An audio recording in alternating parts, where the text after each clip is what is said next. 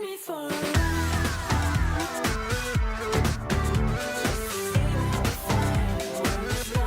Just take me for a ride.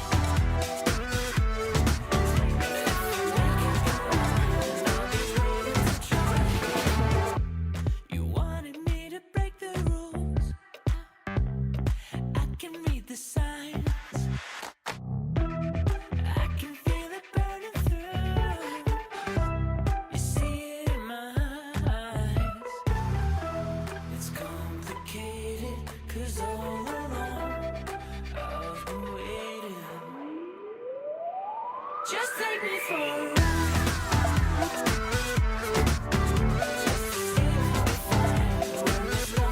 Just take me for a ride.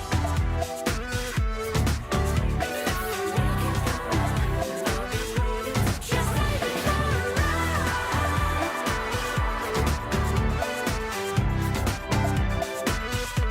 Just take me for a ride.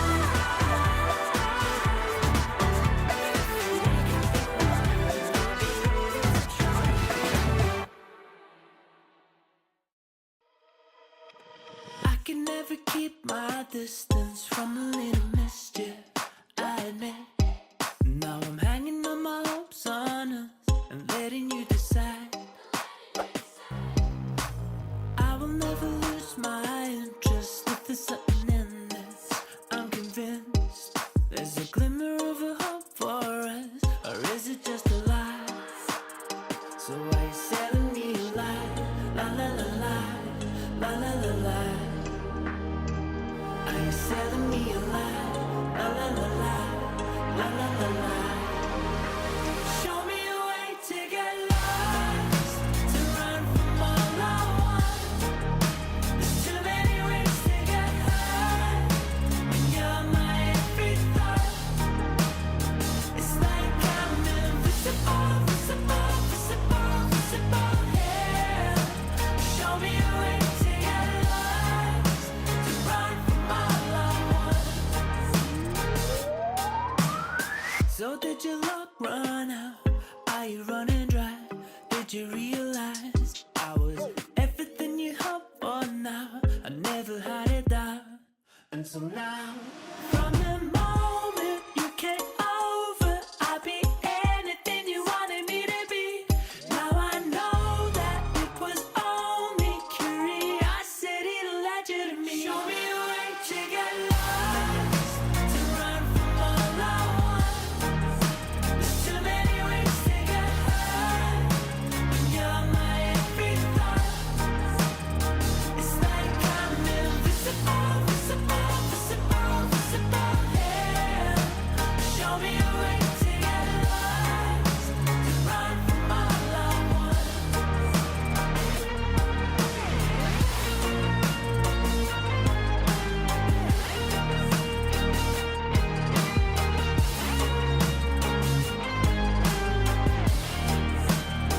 So you're selling me a lie, la la la la, la la la la. Are you selling me a lie, la la la la, la la la la. So are you selling me a lie, la la la la, la la la la. Are you selling me a lie, la la la la, la la la la.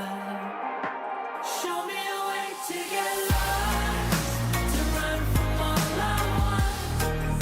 There's too many ways to get high, when you're my every thought. It's like I'm invisible, visible, visible, visible, yeah.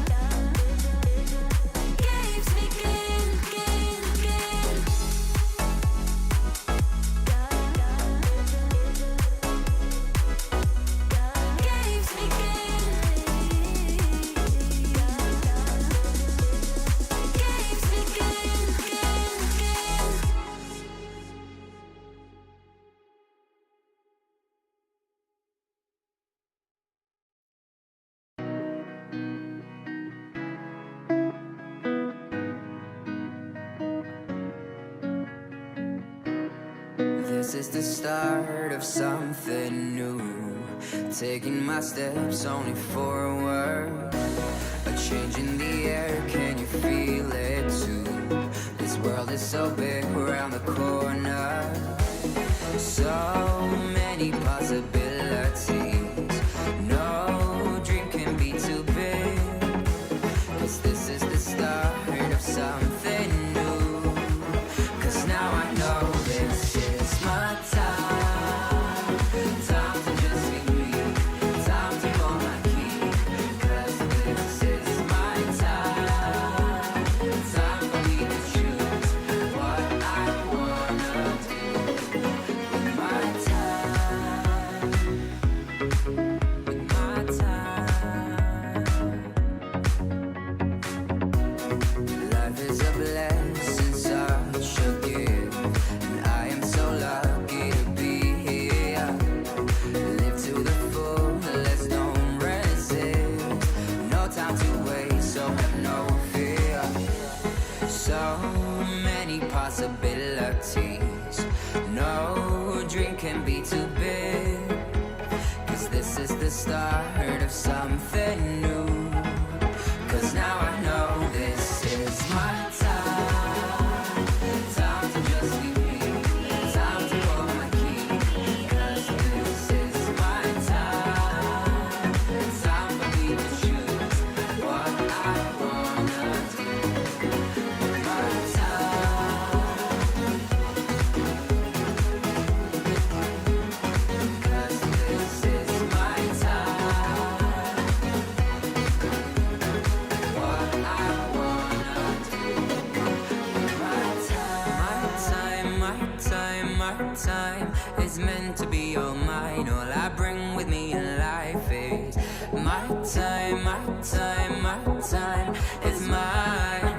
And now I know this is my time. Time to just be me. Time to hold my key. 'Cause this is my time. Time for me to choose what I wanna do with my time. My time, my time, my time. Time to hold my key. 'Cause this is my time. My time, my time, my time. What I wanna do with my time.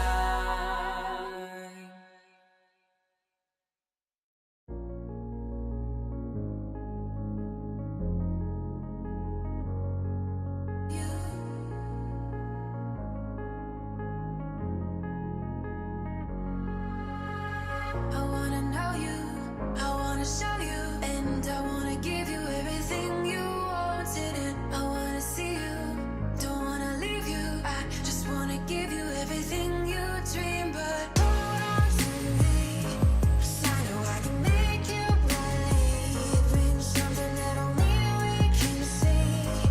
Also, baby, hold on to me, hold on to me, hold on to me. 'Cause I know I can make you believe in something that only we can see. Also, baby, hold on to me, hold on to me.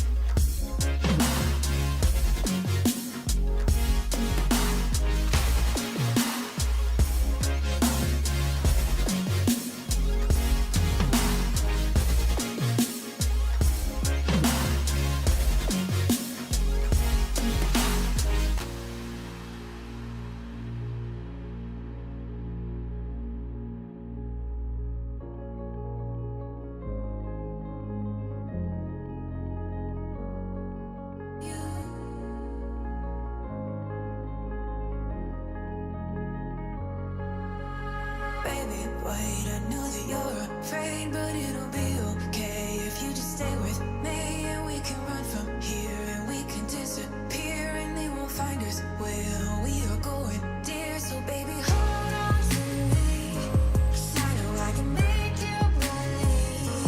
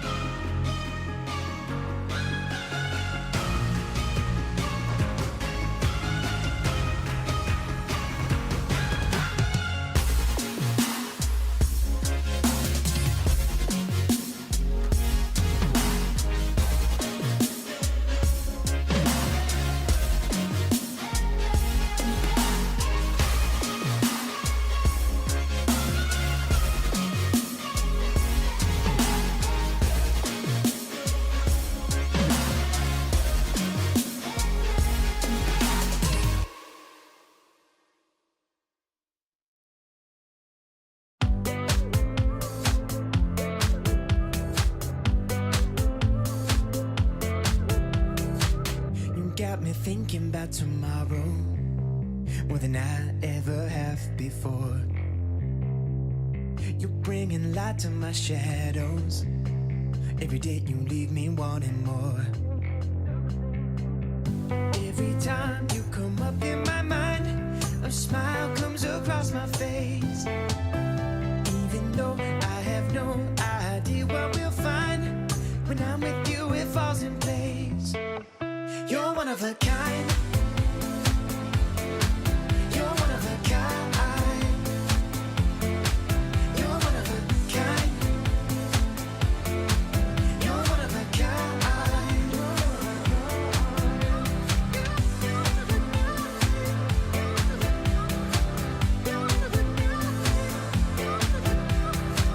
You show up first to every party, and you think tequila is your friend. You never say that you're sorry, and no matter what you can't pretend. Every time you kiss me goodbye, as I'm about to board a plane, you can't hold back the tears in your eyes, even though I'm only gone for days. You're one of a kind. You're one of a kind. You're one of a kind. You're one of a kind.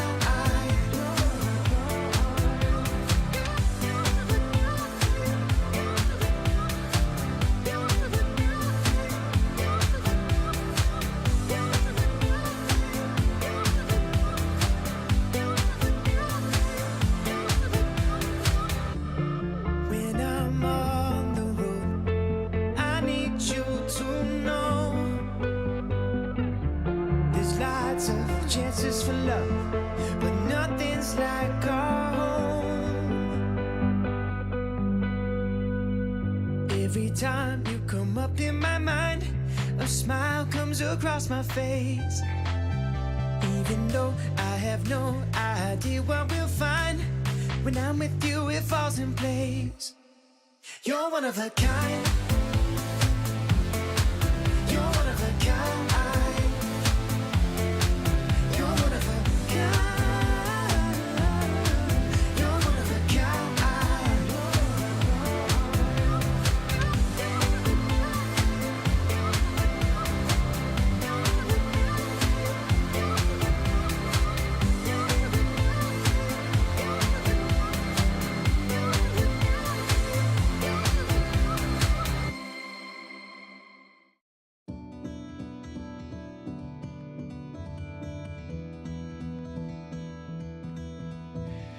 I've been trying to find the words to say you mean the world to me.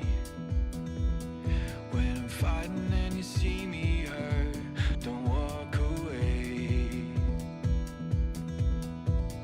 I've been holding on for days, hoping just to see your face. Let me know you're coming back, and I can't wait. When it gets too much, my troubles, they can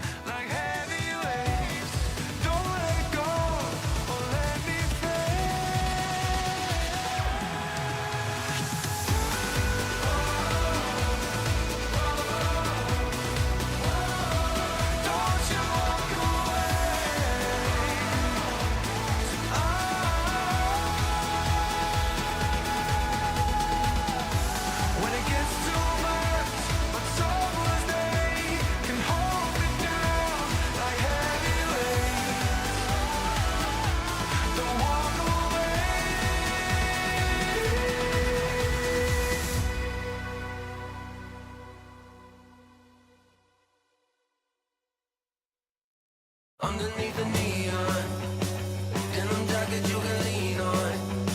In the drop we can be gone. Like a dream, I think I see one.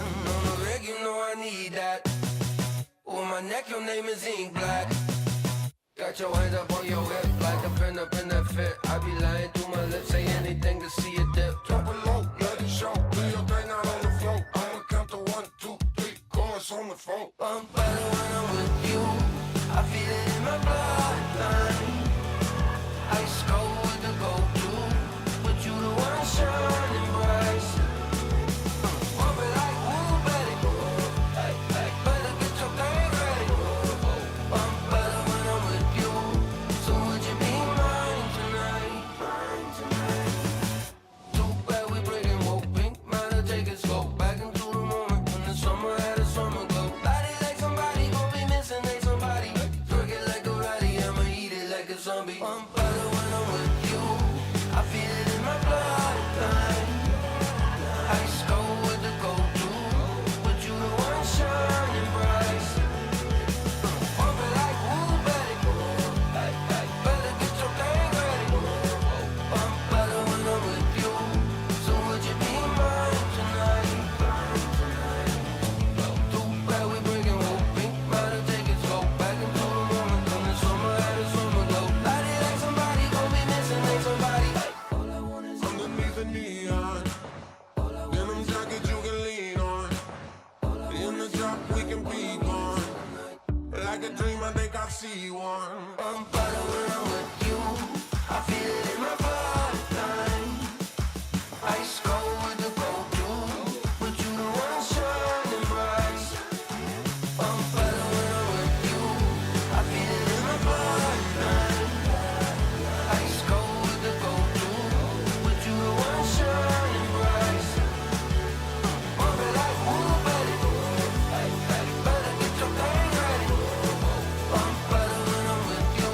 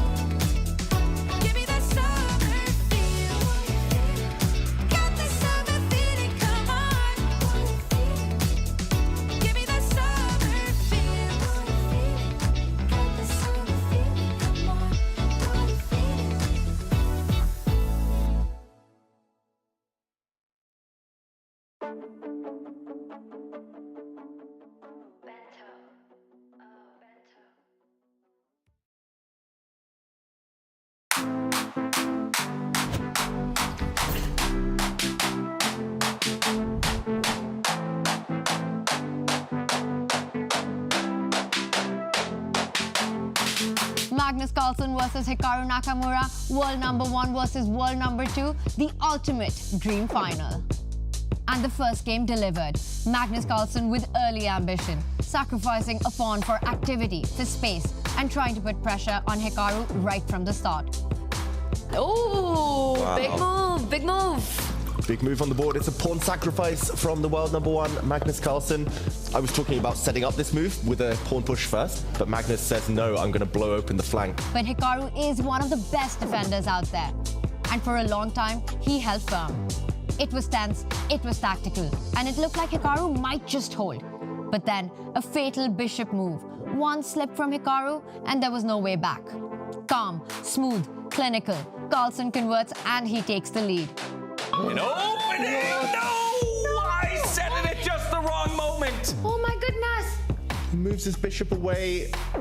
It's very unclear the point of that move. Does Magnus have an immediate knockout? And now Hikaru needs to win to take it to tie breaks. In the match for third place, with a ticket to the next Grand Slam on the line, Fabiano Caruana made a huge step. Against Vincent Keimer, he enjoyed a tiny edge for a long time. Vincent defended with incredible resilience, but in time trouble, the game slipped away. Fabi had an extra piece, and with a checkmate incoming, Vincent resigned. Fabi leads 1-0, but it's not over yet. One game left for Keimer to come back and force tie breaks. Arjun Aragaisi continued his brilliant tournament, beating Maxime Vachier-Lagrave to take the lead in the battle for 5th place. The fight for 7th place, Jan Nepomniachtchi caught Nodirbek Abdusattorov in a beautiful mating net to take the lead. 4 decisive matches, everything still on the line. Magnus leads, Fabi leads. Hikaru and Vincent have to strike back. It's the grand final in Paris. You stay tuned with us.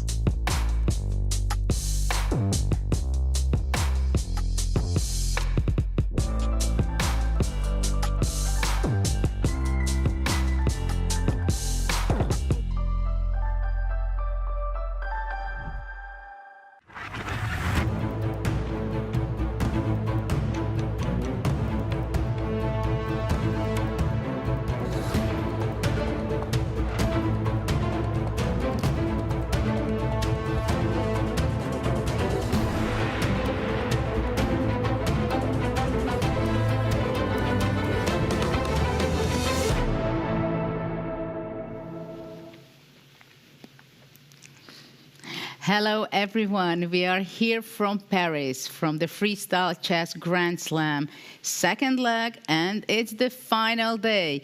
What an excitement. We are going to see the second game of the finals. And after that, if it's going to be equal, we are going to see the playoff until we do have a winner today. So this will be exciting, amazing. I'm Grandmaster Judith Polgar, and next to me again, Peter Leko, top star, chess player, coach as well. And we were here together witnessing how unfolds this Grand Slam series. What I want to ask you first, yesterday, Magnus won the game with a huge battle, took incredible energy from him, and even in the last move, Hikaru had a drawing option, which he missed. What do you think? How can Nakamura come here today and bounce back? What the strategy can be? Yeah, thank you, Judith. Welcome, everyone. That was a special day yesterday. What a game it was. I felt like we just couldn't even leave that game for 1 second because we would lose the general flow, the natural flow of this entertainment, this excitement that the two players battled. If somebody thinks only about this last final mistake by Hikaru, that's completely wrong, because the reason why someone makes a mistake like this, because the game was so complex, so nerve-wracking, so difficult, you already had to have difficult decision to make, and Hikaru was fighting back. He was fighting for his life. Just when it looked like he can maybe make a draw, then he hallucinated We know how brutal chess is. That the natural move would have been the good move, but we had Levon in our studio. He was also saying, but wait a second, and then he discovered the saving only move for black, yeah, which probably Hikaru missed, and that's why was the error. Magnus takes the lead. I also heard Hikaru was saying at some point in the middle game he thought that he might have also the advantage. He was searching for, so it was based actually on misjudgment. Goes on to show how complex this game was. And we have here again Nicholas Huschenbert. Welcome. The question to you is where the players are getting their energy, because both players in the qualification phase, they played 11 games, which means 11 different positions. After that, they went into the knockout phase. Both of them, they won their matches in the quarterfinals, in the semifinals, out of 2 games, not wasting energy on the playoff. So the players played so far 16 different positions. I'm saying positions, not games, because I think it is so difficult to play different position each time. What do you think? Who will be better in resilience today, having their final position or possibly final position?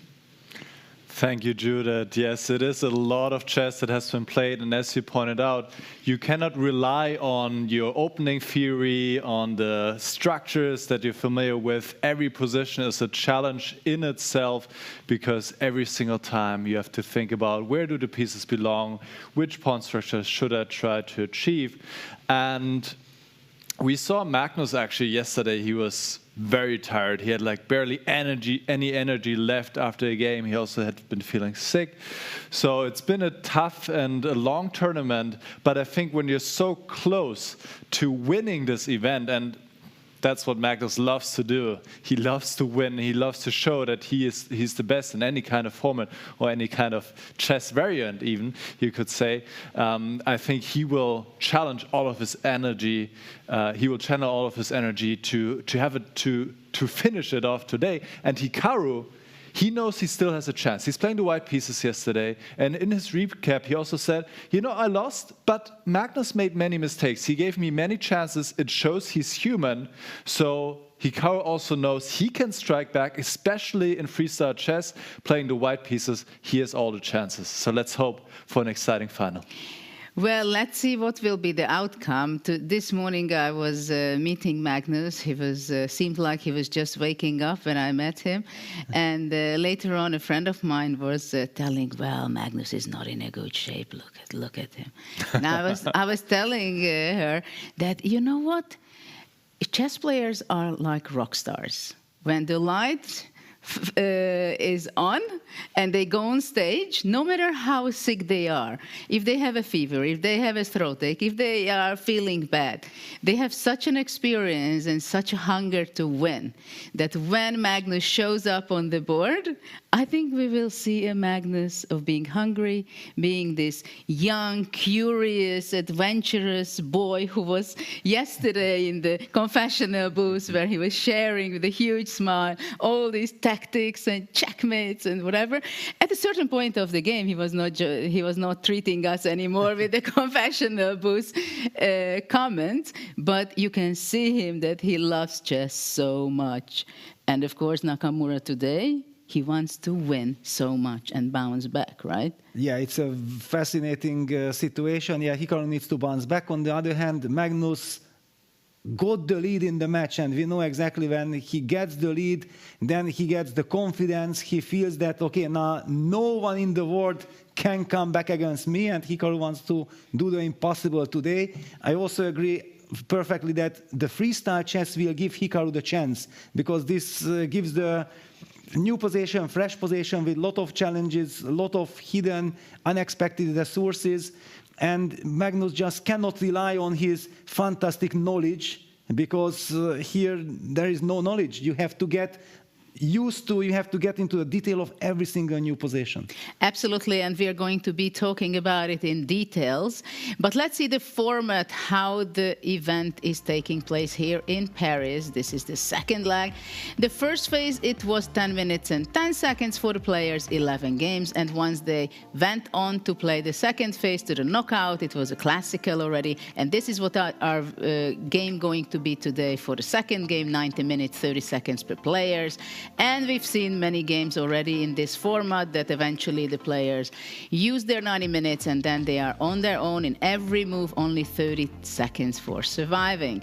And this is the prize pool, which is getting very close. Which player, which check will be receiving, because now the third and the fourth place is played between Vincent and Fabiano, and there it's not only about money but also about the spot, who is going to be for sure playing in Las Vegas in the next leg of the Grand Slam, and the finalists playing who will take the 200,000 cash and the 140,000. So actually one move can be $60,000 move.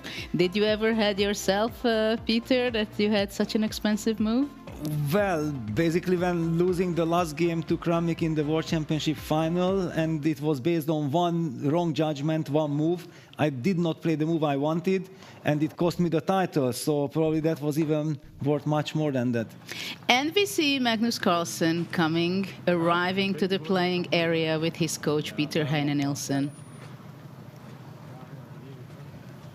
And Magnus always in good spirits.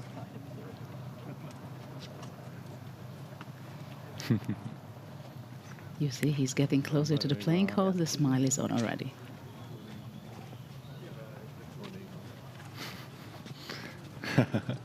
And all the fans are awaiting him.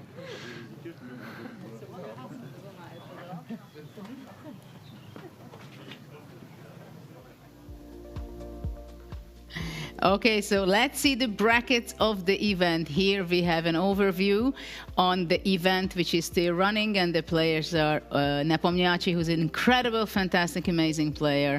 He showed it. He won his first game, and he's playing for the 7th place with Nodirbek. And Eric Gaisi is playing for the 5th and 6th place with Maxime. Yesterday, you see all the games were decisive.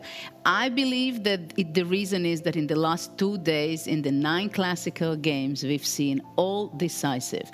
My take on this is that the players are getting really tired. Yes. Being able to reset your mind again and again to a completely different middle game position from the starting. And the players also have to be very careful, because from move 1, they know that they can make a mistake which maybe can never be fixed. Yes, exactly. There is the pressure. Yeah, you just cannot make a single natural move. Yeah, Maxim Vasilyagraf, the local hero, fantastic player, making pictures with the fans. Always very. He needs to bounce back, and he needs this extra energy from the fans to support him. Absolutely, and Fabiano, he won his game yesterday, so he can play his game with the white pieces, though in freestyle chess, of course, it has a different meaning, the white pieces, because in classical games, you would know that the player can play extremely solid, and it's not too difficult to make a draw equal the position, so it would be very difficult. Though contrary in freestyle, and this is one of the reasons why freestyle is so special, because first of all, you cannot make short draws, and you don't know at all that what is the position you're going to be playing out. You have to have really cool mindset, and you have to be in the presence very much, not to think about what has been yesterday, c4, d4, because even if you play the same starting move, you have a different position. Your pieces are a completely different setup. So it is very tricky how fast the players are able to go for the game.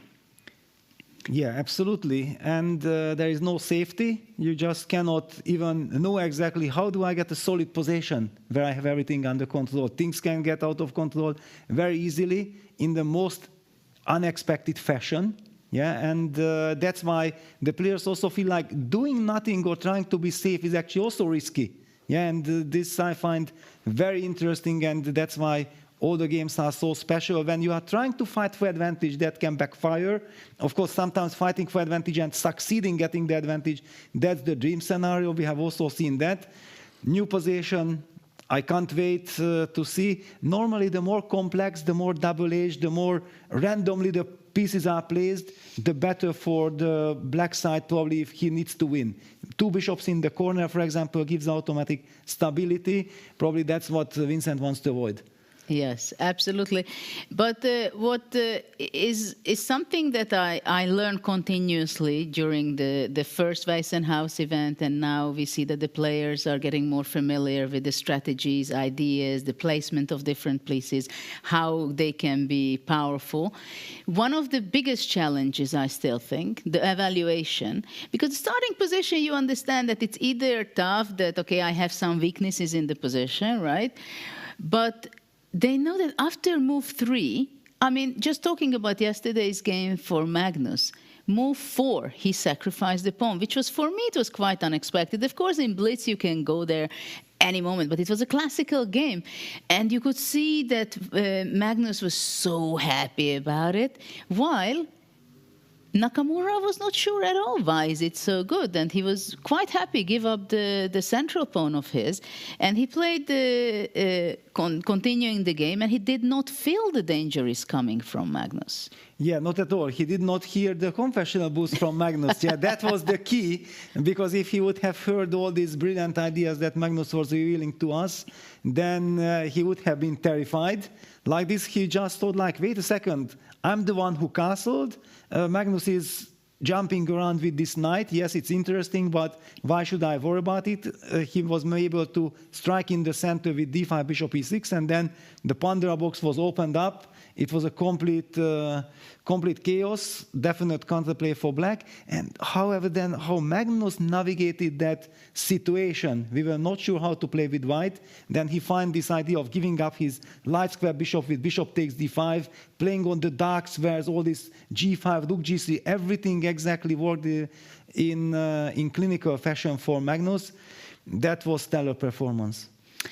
Yes, and also the difference between the rapid play and the classical play. There is a lot of differences, because in rapid play, players rely on their intuition. I think at least 80%, yes. I must say. Because you don't have the time to really to calculate lines and based on the information to make your judgment evaluating the position, right? While in freestyle, it is really difficult, because all the decades of patterns you have in your mind, it can mislead you very easily. And it makes it very difficult. But in the classical format of the game, we've seen that in the first move, some players thinking 5, 10, 20 minutes, or in move 3, how Nakamura did yesterday on move e5, which actually he understood also that it's not the best, but he was afraid more of Magnus playing d4, opening up the position already. And which means that they can spend a lot of time, and also they have time to understand. But I find it also very nice that there are only one small move, and we feel it, that, okay, push bishop on e6, maybe it's giving away the great potential for black, because white has a square. E4. Out of the 64 square, there is this e4 square for the knight, right? Which can make a difference. And actually, that is exactly the knight, which gave the heart attack for Nakamura, because it went all the way to f6 and trapped the king on h8, and this was something, it was so surprising, and it happened in a flash of a few moves, because at that time already they were running out of time, they were low on time, so things happened very fast. And after knight f6, as later on the computer shows, it was not so big advantage for white, but it looked scary. Yes. Exactly. It looked like scary, like how bad it can be. Yes. Suddenly I will not be able to move my king. I didn't get checkmate yet, but I cannot move with it for the rest of the game. And Magnus will be able to maneuver with his rook, his king, his pawn, improve the position. So it was so scary. These psychological parts, how can you get over from your experience? Very difficult, especially because the freestyle challenges the players right from the start. And we see almost in every game, which is very serious, fighting for the top first and third places, that on move 15, the players are almost getting into time trouble. And when things are heating up and you try to be very precise before, and you feel like the control is still disappearing from the position, and the clock is ticking down, and you face such difficult problems. And with little time on the clock, it's so difficult to finally keep a completely open-minded kind of scenario that, wait a second, I have half an hour to calm down, is this really scary, but is it objectively also that good for the opponent? But when you have just like 10-15 minutes, then those emotions are taking over.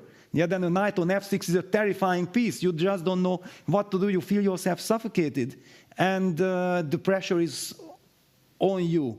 And then also Magnus was just enjoying himself. He didn't know exactly how big advantage he has, but he knew that he's the hunter. And that's the most important thing.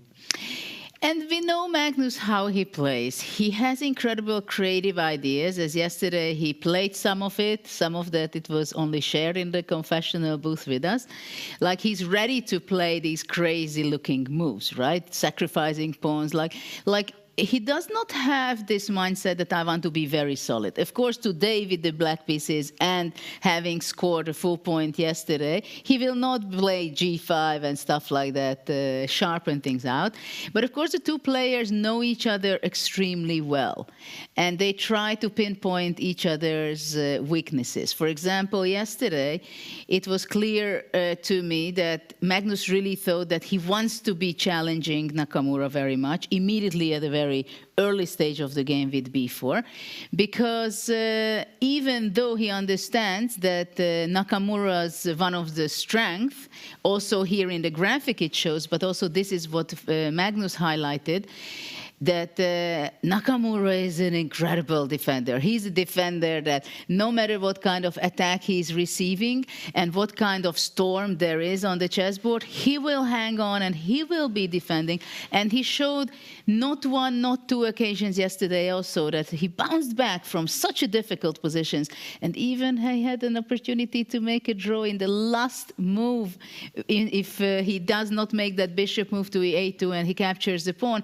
But I think also that it's kind of a consequence of a game that it was such a difficult game for him, that he was pushing back the attack once, he was pushing back the attack twice, he was pushing back the attack third time already when it was so difficult. But when you're low on time, eventually somehow it feels that it's a natural path that you make the final mistake and you can't make it. Yes, absolutely. The unlucky situation for Hikaru was that the so-called very natural tempting rook takes h2 move was the drawish move. However, after rook h2, there were also so many questions still in the position, so Hikaru wasn't sure about them, and he wanted to be too smart, he wanted to be too clever, and he paid a very heavy price for it. Once you see the mistake, we have also seen Hikaru shaking his head, immediately realizing what kind of mistake he has made. But he was under terrible pressure. I'm also not sure that if he would have taken rook takes h2, then with these few minutes on the clock, the game would have ended in a draw. Probably, yes, it would have been more natural that the game ends in a draw, but still there were many, many things to be played on. And here we see the extreme security measures which is taking place here at the Grand Slam event in Paris. Every player has to go through on a very serious security check. And Nepomniachtchi, we see, enters into the playing hall for his final game, or in some case, it can be a playoff also. Well, he hopes that it's the final game, yes. Absolutely, absolutely. Well, he made a performance and games and decisions very interesting. I'm very curious if today he's going to be blitzing again, kind of, because yesterday that was his strategy again, that he was just playing so fast in his game. But of course, everybody has their own and different strategy depending on the situation of the tournament. And of course, now all the players are very tired already. We have to see that 7 days of chess was there already. And now we are just about to see the draw of the next round. Let's see.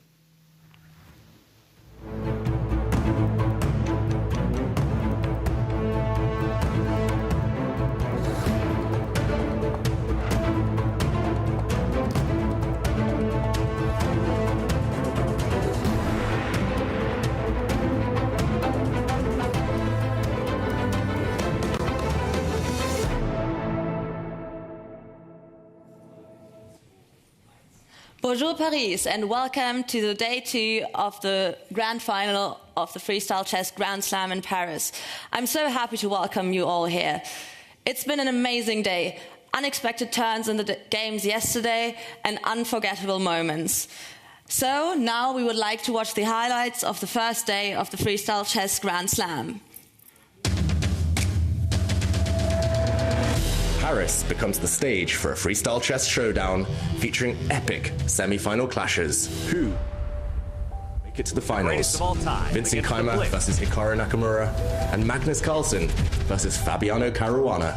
Fabiano Caruana, not at his sharpest, faced Magnus Carlsen, who maintained a slight edge for most of the game. As Caruana's clock ticked down, Carlsen seized his moment and secured.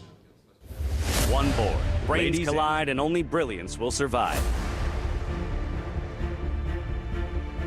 And across the battlefield, other titans are clashing too. Vincent Keimer versus Fabiano Caruana. Arjun Erigaisi versus Maxime Vachier-Lagrave. Jan Nepomniachtchi versus Norbek Abusatorov. Who will win the games?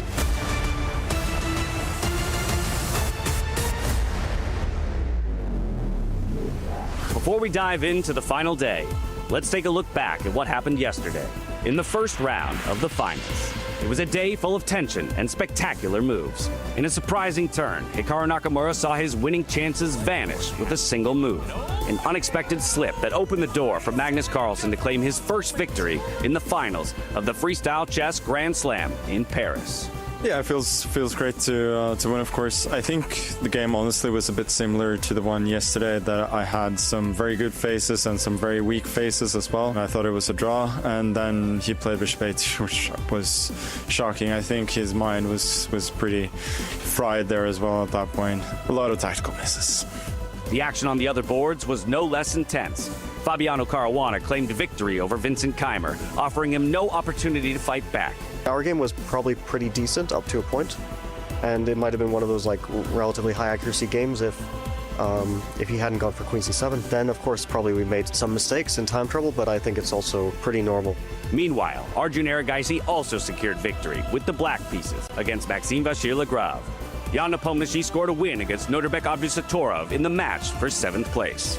I hope that everyone who did not win today or who lost today will win tomorrow, so that we're going to have an epic final day with a lot of rapid and blitz and maybe Armageddon decisive games. Now, let the final games begin. Stay tuned.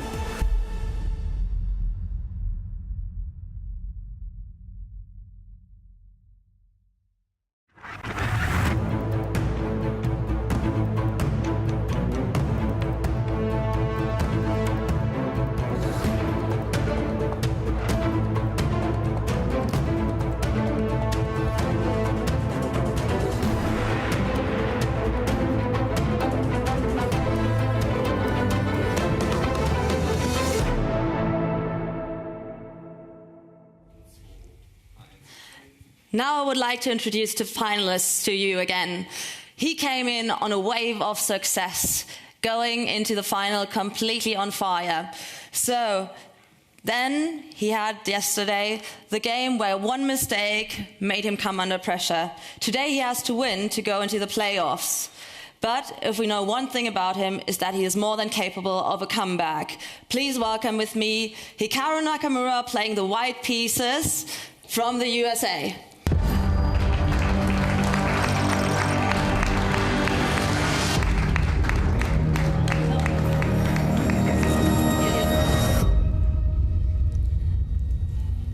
Then his opponent.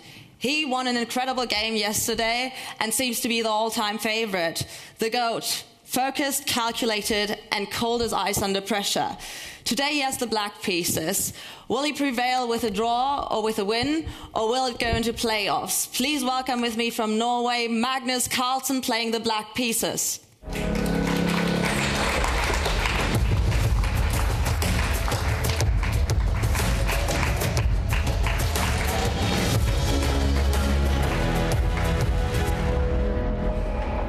And just as yesterday, players, good luck and may the best one win.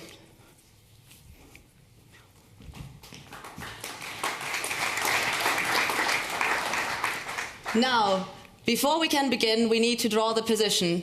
We always have a surprise up our sleeves for our players, what they're going to play today. So, Now I would like to invite 3 girls from Norway up onto the stage, 3 women chess players that are right now playing a tournament in Paris.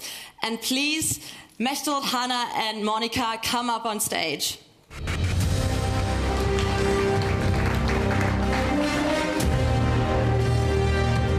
Let's go.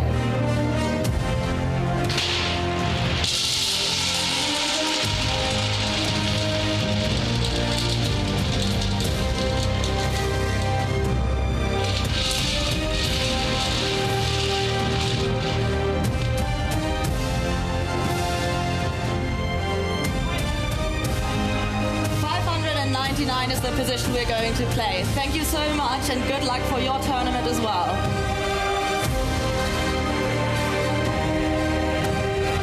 All the players will now have time to prepare on their side of the room, and thank you very much for your attention.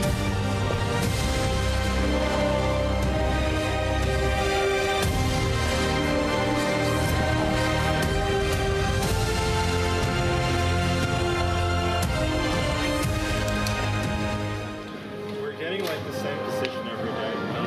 Seems correct.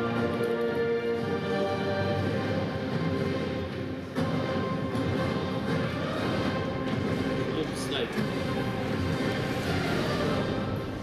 very courage. Some like some. Which move? First C4, no? C4? Always C4.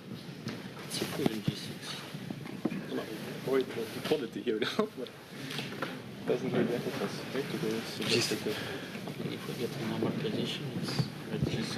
Yeah, it's normal. We can go E5, 97. So F5 is not Yeah, this looks kind of We need to playable position. Yeah, I mean, yeah. But this is Bishop G7. yeah, worst case. Yeah. Yeah, C4 looks. I mean, E5 looks more useful, no? Yeah. So maybe. Okay, but then we play C5, yeah? Before C5.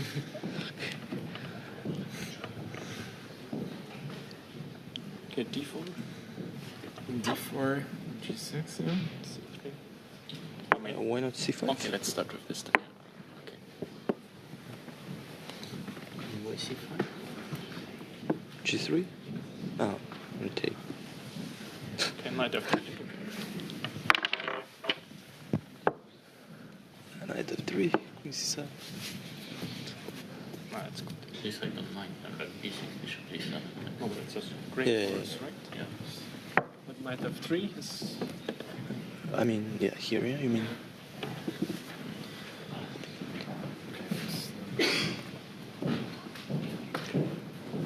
Okay, so it's not too horrible. You can play, yeah. D6, Bishop B7. No? Yeah. Yeah, it's kind of Could be worse. playable. No? I mean, knight on D1 is not. This Yeah, it's castle, I guess. Yeah, or castles. So. E4 maybe, yeah.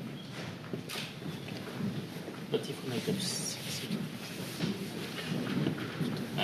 What about F5? 6. we have to take something still. Yeah, this is not like we're tempo. No. No, yeah, we stole the tempo. You get white to move. Okay, then it's worse. Yeah, we are worse. E6 but is okay. too much. Yeah. I'm not sure C5 is not good.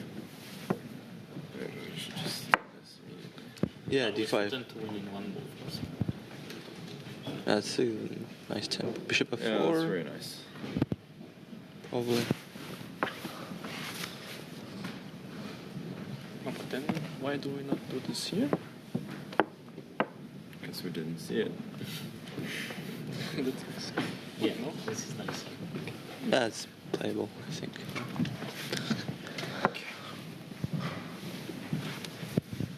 Oh, I think C4. I think this is quite normal. C5. Okay.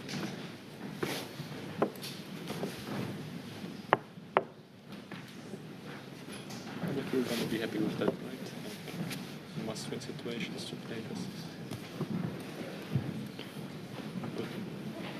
Yeah. Yeah, it's imbalanced than normal position. Bishop h3. I don't know. I really felt like Looks fine. actually with c4, of course, for all this b4 stuff, white is quite ready. c4, g6.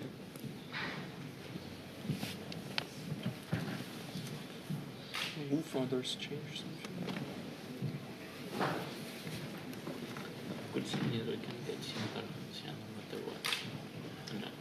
Yeah, but again, then we have to go for this. I mean, f5 is also completely unreasonable, right? Yeah. d6. Yeah, bishop g2. Yeah, this is maybe smart, right? To start with d6. We just get that same thing, yeah. Bishop g2. Or d3. Yeah. Kind of like f5. You should go knight f7, knight f6, bishop 5.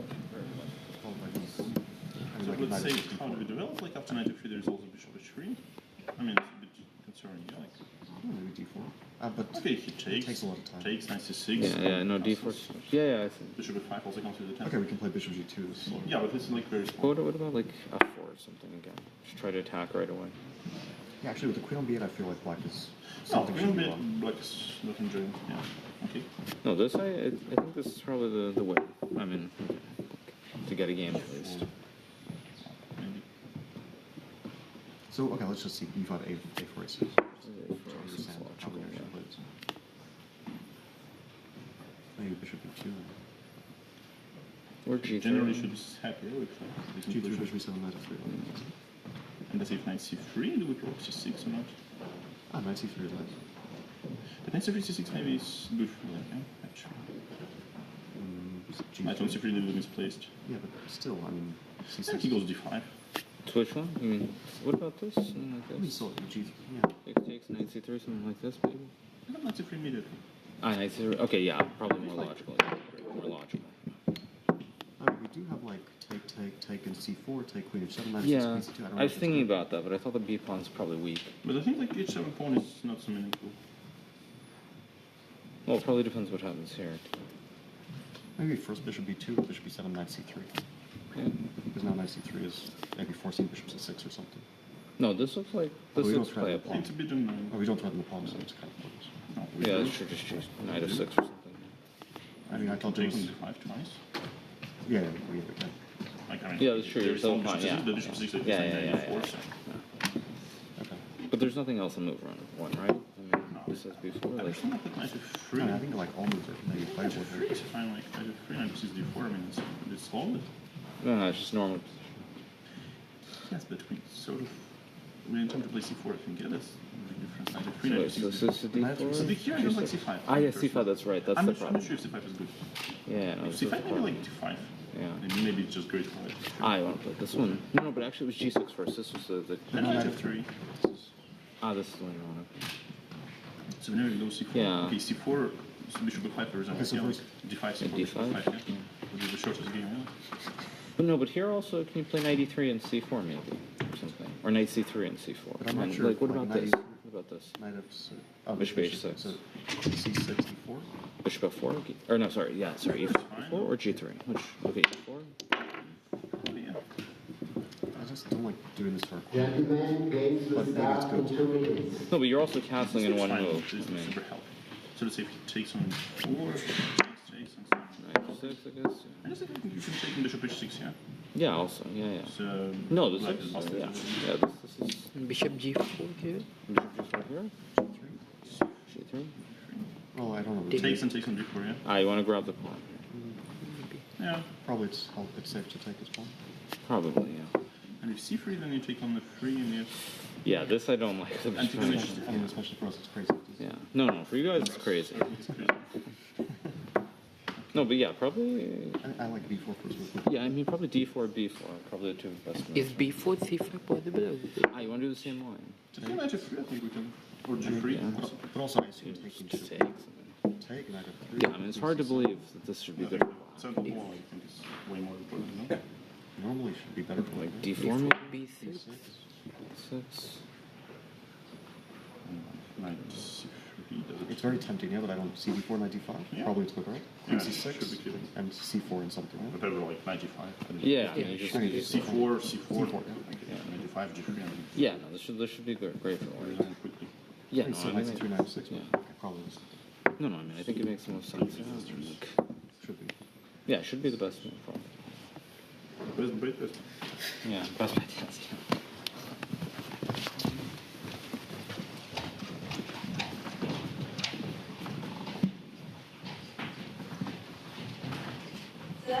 Until the game start.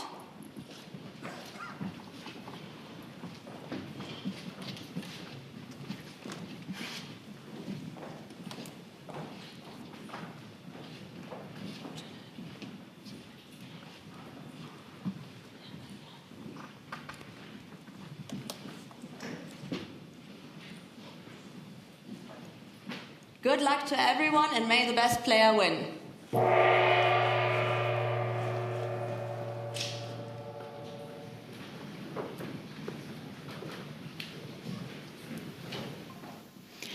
And we see already the game starting.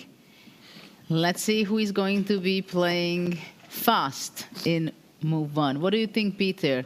What is your take on the analysis, what they had? Wow, and Fabiano goes for b4, so already one first move on the board. We talked about it, that wow. And b4. Hikaru also b4. Hikaru also b4. That's teamwork. One of those very special moments while watching the preparation of the teams was that we realized that there is a tremendous amount of conflict of interest. Hikaru needs to win, and every other player needs just to draw with the white pieces to secure their match victory. So we've had like the same applies for Magnus, yeah, for Team Black. Magnus needs stability, he just needs a draw, while all the other players needs to create chances. And that was a very fascinating moment. Yes, it is very interesting because of the fact that the players, in their mind, they are playing on different results, right? Because you have to play well. And everybody knows that even if you want to make a draw, you have to play well. You have to understand what the position is all about.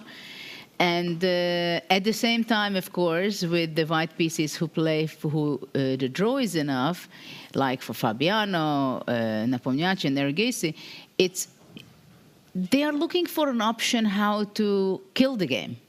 Of course, you cannot kill the game in freestyle, but still, as much as possible. What does that mean to kill the game?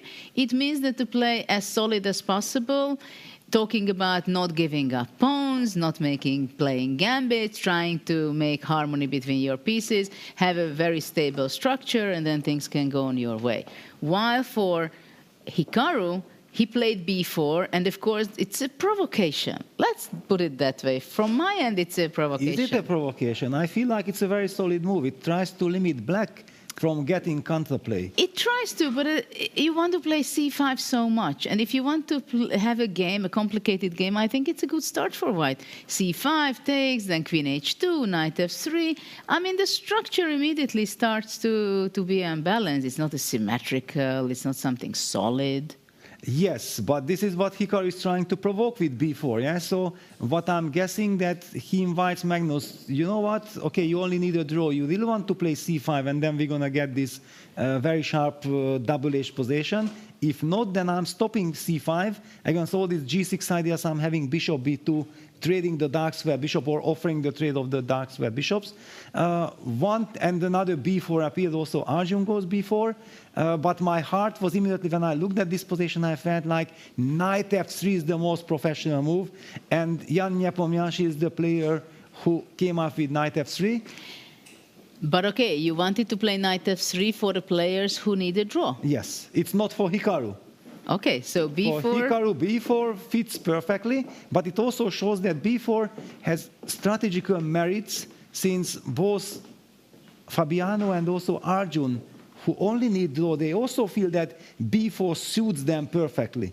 This is very interesting, and will be very interesting to hear Nicholas's analysis that what the computer says, that what kind of, for example, this c5 craziness, where does this lead?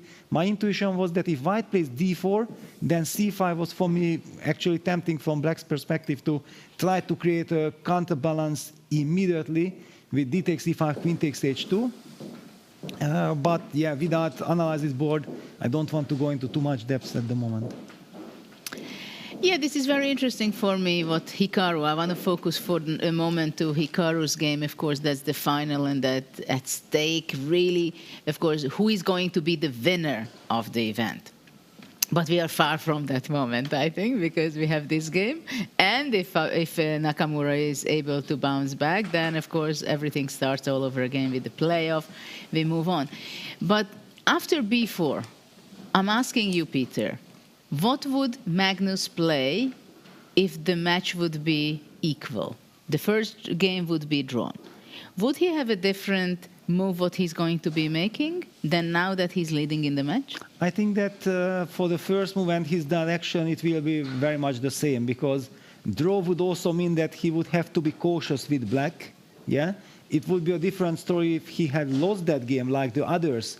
Then just to go for some safe construction where you feel like I don't have problems, but I'm also not really creating enough tension for the middle game to force my opponent to make a mistake. That would be a different story. I'm pretty sure that now Vincent is also thinking about the consequences of the c5 move. Everybody, also Bashir Lagav, all the players who need to win with black think about what happens after b4, c5. It's a double-edged position. However, the trick is that none of the black team members kind of expected the move b4, so they are not prepared. And if with the white side, and you see that this was team preparation, because all the white players played the move b4, what do you double check, triple check? What are the consequences of c5? So basically, based on this feeling, you might think like, they are provoking c5, so I have to come up with a different idea. Yes, because c5 comes to mind at first, right? Just to play, middle game, exchange pawns, interesting stuff. At the same time, you understand that from Magnus' point of view, why should I play c5? Why shouldn't I go just b5, mirroring the position? What can really go wrong?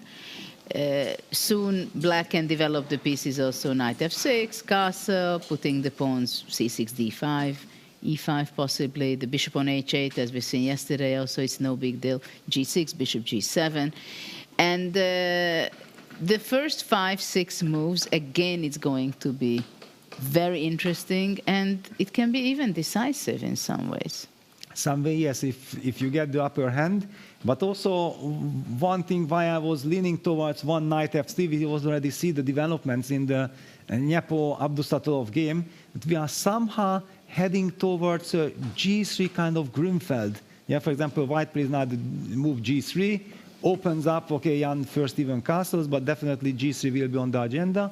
And then it almost feels like this symmetrical g3, c4, c6 kind of Grünfeld positions where it's very difficult to prove an advantage for white, but if you just want to be solid, you are not looking for advantage, then that's basically just a fantastic scenario. So I'm a little bit surprised by Nodierberg that knowing that he's a must-win situation, he pushed the pawn to d5, that he was not trying to play like some King's Indian type of stuff with d6, c6, e5.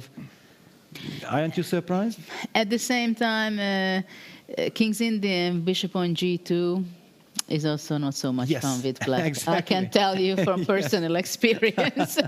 Yes, then white sets up the center, he gains space and everything. We see Maxim as the only player reacting to 1b4 with the move c6. It's very much Magnus' style, by the way, that you don't confront your opponent immediately, but you are eyeing on the h2 pawn.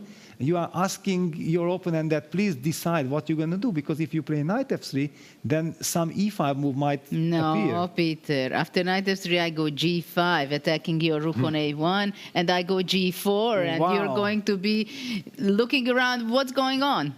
Yes, so g3 is definitely safer. By the way, still after g5 I had bishop b2, and take G4 knight e5 was there, so I'm not losing on the spot, but it's That's scary.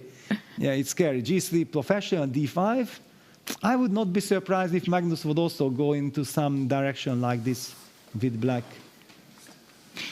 Maybe, Nicholas, we ask you, because you analyzed a little bit with the engine, maybe you can say, what was the best move for white? Is it b4?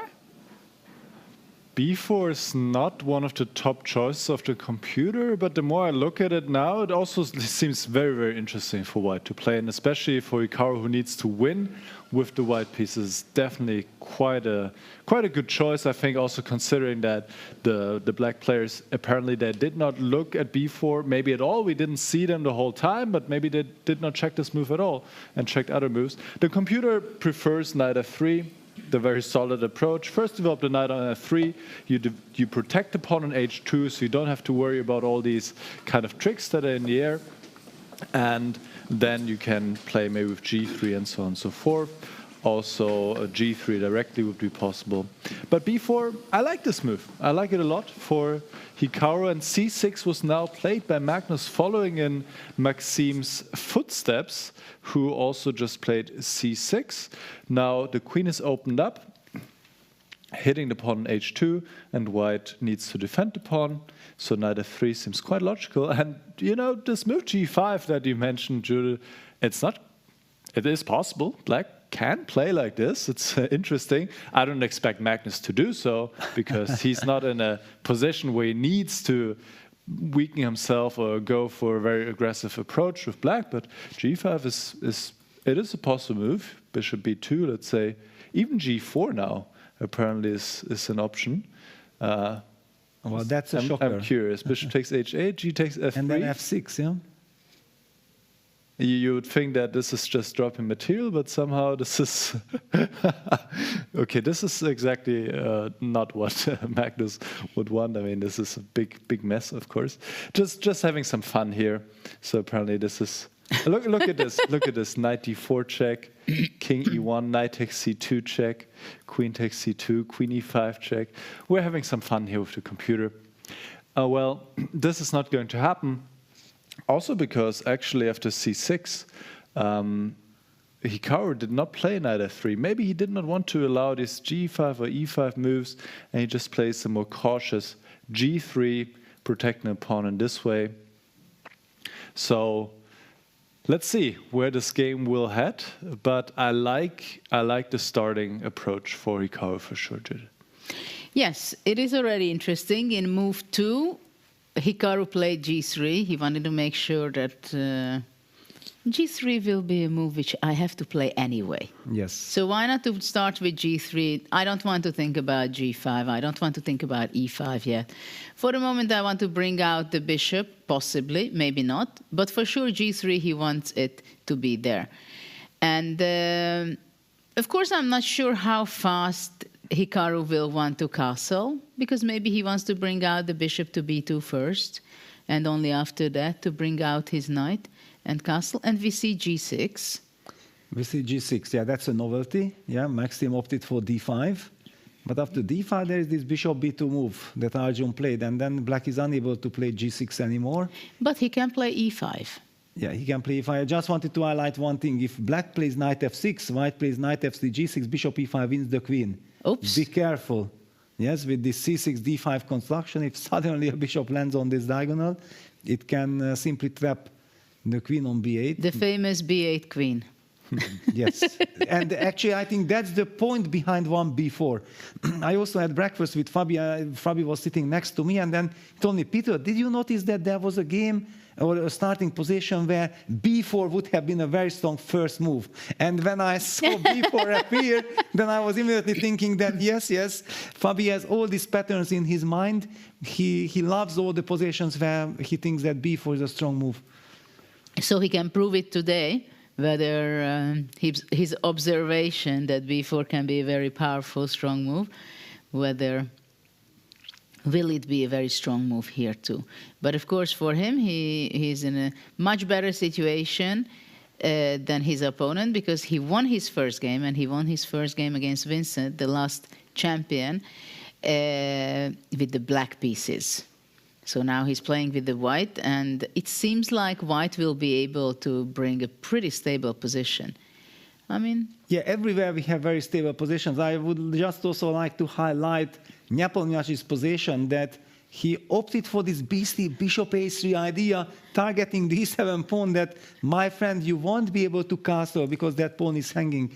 Just a very small, tiny idea. And I was thinking, like, why did Nodirbek waste a tempo on bishop h8 to g7? But it was very much the same problem that we have seen yesterday, that whenever you play g6 or g3 and your opponent moves the d pawn, then you have to worry about bishop h6. So he couldn't develop the knight from g8 to f6 with the bishop on h8, because then Nyepo's bishop from c1 would have gone to h6, stopping castles, and you have to also lose the right to castle. You have to move the rook. That would be a total disaster. So black had to lose a tempo, and Nyepo used it for b3, bishop a3. One more time, showing that how much you have to keep an open mind in this freestyle chess game. And that's why we love it so much. And it's interesting that we are picking up these patterns already. So this is not coming for the first time. So now, by now we understand that if the rook is on f8 and the bishop on c1, then it has a timing issue, whether who plays d4 first. I mean, white plays d4 or b3, but it makes sense to play d4 if black plays g6, because then you force bishop g7, black losing time, right? Because generally speaking, bishop on standing on h8 or g7, it doesn't make any difference for the moment, unless you have to play bishop g7, because otherwise bishop h6 shows up. And now bishop a3 is a very interesting, I don't know how good it is, but I like it because it poses trouble for black to make castle. So now maybe black has to, well, I don't know if I can say waste time, but spend the time playing c6, queen c7 to protect the pawn on e7, and only then castle. But I'm not then white gets tempo with c4, knight e3, rook c1 also. This is very much and on c7 the queen doesn't stand well, right? Exactly. It would be standing much better maybe on b7, or I don't know where well, it actually would be. The queen belongs to d8, where in the classical position it is in the starting position. Yeah, then black would not have this issue, and that's why this beastly bishop a3 is such an unpleasant position and pressure, because you are not used to this. You are not having this trouble of castling. I'm not able to castle, and also the knight from d8 cannot really go to c6, protect the e7 pawn, because then the queen on b8 will be boxed forever. And why get c4, knight e3? When I'm looking at the evil bar, I'm not even understanding why does the computer see that this is fine for black. I'm in a state of shock. I'm in a state of horror, because I just feel that I'm under pressure. Can black go b5? Yes, maybe because there is no knight that can go to d3. Yeah? b5 would be a horrible move if white would be able to get the knight to d3. I make huge weaknesses. I understand that. But if I can play b4, b5, b4, eventually maybe even c5, yeah, maybe you're not in time with knight on d3. I don't know, but there are not so many options for black. Yes. To defend the pawn on e7 and make castling. Yeah, probably you have to play b5. You're absolutely right, Judith. b5 is certainly not a move that we are normally, under normal circumstances, happy, but all these circumstances basically signals us that we might have to break the rules and give the c5 square, because that c5 square is nothing. The bishop goes to c5, then the knight from d8 comes to life, goes knight e6, hits that bishop, and it's fantastic. And on the board, b5 on the board, bravo. Well, you know, it's a move like, again, you would not like to be happy to play this move, unless by excluding all the others. I mean, this is the conclusion we got, right? That, I mean, if this is the only move we have to do, something is not perfect for black's position, I must say. And just look at this Fabiano Caruana Chimera game. We know that all Fabi needs is a draw, and he plays b4, bishop b2, and f4. He plays according to the demands of the position, not what results he needs. And I think that this is very fascinating. I think that what he's doing is extremely good. He is hindering black of going c5. Yeah, actually now black would make a terrible mistake. c6, bishop e5 blunders the queen again. The pawn on f4 supports the e5 square. White wants to go knight f3 next. g3 plays short castle. Probably the knight from d1 will go to f2. He will also have this chance of going d3, e4. He has a very flexible position, while black's queen on b8 is kind of stuck. if we can't move the c pawn, then how do we activate the queen against a5? White will always play the move b5. What is your take? Are you able to come up with such a brilliant response like b5 in the other game here for Vincent? Well, f4 is quite unexpected at first to me. It is really kind of, we can say it's a prophylactical move that black wanted to play c6 or c5, bringing out the queen or activate the queen. And right now, as you pointed out, bishop e5 would be a killer, trapping the queen. So the question is whether can I bring out the c8 bishop, let's say to d7? I know. But it's passive, yeah? Very passive. You want a5, yeah? I want a5 or c5. But somehow I want to play a little bit more active. But yeah, the bishop is I play knight f3, follow the plan. And then you want to go knight e5. Yes, and after e5 you'll just play a3. But can't I go c5?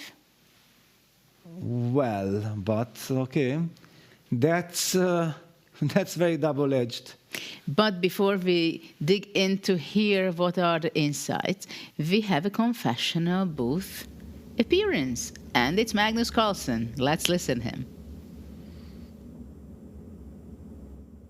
We're getting are kind of similar, but there always seems to be different themes from the game to game, though.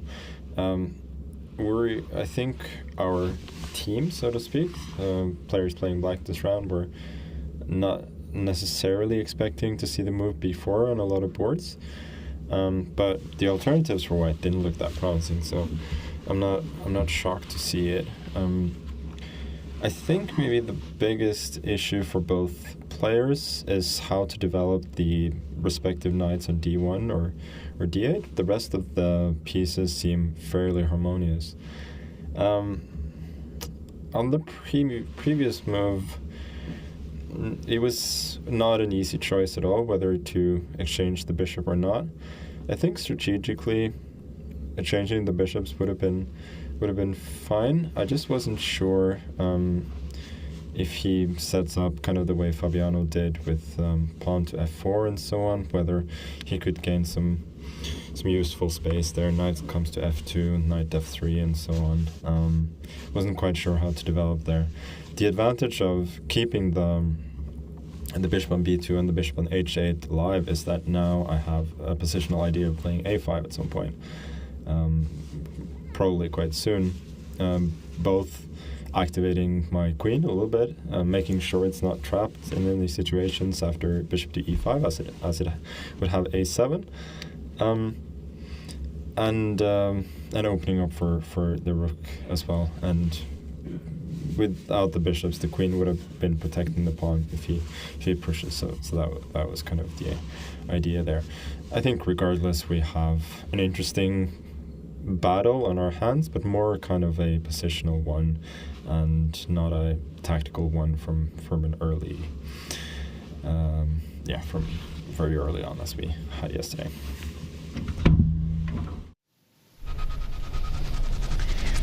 Interesting description by Magnus. That for me it was interesting to see when he was talking about whether to exchange or not to exchange the bishops. Yes.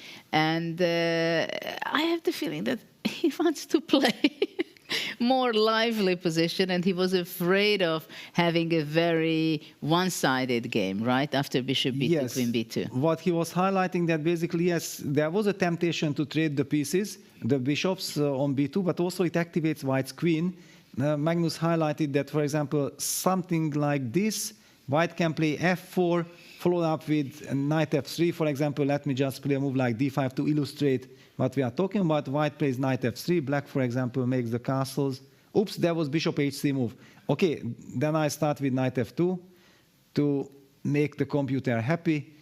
No, even then he's not happy. Okay, I just want to illustrate that white plays like knight f3, black plays a5, white plays a3, and white plays short castle. Let's play queen c7. White plays castles, and all of a sudden white has a grip, and there is no way black can be having any kind of counterplay. And this was what bothered Magnus. We see computer doesn't really care about this, but intuitively, I also feel like knight f6 is so much more deeper. And here I would like to say one word about, or one sentence about Magnus's play, that not committing the pawn to d5. And he mentioned immediately that I don't want to step into this bishop e5, trapping the queen issue that the players are faced with on other boards. For example, Vincent against Fabi. And he also keeps the potential that, who knows, maybe somewhere it will be more beneficial to have the option of just going d6, maybe somewhere d5. He's also hinting at this a5. Once again, just like yesterday, I feel like Magnus senses all these nuances so beautifully, all these strategical finesses, and maybe it will drive Hikaru mad, yeah? That look at this in every other boards, people are getting chances, and I'm here playing with Magnus, and he is again so precise. Exactly, and right now, if f4, then black can go a5, right? Yes. And because the bishop is on b2, b5 is not possible. So white will have to decide, do you give up b takes a5, which obviously does not seem right for white. But if you want to go a3, then there is going to be an exchange on the a5 anytime black fills. Exactly. And it's black actually who decides yes. when he wants to take on b4, right? So, and going back just for a second for the bishop, and f4 we have on the board, which is kind of expected. I mean, it's very tempting to be played. Especially in a must-win situation, yeah, Hikaru is. And he also has experience playing the Leningrad Dutch, actually from the black side, whenever he needs to win against d4. So it suits his style and his mindset. Yeah, and it was what was also interesting that Magnus said as well, bishop takes b2 to exchange. It would be worse than knight f6. That's what he said. And that was interesting because in one hand it's not worse. At the same time I had the feeling that he has so much fear having a position where there is no play for black. Yes. Like even if he doesn't have a bad position, but if I cannot play, if I cannot have activity, if I don't have ideas, I just have to sit and wait and play accordingly depending what yes. Hikaru wants. Somehow it meant that that Magnus said, no, I don't want to exchange. No, I want to go knight f6. I want to have a normal game. Yes, absolutely. I'm having the same feelings. And I'm loving what Magnus is doing. Yeah, and so nice to hear his thoughts, because they are always very deep. And this is what I like, that he has very deep ideas. He goes very deep into the structures, that what kind of ideas are possible for both sides, where the game is going, where the game is heading. It's so tempting to try to occupy the center, and a5 played, following the idea. White will have to play the move a3, which is obviously what Hikaru has intended, what he intends to, and very importantly, it is black who will decide when to take on b5. I feel like it would be very premature to take immediately, because after a, rook takes a1, queen takes a1, suddenly white would solve the problem of the queen, and that queen on the long diagonal would be a very powerful piece. So it's just like, yes, we say hello, we open up the rook's position, we are also hinting at potential queen a7 at the right moment. We also see that this a7 g1 diagonal has been opened up. So who knows, maybe queen a7 at some point will prove to be important. And another aspect that Magnus beautifully highlighted, that the knights on d8 and d1 are the big questions. So we are expecting that white plays a3, and then Hikaru will try to get the knight to f2. That's one of the main reasons why it was attractive for white to play f4. Also getting the knight to f3. The computer doesn't exactly like it. The engine is not thrilled of what Hikaru is doing, but humanly it makes so much sense. And this is how you are trying to get a rich game with all the chances.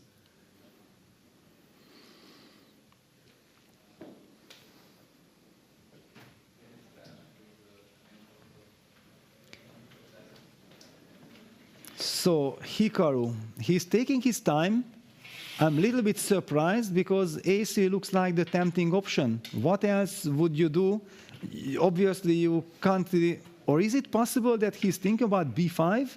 Is that a possibility? My intuition says no, it cannot be, but because after c takes b5, there is this bishop e5 move. However, it will be met by d6 I don't believe in this yet. And after d6, we are unable to take queen takes b5 because of bishop d7 losing. So, but many finesses, I think it would be time to include Nicholas. Nicholas, please join us. And are you ready? Yeah, we can just analyze on your board, Peter. Okay. So I have a question to you. Why did Hikaru not play a4 instead of f4, trying to answer a5 with b5? If you go back. Yes. So, but then you are giving up the center, yeah? So maybe he was afraid that black might be able to play e5. Play e5. Yes, maybe to play e5. And can I still try f4 maybe here? Yes, you can. Definitely you can.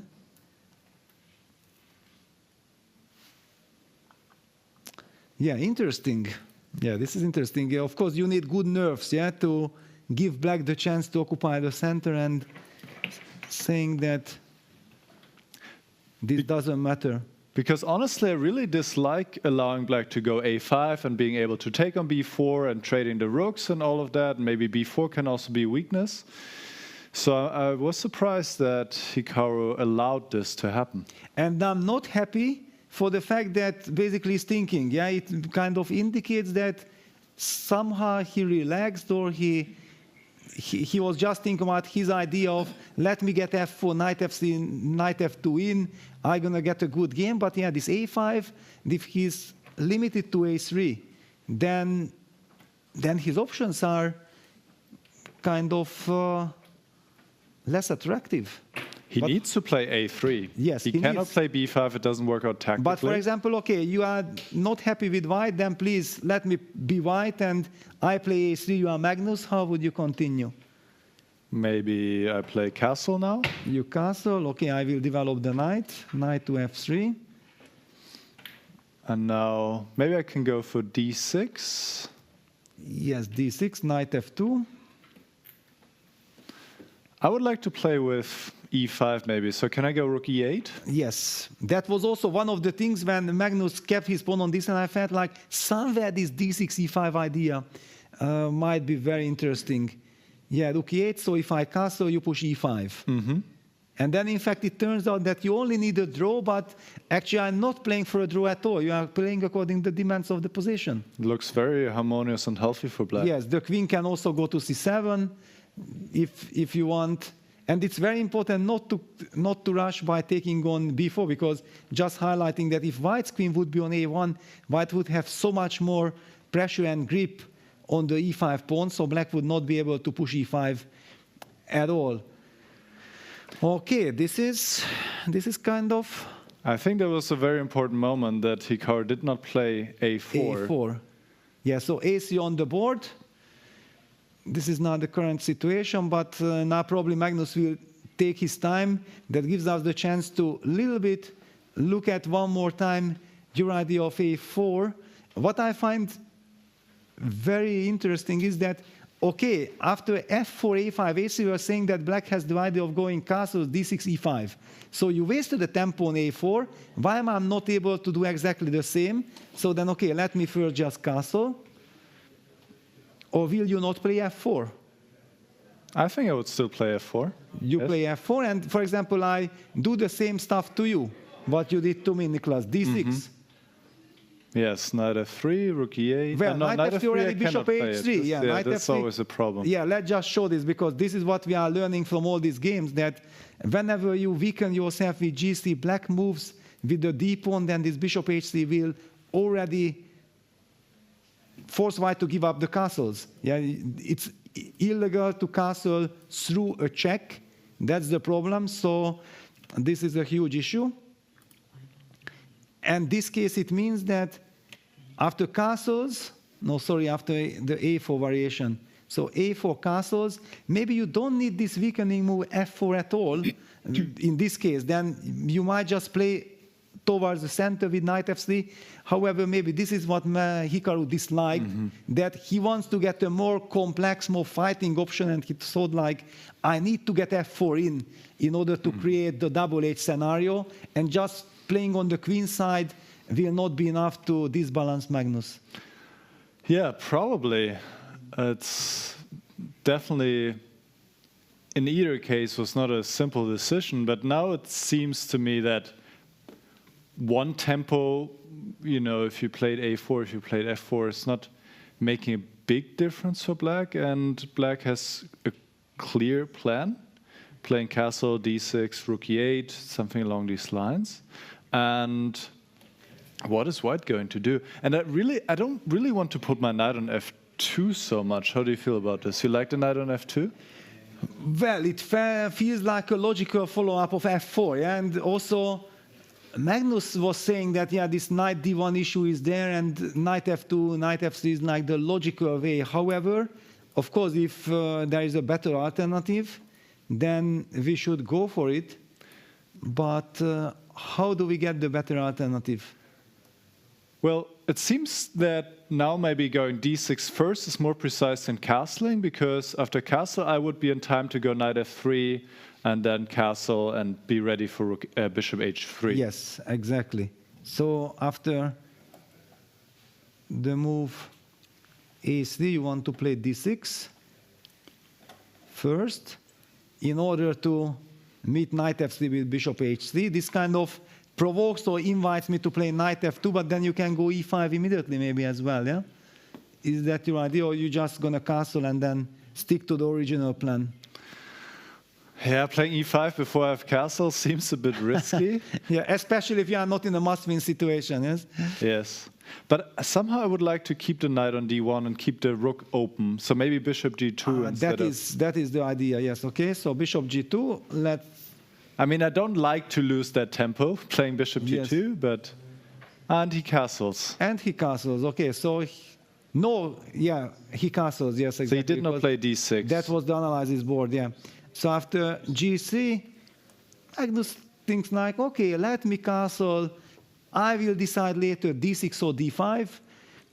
And now Hikaru, well, he will play knight F3. That's a move you kind of blitz out. You know that you have to develop this knight. Knight has to go to F3.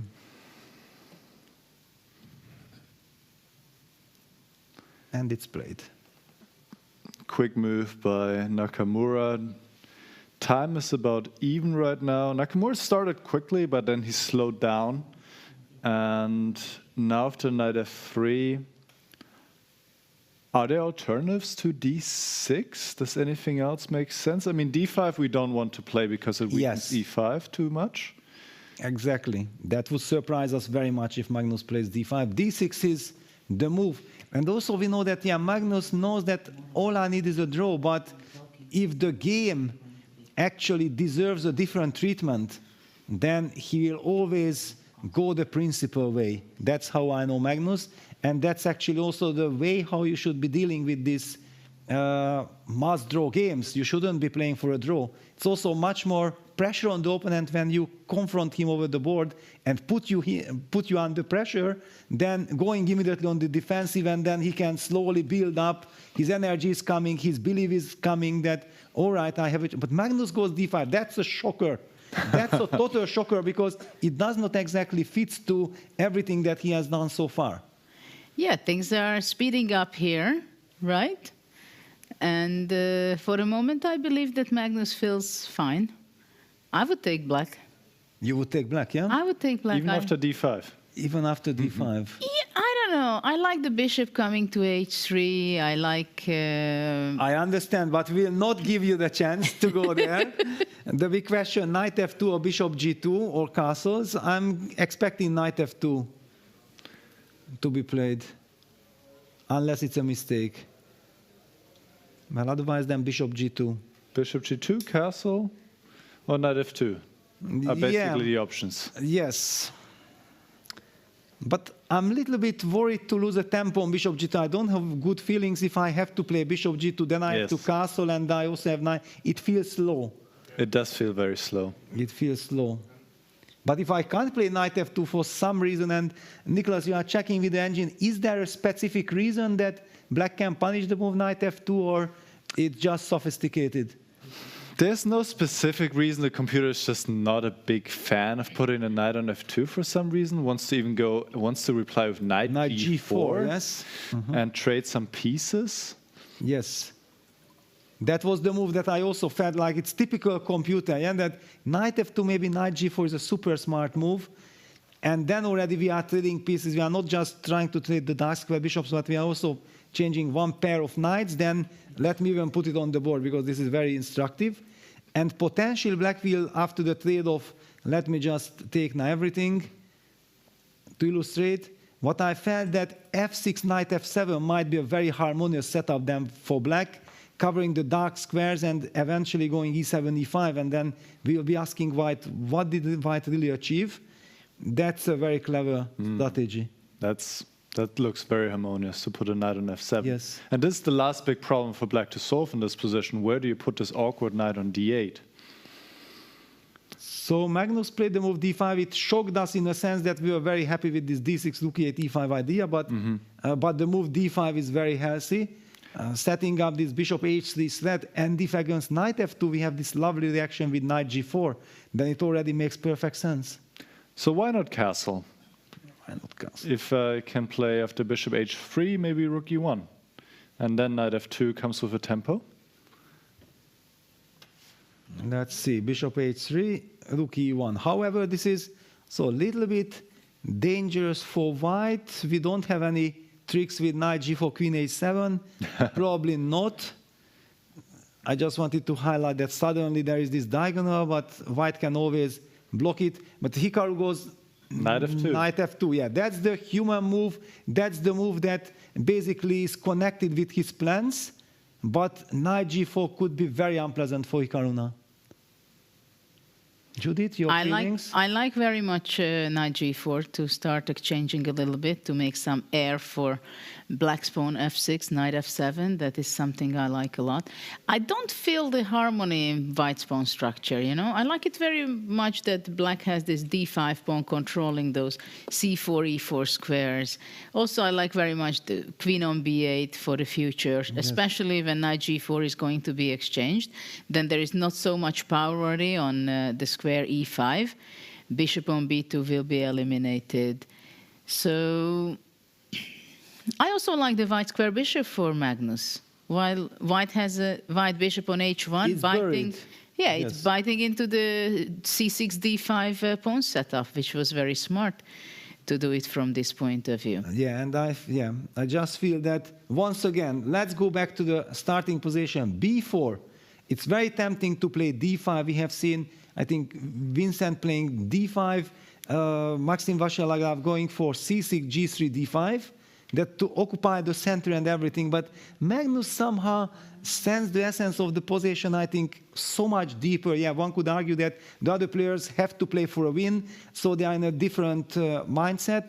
But I just want to treasure in this moment, yeah, that playing g6, inviting bishop b2, now not trading the dark square bishops, going knight f6, and Magnus already kind of sensed that Hikaru will go for the Leningrad Dutch setup with f4. He sensed it. He came to us and he told us that the knight on d8 and knight on d1 are one of the key issues in the position. I'm also very happy to set up a5.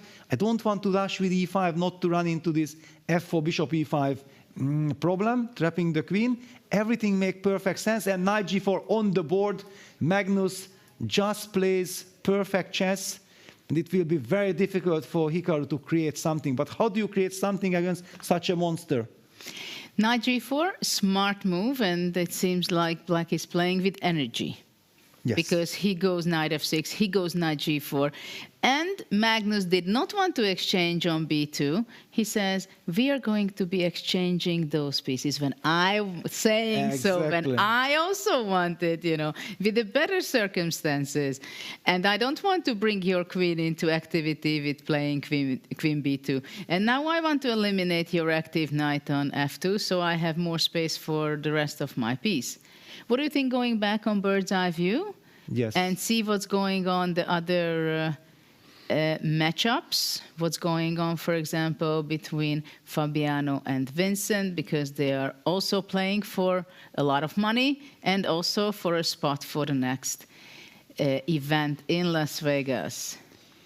Yeah, well, we actually see, I think, position where the strategy that also Hikaru is using is working to perfection. Yeah, this b4, f4 kind of construction with bishop on b2, knight f3, the knight heading to f2, getting the grip on the dark squares on the e5 square makes perfect sense.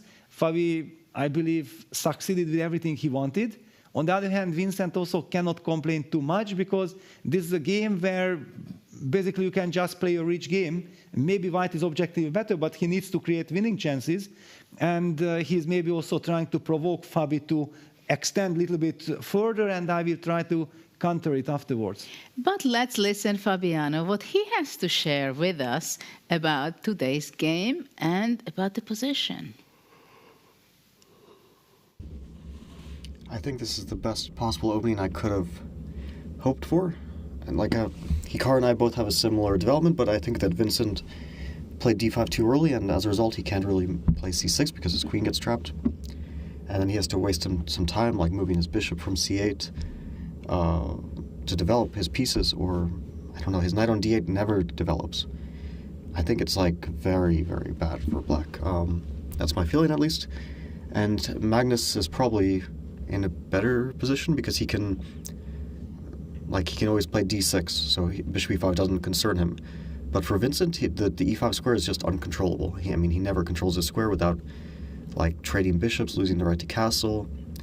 And if he plays like a5, I play b5, I keep gaining space. His knight on d8 gets killed.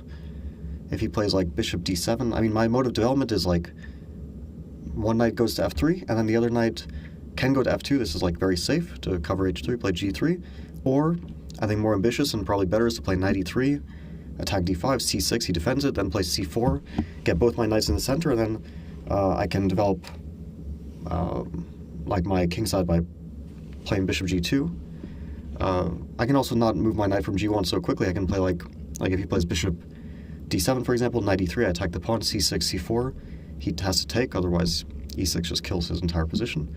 So he takes on c4, knight takes, then I just control the e5 square. It's like basically a Dutch from heaven. I mean, you can't imagine a better Dutch. So probably Hikaru is also rather happy since he used to be a Dutch player like way back. I mean, maybe 12, 13 years ago. But I'm extremely happy with my position. I think, of course, it's still complicated, but I think it's about as good as I could have ever hoped for, from the opening at least.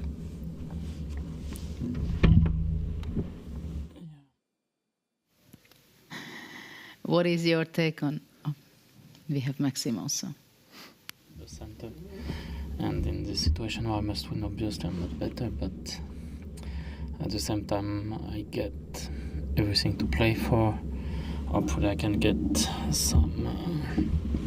Like my central pawns can restrict, for instance, his knight on d1 or g1, because he also cannot really move knight f3 for now. There's e4, there's bishop h3 sometimes. So yeah, I'm pretty happy, especially after how the game went yesterday. So I was not sure I would get a game. I was happy also with, when I started analyzing the position, I felt like white had no obvious way to put pressure and to put black on the defense. It seems like it materialized, like black has no issue in general, of course, except for the fact that apart from Magnus, we all need to win. But at least it gave us a clear collective goal. And yeah, I'm looking forward to the development of my game. I want to soon develop my pieces, castle, and hopefully get a game. But I think that's the way things are going right now.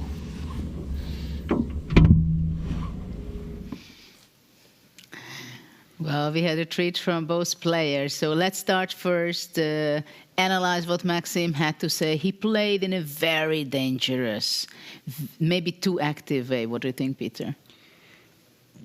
Well, if you look at Fabiano's game first, yeah, because in my mind, yeah, that was the first I would like to first express everything that Fabi had to say there. And he was very happy. He said that I couldn't have hoped for a better position. This is a dream come true. This is a perfect Dutch. He was really criticizing Vincent's first move, d5. He thought like this was a bad move. This was a huge inaccuracy. And after bishop b2, knight f6, f4, he said like, yes, black can never fight for the e5 square because c6, bishop e5 claps the queen. The knight on d8 has nowhere to go. And he is dreaming about playing g3, and that night he was even saying, does not go to f2. He's hoping to get it to e3 and follow it up with c4. And he has a huge advantage. He said this is a dream come true. He was very euphoric. So if we listen to his wording, then we could think like, wow, he won the first game. Now he gets a dream scenario. What are the chances for Vincent at all to come back? I also have this feeling that Vincent got carried away that how do I create chances from the beginning, and he got careless. And he might have not been ready that Hikaru is actually playing for the position. He wants to get the upper hand. He's not thinking about draw at all. And look at this, how the game progressed. f4, g6, g3, knight e6. Criticized by computer, but it's basically a logical move. As Fabio also said, the knight has nowhere to go. There are no good squares. White opted for knight f3, short castles, and knight e3. Hikaru is following everything that he revealed us, maybe also eyeing the d5 pawn, but we already know from his confessional booth explanation that c4 is very much on the agenda. He wants to challenge the d5 pawn. Interesting that c4 is priority. I would think f5. Wow, f5 because the knight now moved to e6. Yeah, that was not a move that Fabiano kind of explained to us. Yeah, so you might have to. Now you can't really play c4 because then black has the chance to go d4, and that would be a game changer. Immediately everything makes perfect sense for black. So after the move rook d8, which was just played, f5 already played by Fabiano. So fast, look at that. So fast, showing tremendous confidence. But f5 was inviting. I mean, when you play knight e6, that pawn is going to be pushed. Wants to be pushing away the e6 knight. Obviously, black cannot take on f5. I mean, that would be deadly.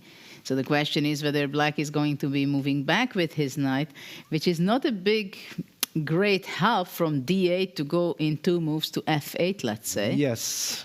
Or going to g7. It also does not look so promising with the bishop on h8, to tell you the truth. So it seems like Vincent struggling at the moment in this position. It did not work very well, the opening part of the game. While I want to emphasize how great Fabiano played the opening, right? Yes. He played b4, and he understood, he grabs the idea that bishop on b2 playing f4, how powerful it is, because it is paralyzing the queen on b8 for quite some time. Exactly. I think it's also a wonderful lesson for Vincent and probably for all the younger players that actually just because your opponent needs only a draw, it doesn't mean that he will have to go for stability, try to save the game, try to go for a draw. Fabiano is a brilliant player. He already after b4, d5, my feeling was on the confessional booth that he will never even agree to a draw in this game. He wants to win. He wants to punish that move to show that, no, you can't get away with such moves against me. Yeah? I find it very interesting to hear this mindset of the player. And Vincent is completely shocked that what? He's not even thinking about stability. He goes b4, f4, knight e3, f5, and goes after my king like if he's in a must-win situation. But I want to remind you that in the qualification portion of the event, they played their last game, game 11, and the draw was enough for both players to qualify and be number 7 and 8 to proceed to the knockout phase of the game. And there, Fabiano was playing with the black side. Draw was enough for him. And somehow he played the way that it was not good, and he just got smashed. Yes. And it was fortunate, all the other results in the tournament, that it worked out, that he did not have to play a playoff, but he was qualifying, and now it's a little bit the other way around, that for him, again, draw is good to move to the 3rd place and have his ticket to the next event. But he's playing so sharp. So I'm thinking about it. Is Fabiano not the guy who really wants to play for a draw? Whatever situation is, he just likes to play the best possible chess. But now I think it's time for us to go for a very short break. Let Vincent think about what is he going to be up after f5. And also, Nakamura is thinking after the very strong and powerful move by Magnus knight g4. Don't go anywhere. We'll be back in just a couple of minutes. Are you curious to play freestyle chess but don't know how to? No opening theory, no memorized moves, just pure strategic creativity. But how do you navigate 960 possible starting positions with confidence? That's exactly what I'll teach you in my Freestyle Chess Masterclass. You'll learn how to develop your pieces effectively, recognize key positional patterns, and avoid early disasters. I'll break down some of the best freestyle chess games ever played, featuring Magnus Carlsen, Alireza Firouzja, and Fabiano Caruana. Freestyle chess is still in its early days. This is your chance to get ahead of the competition. Sign up now and let's take your freestyle game to the next level. Join my Freestyle Chess Masterclass today and save 20% only during the Grand Slam. My name is Hikaru Nakamura. I play professional chess and we're here to do some filming. Ranked number 2 in the world, he stands out as one of the most intuitive and adaptable players in modern chess, a game that has been part of his life since his earliest childhood. I was exposed to chess at a very young age, I would say about 6 years old. Both my brother and my stepfather played chess competitively, and I naturally became interested in the game, and I started playing in my first tournament at the age of 7. As a 5-time US champion and a leading figure in the streaming world, he has been instrumental in popularizing chess online and introducing the game to a broader global audience. It's quite nice to sort of see some of the people, to see those who have followed me as a streamer, and just to meet them and at least know that there are fans out there. Holding an ELO of 2,804, he takes pride in the path he's followed and the player he's become. If I told myself 5 years ago I would be where I am now, I would never have believed it. So I think things happen for a reason, and I'm very happy with where I'm at, so I have no regrets. His approach reflects a deep confidence in his experience and instinct, sharpened over years at the highest level of chess. His focus remains clear and grounded in the present moment as he looks ahead to new challenges like freestyle chess. I haven't done any real preparation, but I still think that that's the great part about it, is that it's simply whoever comes with the best plans on the board should win, and I'm really looking forward to it. Arjun, congratulations. What a day of chess for you. After losing yesterday, you first struck back in the classical, won the first rapid game, and now held a tricky endgame. Out of the 3 games today, which one was your favorite? I think I should go with the classical game because there were quite some beautiful moments in that. What was your favorite moment in that game? Was there something you were particularly proud of? F4 followed by Queen D8 was very cool to play. Like F4, E4, Bishop F6, G6, Knight G4 is crushing, and after Knight E4, Queen D8 is such a cool move to play. You don't really get to play such moves often. How does it feel to win this match after a long day of chess? It feels great. Obviously, not in contention for first anymore. That is disappointing, but I have, in this must-win kind of situations, I have done quite poorly. So winning this game definitely boosts my confidence in such situations. Prague stayed here the whole time you were playing. Is it nice to have that support out of a close friend while you were playing? Yeah, it is definitely nice. I jokingly said maybe you should stay back, and I didn't think he would actually stay, but I'm happy to have such a friend. I did an interview with him, and he wanted to be done before the game started because he wanted to take a look. Tomorrow you're playing Maxime. Are you looking forward to that match? Yeah, very much. We have played quite a few times, and many games I got better, but he's always very, very tricky and has this great tricky resources he finds. So it's always a pleasure playing against him. And finally, something else, the final, Magnus Carlsen against Hikaru Nakamura. What's your prediction? Who will win it? I think Magnus will win it. Arjun, thank you very much. Congrats again and best of luck tomorrow. Thank you.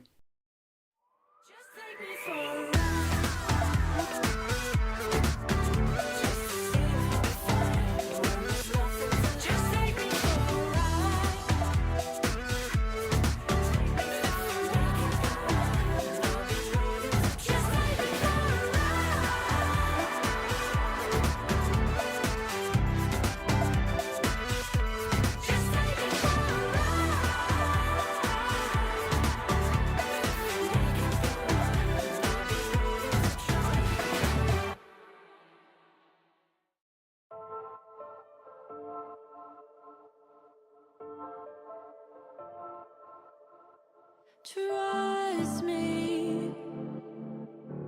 I don't wanna beg you to love me, won't you feel me? I don't wanna force you to hold me. What if I keep you on your toes? What if I give you the right dosage? Is there somewhere we can go to fix these broken roses? If I told you that we could have a better life, would you bring the old you? Or is that person still alive? If you took him off the shelf, would he even be himself? If I told you that we could have a better life. No sleep, you'll never find me dreaming these days. Lonely, I had to get another set of keys made. What if I keep you on your toes? What if I give you the right dosage? Is there somewhere we can go to fix these broken roses? If I told you that we could have a better life, would you bring the old you? Or is that person still alive? If you took her off the shelf, would she even be herself? If I told you That we could have a better life. If I choke on the words in my mouth, will you help me get them out? You know I'm always worried about. If I told you That we could have a better life, would you bring the old you? Or is that person still alive? If you took him off the shelf, Would she even be herself? If I told you that we could have a better life.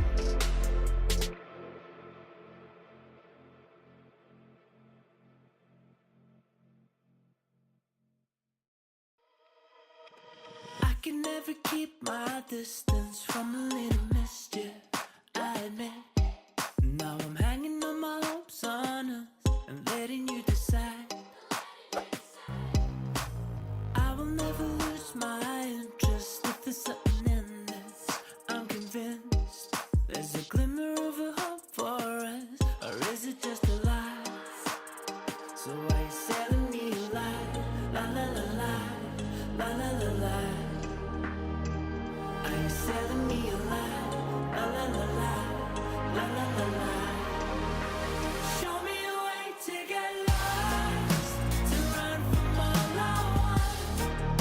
There's too many ways to get hurt when you're my every thought. It's like I'm invisible, visible, visible, visible. Yeah. Show me a way to get lost, to run from all I want. So did your luck run out? Are you running dry? Did you realize I was everything you hoped for now? I never had it down. And so now, from the moment you came over, I'll be anything you wanted me to be. Now I know that it was only curiosity that led you to me. Show me a way to get lost, to run from all I want. There's too many ways to get hurt when you're my every thought. It's like I'm invisible, visible, visible,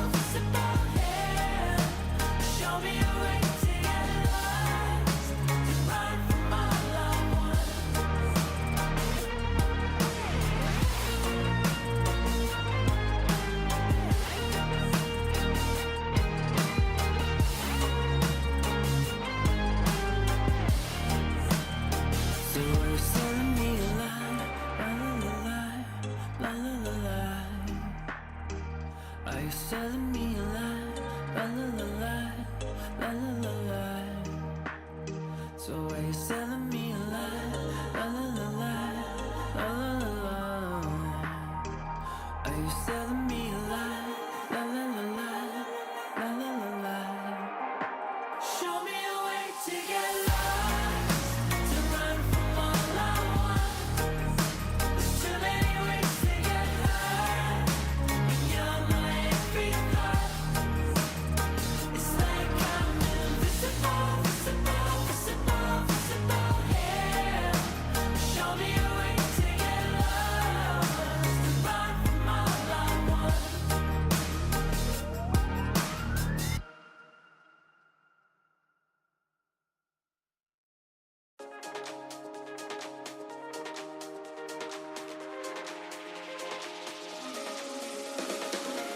Every day think about you, every night dream of you. Love the way you smile, love the way you move. Every day think about you, every night dream of you. Love the way you smile, love the way you move. Every day think about you, every night dream of you. Love the way you smile, love the way you move. All I want now is you. Every day think about you, every night dream of you. Love the way you smile, love the way you move. All I want now is you.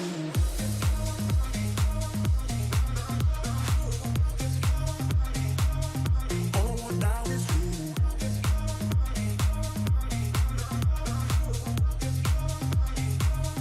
All I want now is you. Every day think about you, every night dream of you. Love the way you smile, love the way you move. All I want now is you. Every day think about you, every night dream of you. Love the way you smile, love the way you move. All I want now is you. Doesn't really matter if the stars don't shine. Who could love you better? Doesn't really matter if the stars don't shine. Who could love you better?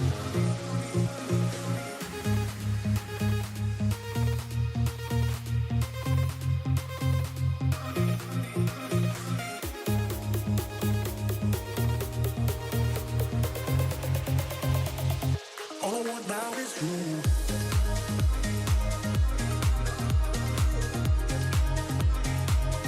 All I want now is you.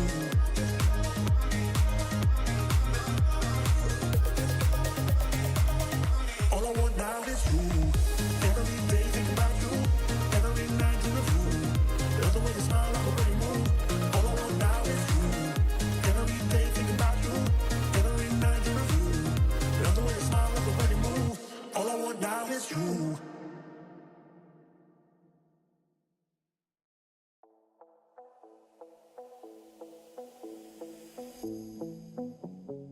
Gotta show them how bad you want it. You don't always get them second chances. Don't start chasing till you got it. Do what I gotta do. I just break the rules like that. Maybe I'm just cool like that. Staying focused, don't sidetrack. Always when I don't come last. I never go less than 100%. I'll just keep waiting while you're catching your breath. I'm only living if it's close to the edge. So come and dive into the deep end, 'cause the best is yet to come. I'm like a song you can't get out of your head. You press rewind when you get close to the end. And we are back after a very short break to Paris, to the event. Freestyle chess all over. The final is going on. This is game 2 of the final between Magnus and Hikaru. And we have some moves already on the board since then. We have some exchanges. And we have the night parade here. What do you think, Peter, about this position? Maybe we can go back a few moves? Yes, definitely after knight g4. That was the move we left. I just want to highlight that, yes, Hikaru made sure that, yeah, he's losing some tempi, but he wanted to keep as many pieces as possible on the board. What I'm talking about, we will see immediately after knight g4. He said, yeah, there is no way I'm going to trade all the lights, all the minor pieces. So he took on h8. That's clear, takes, and then played the move knight d3. Not a happy move at all, but we know that Hikaru is in a must-win situation, so just going along the most natural lines with knight take g4, bishop g4 trading, one more pair of minor piece, and black anyway already will set up this f6, knight f7 solid construction. It was not something that Hikaru believed that he will get any chances. So he opted for knight d3. I'm kind of liking this choice. On the other hand, Magnus also beautifully look at this, how he reacts after knight d3. f6, of course. The knight gets the chance to be activated on f7, short castles, knight f7, queen to b2, queen is activated, finally the rooks are connected also. But black is very solid, the pawn on e7, that's the soul. If the black pawn would be on e6, everything would be vulnerable, everything would be weak. Super important to have this pawn on e7. Move e3, white also stabilizes the structure. Magnus falls back with the knight to h6. The knight was doing already nothing on g4. He kind of reroutes it to f7. He opens up the bishop diagonal.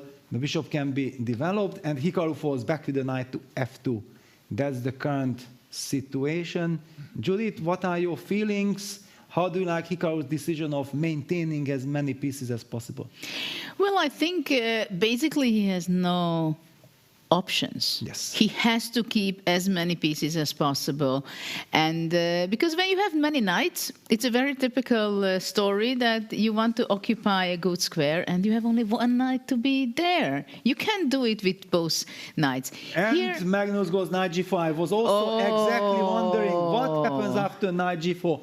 This hurts so much. And yeah, Hikaru goes with the knight to d3. Magnus will fall back with the knight to h6. And then Hikaru will have maybe to waste one tempo on bishop g2, which he definitely does not want to, or he did not want to, but what else if he has to continue the game? so what we are witnessing here, Magnus says, and everybody knows, draw is enough for me to be the champion now.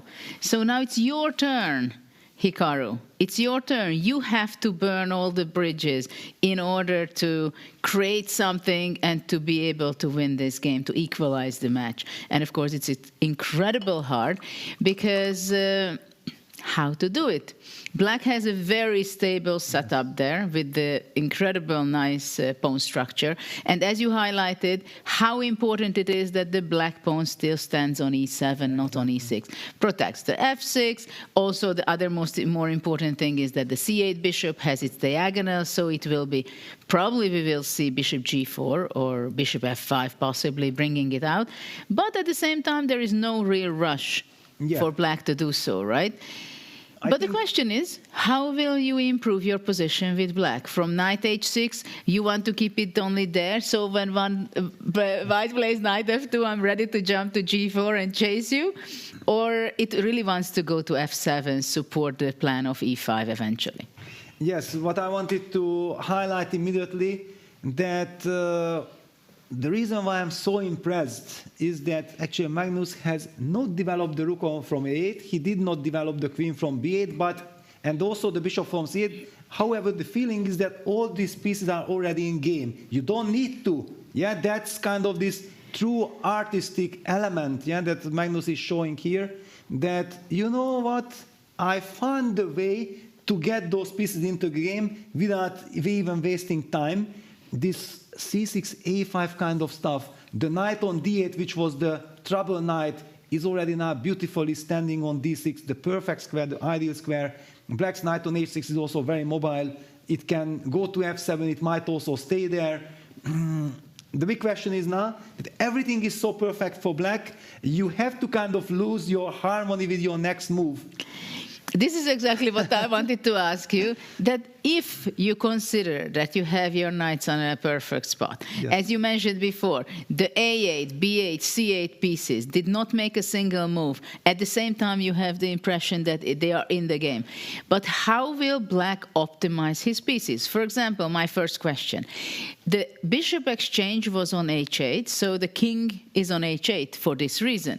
Now, from the pin, Will black go to g8 in order that one day, whatever happens, e5 or something, that it's better on g8 in the long-term strategy? Let's say 14 moves from now, it will be standing better on g8, or it's not clear yet, and it's just perfect, or possibly it's just as good on h8. Or my question is, will the c8 bishop, not in the future, but maybe immediately, does it have a better square than on c8?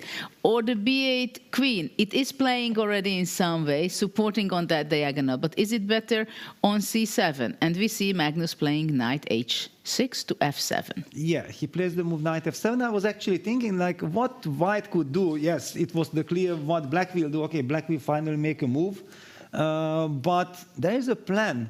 I was thinking that, could it be that something like h3, g4, and somewhere trying to go g4, g5, because if we could eliminate that pawn from f6, then we get access to the e5 square. That could be strategically very interesting. Of course, it's a slow plan. On the other hand, the position is kind of slow. I'm not exactly sure what to think of it, but certainly I also believe with the knight on h6, after bishop g2, I was thinking like Hikaru signals. Bishop g2, I want to play h3, I want to get g4, and I want to go g5. And the diagonal is also then open for the queen. You really want to play h3, g4? Yes, I'm in a must-win situation. What can I lose? I don't have anything to lose. I have to create chances somehow. At the same time, while the white knight is on d3, the black d6 knight can jump into e4. Attacking the g3, and also I think it's a pretty nice square for the knight, and if I want I can jump with the other knight to d6 to support it, and maybe even showing up on c4. Yes, it's a very clever idea, because with knight e4 you are taking away the c3 square from the queen. Let me just show this one more time for our audience, that why this is so important, that if you don't jump with the knight to e4, you jump to c4, then I felt like, okay, I might just sidestep with the queen, and this knight is doing nothing exactly on c4, but even then knight fd6. So actually, this is the idea of Magnus's knight h6 to f7, a seemingly quite little move, nothing really happening, but he's anticipating that Hikaru wants probably to go h3, g4, and with knight h6 to f7, I'm always ready and then a little later from this angle or from the other angle to start harassing that queen and also targeting the d2 pawn. Very nice. But I think it was quite some time, like 15 minutes ago or so, when Magnus was in the confessional booth during our break, I think. So why don't we listen what he had to say exactly in that moment and how he feels about the game. So one of the reasons that I chose not to trade the bishops when I had the chance on move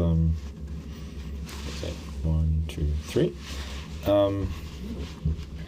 was that I thought I could do this later. Like in those lines with trading on b2, I thought anyway probably knight g4 would be a reasonable plan, and I'm not actually losing time as far as I can see. Also forcing the move a3 instead of him playing b5, I think it's more useful for me than it is for him, for sure. As I said, it gives my queen a little bit more space and so on. So I'm curious as to what he has up his sleeve here. It seems that my position is very healthy. The one bishop that he will have left on h1 is not super effective at the moment, and because it's sort of being blocked by my pawns and the other bishop, I can maybe trade off for a knight at some point and set up a light squared sort of pawn chain. So I think I'm doing well, very, very solid, and yeah, it's up to him to try and create something. Well, he seems to be happy with his position, and he's calm. And if we see the heart rates, it's also pretty stable for both players now. Of course, there's no great action happening on the board. And strategically, we see the pawn structure. The b4 is there, the tension is there. Magnus is hesitating probably continuously, while Nakamura also has to be thinking, a b4, will it come? When it will come? But it's always there. At the same time, the knight on d6, knight on f7, where are they going to be left? defending in a few moves, e4, c4, or black is going to be waiting. Knight d4. Of course, it's kind of a provoking move that black, let's go e5, which obviously will not be on the board because the king is on h8. Yes. And it should be on g8 now if one wants to be playing e5. But of course, it is not something Magnus is thinking right now. But what will be his next move after? Yeah, because e5 Yeah, there takes. is also this problem. There is a pin here. So that's why the king is missing from g8. But also, even if this would not be possible, this tactic, even after knight f3 probably would be highlighting that there is this diagonal also opening up and there is another pin. So, of course, this does not work for many reasons. Hikaru is inviting e5, the move that Magnus will never even consider. That, no, I will only play e5 if it works. It's clearly not the right moment. Actually, before we dive into this, there is a confessional boost from Hikaru, and I see that he's winning. He has a very big chances. So let's see what he had to say. Caruana. Bye. I don't know if, I needed to attack, but I was very tempted. So I think, critical moves knight g7 here. I mean, he can't take for sure on f5, so knight g7 or knight f8. Knight g7, g4, I'm going to play. And if he takes on f5, gf5, knight f5, there's c4. And then the queen gets into the game. The problem is still he can never play c6 because bishop e5 just wins. His queen, so c4, he takes on e3, not to lose the piece. D takes c3, and then any move I play knight g5, bishop f6, and queen h7 mate. And knight g5, if he plays, I mean, he can play c6, bishop f6, queen h2. Actually, that's not too bad. That kind of makes sense. Because bishop 8, I should actually probably consider that a bit more. But I think after dc, even without knight g5, I'm probably winning. Maybe knight g5 is not the way because of c6 or c5. But I should have something else which is winning. I always have rook g1 check, bishop g7, and then take on f6 and something to attack g7. But yeah, that should be winning. Also, rook g1, bishop g7, knight g5 now might be very strong because now c6 take, queen h2, there's knight f3. So okay, this should be winning if he takes the pawn. Also, if bishop takes f5, I play knight f5, c4, same ideas. So, and he can never free his queen. And if let's say if he plays knight g7, knight e3, a5, then I play b5. He has c5 there, bishop e5, queen a7, but I think even c4 should be very strong. So it looks like a crushing attack to me, but maybe I missed something. I don't know. But it really feels like it kind of has to work. I mean, his queen is on b8, and he can't get it out, so the attack just has to work. And if he plays knight f8, also I'll play g4, I think. And then very often, d5 is weak, so I can sometimes play g5 and start attacking d5, or just put my bishop on, d4, queen b2, and then start threatening g5. So yeah, I think it's going very well, and I'm happy that I chose this very concrete approach, which I didn't need to. Actually, I feel like maybe only Magnus got a decent position at the opening with black. Because, okay, Jan is just probably playing risk-free advantage for nothing. He queen d1, take e3, knight moves h3, and just bishop pair, d5 is weak. And I don't really understand Arjun's game, but I'm wondering if f4 is very strong now. At least it's very thematic. And I don't know, he could play f4 g6, but it's kind of hanging in midair. So maybe, I mean, he probably has to go for something because he has to win. But I do feel like something is tactically very dangerous for black. Although maybe, I mean, strategically, if he can play g6, knight e6, and get c5, then of course black's doing great. But I don't see any world where this happens without white getting something first.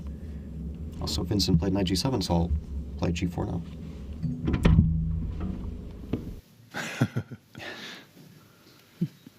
Well, Fabiano gave great insights about all the games, what was going on. A few minutes ago, he was there and described it. But look at this poor B8 queen. What has happened?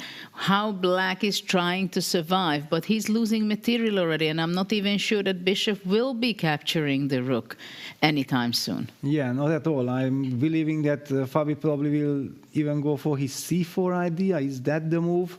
Because he was every time claiming that I want to go c4, and that's why he also explained that I wanted to have my knight on e3 so that I support the c4 move. But he opts for b5. That's a surprise. Of course, his position is so good. One would say the exchange cannot run away. But I would be so happy and so relieved in my heart if white would ever take this rook. Okay, let me activate the queen. Let me get the black squares, the dark squares, and then I will have maybe some hopes for counterplay. Is Fabi actually saying that I want to first kind of isolate your pawn structure with BC, and then to go c4? I don't really get it, but he was so happy. He definitely considers his position to be winning. And one more time to highlight this mindset. Yeah, he said that how happy I was that I decided to go for the concrete approach. Yeah, he never gave Vincent the chance to somehow stabilize, which probably Vincent expected that, okay, I'm doing something strange, Fabi will try to be solid, and then maybe I will get my chances. Fabi actually never gave him chances, that was never looking for stability, he just wants to crush and use his chance. Well, Fabiano was playing the finals in Weissenhaus exactly with the same opponent, Vincent, and there things did not work on his way at all, and that's where Vincent won against him and took the champion's $200,000 cash prize as well. So now Fabiano is very much on revenge mode. He won yesterday, and today draw was enough already for him, but he did not play in a solid way at all. He played b4, then after d5, which I think he claimed that it was already a mistake. Yes. After that, immediately he pointed out that f4 will be very strong, because exactly this idea what happened at the end in the game, that when you play c6, d5, once bishop e5 comes. So now Vincent is on the survival road right now, but maybe it's interesting to see the stats of the accuracy, because up to this moment, we see how the players are playing for today. What do you think about this part? Vincent is only 80%, while Fabiano is 93%. This really shows in the game as well. Yes, the position, basically after b4, d5, it was already clear that it's going on the wrong direction for Vincent, and just shows one more time how difficult game this is, this freestyle chess. You can't make a single natural move. It's very natural, actually, reaction that your opponent plays in the flank, b4, then you should play in the center with d5. And there we see Magnus's accuracy, 97.9 accuracy, this insane b4, c6, and then not going d5 at all, keeping the flexibility, finally playing d5 at the moment when it already works perfectly, setting up this knight g4 idea, which Magnus actually revealed to us that he had foreseen already at the moment when he was thinking on move 3 to trade the bishops, and then later he will always have this knight g4 idea against f4, knight f2. That's super high level. At the same time, we've seen also that Nakamura is even a little bit higher, 97.5% to 97% of Magnus, the accuracy. So Hikaru is also playing very well, but the question is whether is it going to be enough for him. So I think we looked enough this position. Yes, I don't think we want to look at it too much longer, because black is having a very, very difficult position. Let's see, though, how Fabiano will be able to convert it, because once the bishop is going to be exchanging for the rook, it is a material up for white, but it's not so easy to convert it at all. It's a close position. The central is very strong for black. So we'll see whether this f5 g4 structure will serve well for white or not so much, because maybe it looks much worse than it is for Vincent. Well, if that bishop is removed for the rook, then suddenly we will be talking about dark square weaknesses. The bishop on h1 is buried just like in the Magnus game thanks to this c6, d5 pawn structure, and maybe then we can even claim that the g4, f5 pawn structure is vulnerable, But this bishop on e5, that's the monster bishop. Also, Fabien activating with his queen b4. Maybe he's going to queen f4. He certainly wants to finish, and I would be very happy to look at another game. So let's go to the bird's eye view and look around what has happened in other games in the meantime, because there is some action also already since we've been there last between Hikaru and Magnus in the center. After all, Magnus could not resist and played e5, which is aggressive. It was a provocation with knight d4 by Hikaru. So he was inviting black to go e5 and attack the knight, which was just few moves ago going there. At the same time, my question goes again back. Is the king on h8 really standing well, or is it going to pay a penalty because it's still there in the diagonal where the c3 queen is standing? Well, give me a tempo and I will play the move to king to g8, or if it's possible, I will Jadoub the king. Yeah, may I Jadoub? Yeah, king is on g8, not on h8. Yes, jokes aside, I feel like the game is heating up. Before we were very happy for black that black had a very solid construction. Now the game becomes sharp, and the big question is that any kind of breaks, how does it transform this position? Yeah, that will black be able to maintain his center? Yeah, f takes e5 is played. We're expecting the move f takes e5, the pawn capture back on e5 from Magnus, and then that knight will have to jump somewhere, and then some e4 break. Yeah, because if white would have time to break this construction with a timely e4, then the knight on c4 would be loose, and somehow black's piece is also overloaded. Yeah, the knight on c4 keeps an eye on the e5 pawn. That's why there is stability. But if that knight ever will be kicked away, then all of a sudden there are weaknesses in black's camp. Yeah, f knight b3, blitzed out by Hikaru. Up, so maybe and later. Now the big question, how do you restrict white? Is e4 a threat? Is somewhere some knight c5 move also in the air? Maybe, Nicholas, I think you have been clicking already. I heard your clicks. You are the right man to ask, how is this position now heating up? Let's have a look together. Indeed, we saw some trades, and Magnus going for a very concrete approach, going for e5, which was not necessary if we go back a few moves. It was this position after queen c3. He could have also played maybe a slower approach, putting the other knight on d6, and he would be in good shape. But he was arguing, well, let me distract this rook. Let me trade on a1, so this rook is away from the f-file. Now I can play e5 without having to worry about the rook, pushing back the knight, but it does give white some targets. So now suddenly you do need to worry about this pin and maybe the pawn on e5. There is the pawn break that you mentioned with e4. There's still this pawn break also with b5 in the air. And yes, the position is equal, but it feels like, to me at least, Nakamura has some more hopes now that something could happen here with these pawn breaks looming.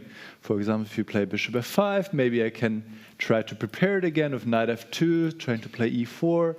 Black is still very solid, but there are some chances. So if I just look at this, and yes, I do realize that the computer is saying this is all equal, but if I look at with my human eyes, I see the black king is could be a bit vulnerable. Maybe I get some kind of a better pawn structure. I do have a little bit of hope here with white. So it is still equal. It is still very solid for black. But it feels like that black maybe needs to be a bit more precise now to not get under some pressure. What do you guys think? Well, I agree. It is interesting if white will be able to push e4 and somehow to force matter in the center.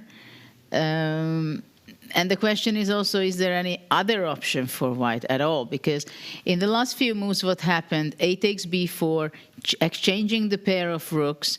So is the rook on a1 stance good with white, or white has to bring it back to e1 or f1? Because actually it's biting air. Yes, probably the a file is not important at all at this moment. We'd also like to highlight that, yeah, the knights on b3 and knights on d3, they seemingly go nowhere. but we have already seen that somewhere the knight might be able to jump to c5 connected with this e4 break. So what happens then if black just says that, you know what, your idea is somewhere based on this jump to c5 and I will play a move like b6, but then exactly this very stable construction that we talked about, the c6, d5 pawn chain versus the bishop on g2, can be undermined with b4, b5. Exactly. And all of a sudden we get a completely different dynamic. The evaluation bar, for example, did not jump. For computer, it does not really matter, but humanly, believe us, please, that this is something that you don't want to allow from black's perspective. And if you don't play b6, then this knight c5 jump will always be in the air. So there is something really to think about for Magnus. It's not anymore that I can play by hand something. The game is on. And I think the fans of Hikaru and everyone who is hoping for a very exciting match should be happy now, because the situation is much, much more intriguing and exciting than half an hour ago.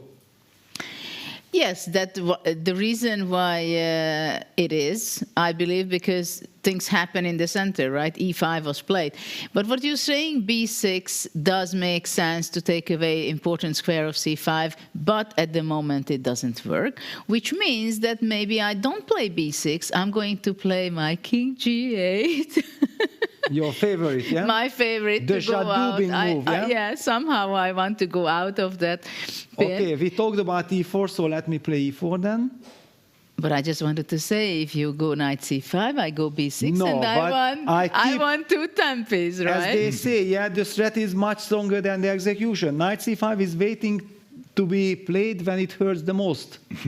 We are keeping it in our pocket. Yeah, actually, it seems like e4 is an extremely strong threat. This is what you want to say, right? Yes. Well, I can take d takes e4. Well, d takes e4, okay. I even have a choice. I can take bishop e4, queen c4. Even. Yes, I might even take the knight on c4. I don't know which one is more sympathetic. Okay, I take on c4. You take on c4, I take on d3. And I take it back. Okay. Queen takes d3. And I have a much better pawn structure. You already have a vulnerable pawn on e5. The knight on b3 is wonderful. Bishop on g2 is great. What else can we hope for in today's world? Queen d6. Okay, even endgame is fantastic for me, but I'm in a must-win situation. Let's not forget about it. So I sidestep queen c3.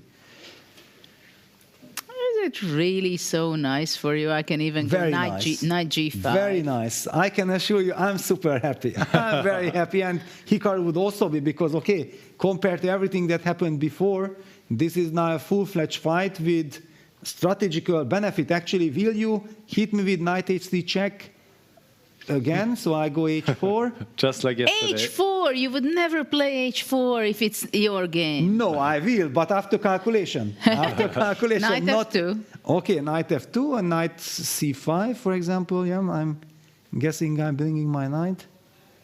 Well. Well, I weakened the square. I'm just saying that there is intrigue here. This is not Peter chess.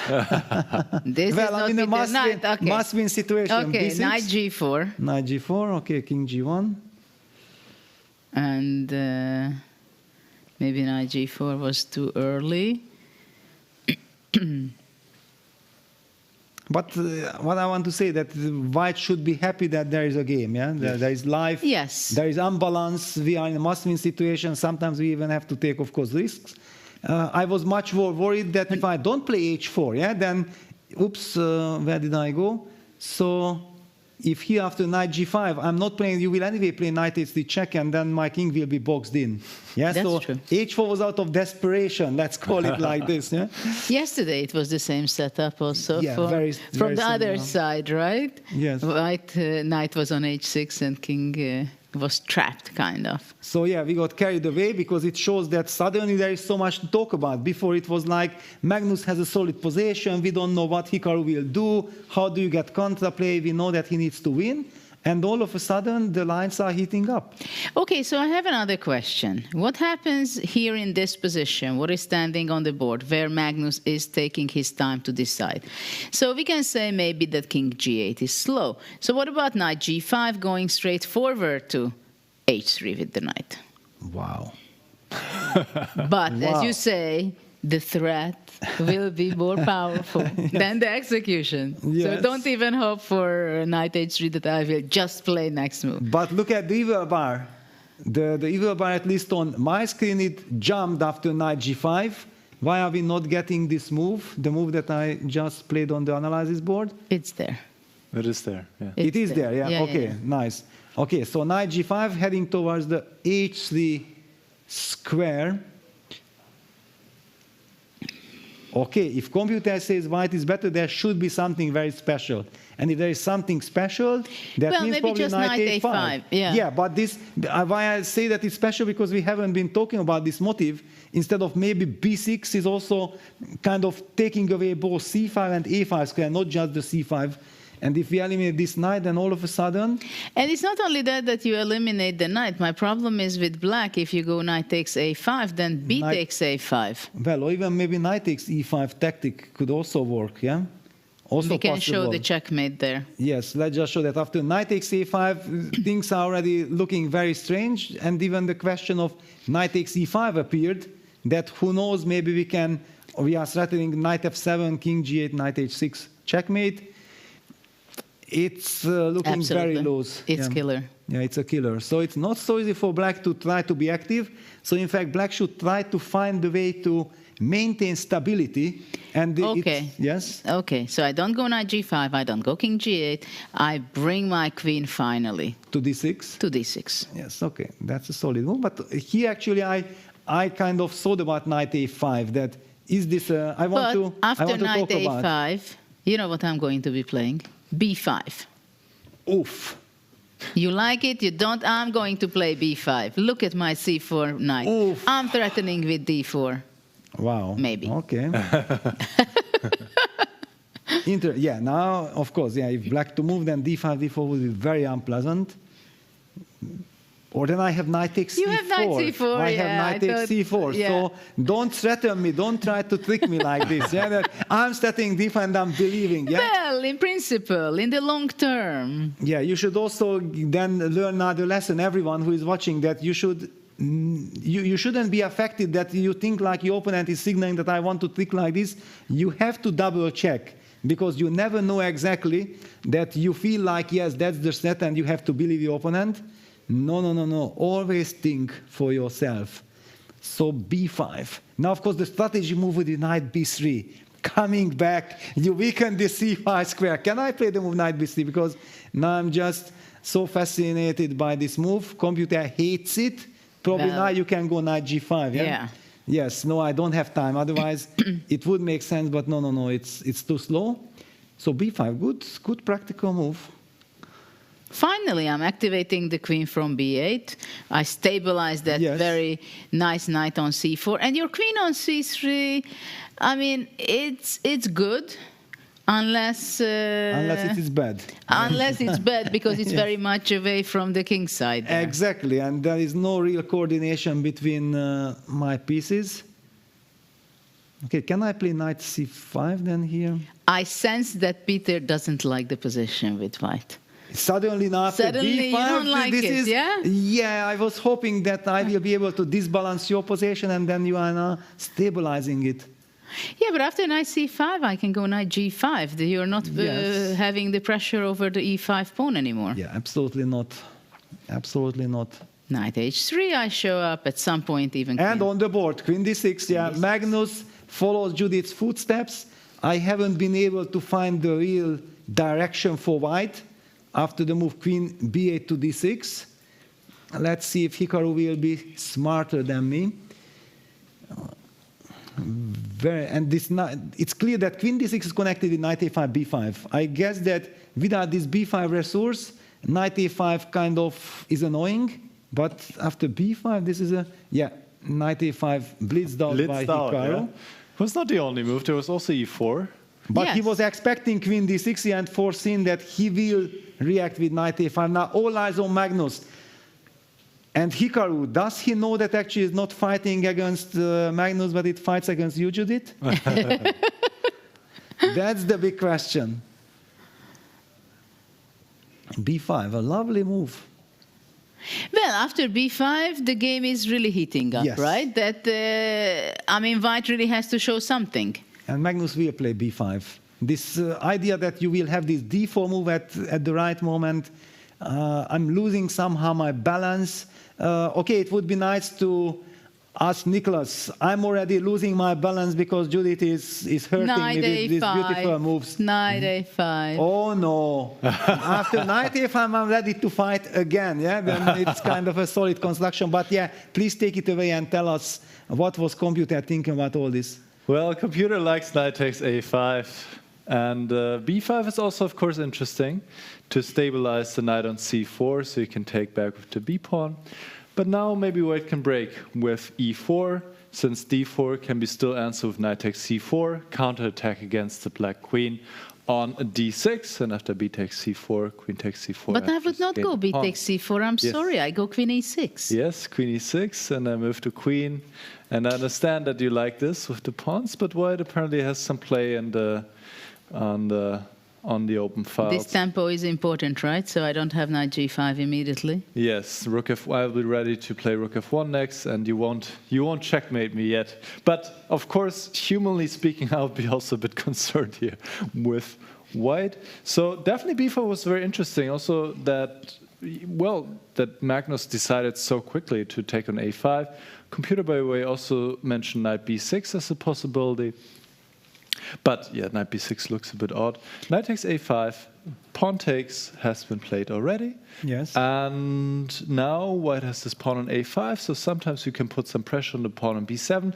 Black is still very solid, but I think Hikaru will be reasonably happy. He has some chance, he has some ideas, maybe rook b1. It will be the question where he can break, though, because now e4 can be also always answered by d4, but he has rook b1, he can maybe put something on c5. Exactly. There are some chances. Peter would love to play this position. Yes, exactly. Exactly. Much more than after knight a5, b5, because that was very complicated. It was difficult to understand how do I navigate, but now there is a clear plan. Yeah, rook b1, queen c5. Any kind of endgame can also be tricky. Of course, Magnus relies on the fact that after trade of queens, he will land the knight on d6, which gives him stability, but we still have some d3, rook b6, a6 idea breaking the construction. Yeah, if b takes a6, then the c6 pawn falls, then it's a total catastrophe for black. So I see danger for black, and I see prospects for White to be really asking questions here for Magnus. Well, I think that king g8. Finally, Yes. king g8 The is Shadubin there. move is there. It had to be played. First of all, the pawn structure became much more promising for White, right? Yes. From b4, it ended up capturing on a5, so now the b7 pawn can be a real target for White. Rook Yes. b1, knight c5, as you showed. And also that we have this break with a6, and then we can get to the c6 pawn. Yeah, so black's beautiful, stable pawn structure can be undermined. Yes, but the question is, for example, that if, let's say, now it would be queen c5, knight c5, knight d6. That's maybe early, yeah. Can White really have anything special? I don't see real targets in Black's position. Well, Black is passive, kind of. Yes, I need to spend the time somewhere on d3, which I did not want, because knight c4 will, for example, rook b1. Who knows, maybe you can use the chance to jump with the knight to c4. But maybe I just go rook f7 first. Yeah, maybe, but also that I have to worry about this kind of things. My pawns are loose, so no. We won't be rushing with this. We'll play rook b1. Okay, black has made the move king g8. Bravo, very good move, clever move. We also go along the same footsteps. We also make a logical move, activating the rook. Computer hates it. Don't do this to us, computer. Rook b1, the natural move. Why would it not be the main move? What on earth is this? Is there maybe some e4, knight e5 now that you stepped out with your king and then you are going for attack? Yes. That's what you're going to do, and that's your style, Judith. Well, the question is whether if you go e4, knight c5, b7 is hanging. Then you just sacrifice it. Knight e5 takes, then queen f6, you will checkmate. No. This is very dangerous. So probably then I can't play the move rook b1. In fact, now we have to...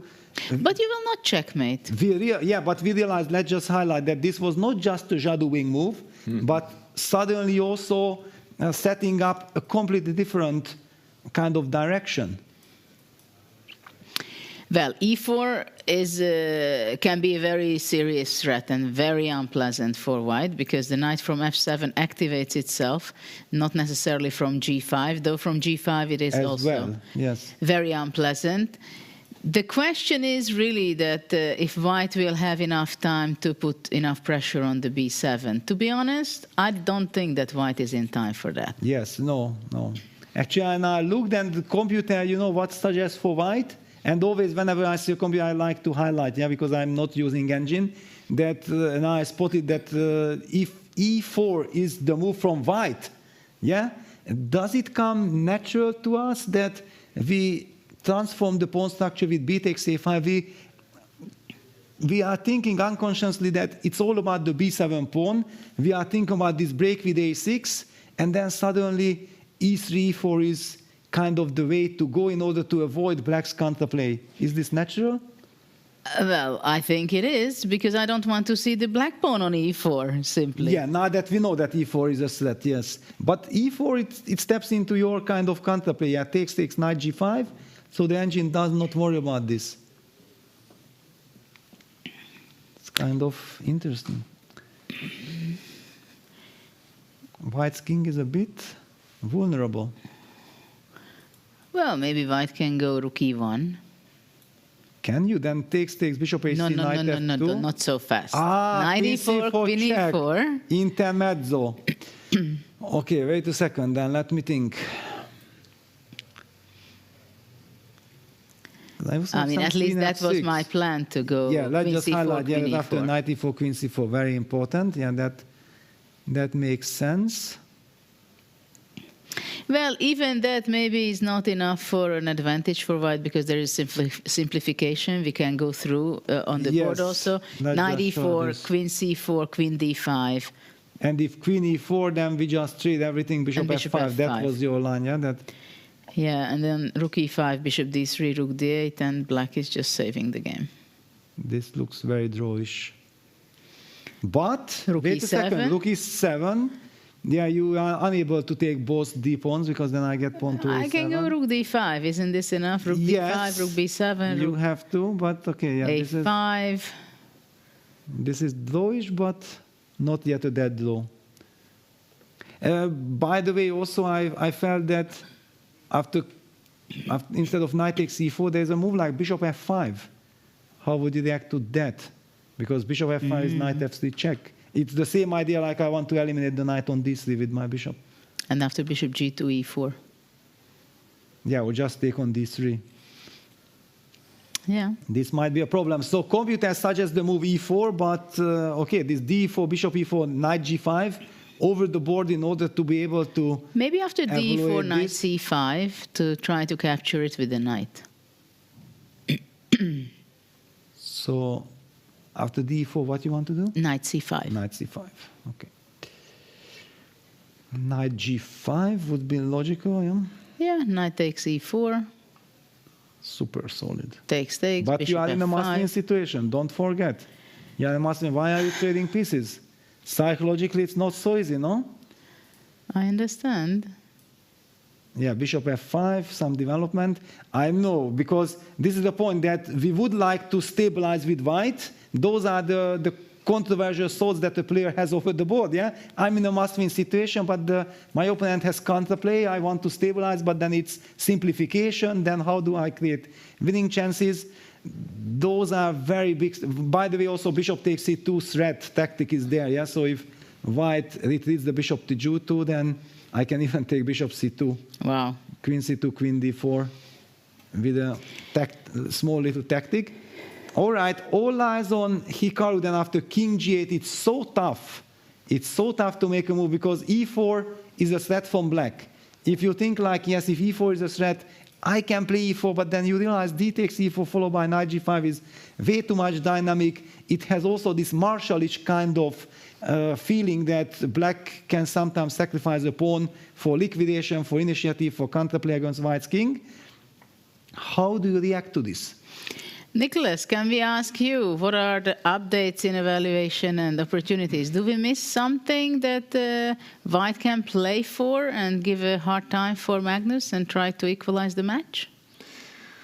It is very difficult, and it's quite a crucial moment in this game, because if Hikaru does not go e4, Black, as you pointed out, plays e4, and White cannot really hope for much. But after e4, well, d4, all right, this is not a big problem. White moves to queen, the game continues. What do you do after d takes e4? And indeed, you should play knight c5 to take back on e4 with the pawn. But the big question that Peter immediately highlighted was what to do after knight g5. Because if White takes on e4, well, after knight takes, bishop takes, you've traded some more pieces, the bishop comes to h3, and you're not gaining much here. This is just equal. This is completely fine. So the very difficult move to see here is that White can go h4, inviting knight f3 check when you can take this knight. So the point is that rook takes f3 doesn't work because of knight takes e4, counterattack against the queen.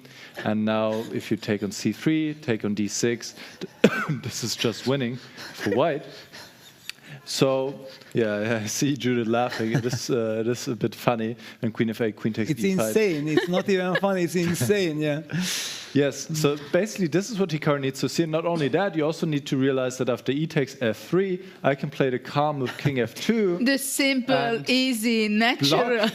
Block the pawn. I've actually sacrificed the pawn here, but I have a very stable construction. The knight is very strong. I put the rook on e1, and White is better here. So this is incredibly tough for Hikaru. I would be honestly shocked to see this line happen in the game. But then really the question is, what do you do in this position? If you don't go e4, then it is also very difficult to pose any problems, or rather, I should say, Black's very comfortable otherwise. e4, knight e5. You guys looked briefly at this move rook b1, but yes, indeed, e4, knight c5. Black can spend some time protecting the pawn on b7, go queen e7, and if you try to still go after with queen b4, now I'm coming for the attack, knight e5, knight takes b7, and queen f7. And this is just not really a winning try here. Now you cannot play rook f1 because of the knight f3 check, bishop takes, pawn takes. The knight is attacked on b7, and there's a very strong threat f2, followed by queen f3, and Black is actually winning. So you would need to do something else before that, but Black is definitely not worse. It's better rather. So huge moment in this game, in this final, if Hikaru does not play e4 and finds this crazy variation, which Peter called insane, then basically Magnus should be very safe. I couldn't ask you in a better moment to shock us. Yes. Because when you started to show this line e4, very logical, we had this debate, d takes e4, knight c5, maybe we can show it, we go on. e4 takes. We played the position, knight c5, knight g5. But if you are so genius to play h4, I mean, first of all, e4 is on the board. e4 on the board, so the right direction. Now the big question is, does Hikaru already see the genius h4 move? Yeah, that's the big question. But it's so unbelievable. Can we show it again? Because like my mouse stayed open and I could barely close it because knight f3, okay, you can still calculate this, bishop f3, right? And if rook f3, wow, knight e4. But after ef3, the position looks like, why did I give a pawn away? And then Nicholas tells us king f2, just blockade that beautiful pawn on f3. And White is better? And just chill, you have the dark square control. Actually, it's very similar to what Magnus was doing yesterday, yeah? The dark square strategy. The knight on c5 is a monster. Suddenly, White, the light square bishop from Black on c8 is not really having any effects, and the queen is not able to reach to h3, the anti-square, yeah? If that queen, because the knight is covering all the important squares on the diagonal. But I'm sorry, if we don't have the engine, and Nicholas is not telling us that how great idea it is with White. I mean, would you analyze it with white? Would you consider it in a game with white? Would you realize it that, okay, I have all these weaknesses on the king side, queen h3, queen h2, and so on, but I have a knight on c5, so you never get there? Well, my feeling is that if I got to see this position in my calculation, I might be tempted and interested. I'm not saying that I will think that I have an advantage. I will say that it's interesting. But not objectively, because of the match situation, or objectively? No, even objectively. Even objectively. For me, what is insane and why I feel like this is kind of impossible, that after knight g5, you think like black is threatening knight f3, knight h3 and everything, and then you kind of invite it with h4, and it turns out that knight f3 is not a threat. I don't think that, for example, my brain, I don't think that it would get this information, yeah, that you can do this. Once you give me this position, yes, I have a monster knight, I have a good pawn structure, and if you are really not reaching to h3, clearly without engine, I would say that this is just completely out of control. I have no idea who is better, but it's an unlikely kind of position. I think after d takes e4, Hikaru will probably play bishop takes e4 or knight f2. But those are so unimpressive moves. Probably bishop takes e4, knight g5, bishop g2. I like this, yeah, to be. But we should hope for Hikaru to find this. It would be amazing. Of course, we would love to see that. This would be the most amazing decision if he's making this in the tournament, I think. We've seen a lot, but for example, the queen sacrifice for Magnus, okay, that we understood immediately, right? Exactly, yes. Or in the Nodirberg game when Magnus all the fantastic things, so Arjun's queen d8, brilliant, stunning, everything, but we made, aha, wow, it's fantastic. But here this h4 is so hidden, and it's from such a distance you have to see it in order to be able to go for the line d takes e4, knight c5. And first you weaken further your position, so that the opponent piece will be defending my own king. Yes. No, it's from a different planet. Of course, I would love to see Hikaru play it. I want to see Magnus's reaction. Is he falling from his chair? How will he react to it? Because that will be a shocker. But there is a situation in which case, if let's say Magnus, because Magnus sees all these crazy things all the time, right? Of course. So let's say Magnus says, I have a move d takes e4, or I can do maybe something else, and he sees that d takes e4, knight c5, knight g5, h4, knight f3, takes king f2. Problem. I don't like it at all, but after knight c5, what can I do? I cannot avoid it. So maybe he sees it, Hikaru doesn't see it, but he's not going to be taking on e4 because of this. Yeah, could easily be the case, yeah, because Magnus is such a strategist. And often we talk about this, that as an opponent, you always see more resources for opponent than for yourself. Often it's the case. Yeah, so, and Magnus being the strategist he is, he might think like, I don't want to end up in this crazy, because it would also suit Hikaru's style perfectly. Yes. Once he gets that position, I'm balanced, I can play, I'm safe, I have a good knight. Black's king is also vulnerable in the long run. It would be a very tricky situation. D takes e4 on the board. All right, let's get ready. The big moment now. Get ready for knight c5. We want to see knight c5. He can only play knight c5 if he sees h4, because otherwise after knight c5, knight g5... There is nothing to... There's absolutely nothing. No, I mean, I wish Hikaru to play knight c5, but I think he will take on e4. Okay, I have a question. If we go knight c5, can we move it on the board? Knight c5, knight g5. Why h4 is the best? Why can't I go with this understanding that knight f3 is not a threat? Queen e3, for example, because that's more of a human move. But then also some knight h3 check you will have to take. Bishop h3, then you are always in a mating net. But I go knight e4 and then I go knight f2 kicking you off. Yeah, but it's a bit passive. I'm not afraid of that. Then the knight on f2 is not on c5. He's about to No, he's about to take. Oh, no. Hikaru, please think. Maybe you can. We are channeling all the energy. No. No, he takes, yeah. He's human. Yeah, he's human. He's human after all, and there is also this tremendous pressure on the players, and nobody signals them that, wait a second, there is something that the computer highlights, and it's so beautiful also to give the chance for the whole world, to all our fans, to see why we hate to play against a computer. It's just no fun, because the computers are brutal. Well, still it's hard to believe, but that would have been an amazing opportunity and chance to play further in a very sharp way Yes. and pose real problems possibly to Magnus, but for sure he would have been surprised as well if he didn't see this option coming. So bishop e4 is the human move, very natural, blockading the e5 pawn, keeping the knight on d3, putting pressure on the e5 pawn. Let's see if knight g5 is the move which is coming next, or bishop f5 may be better. Well, knight g5 is very tempting, no? That was the move that we discussed, but yeah, I believe already Nicholas said that maybe we could have tried the move bishop g2, which is possible according to computer. So actually computer does not like knight g5 so much, which is good news for white. If you don't have to worry about this active, aggressive knight g5 move, and maybe this is the reason why Hikaru felt like, wait a second, guys, just calm down.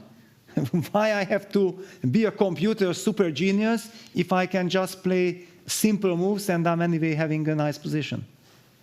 Tranquilo, bishop g2 tranquilo. Because let's just highlight that this knight h3 would probably lead then to bishop h3, and we are in a mating net, but we don't care because we just take on e5 with the queen? That's what I would think. Is that the move? And there is no long-term issue, no Marshallish kind of compensation that I kind of highlighted some 15 minutes ago, that I felt that black might have the chance to just play in long terms.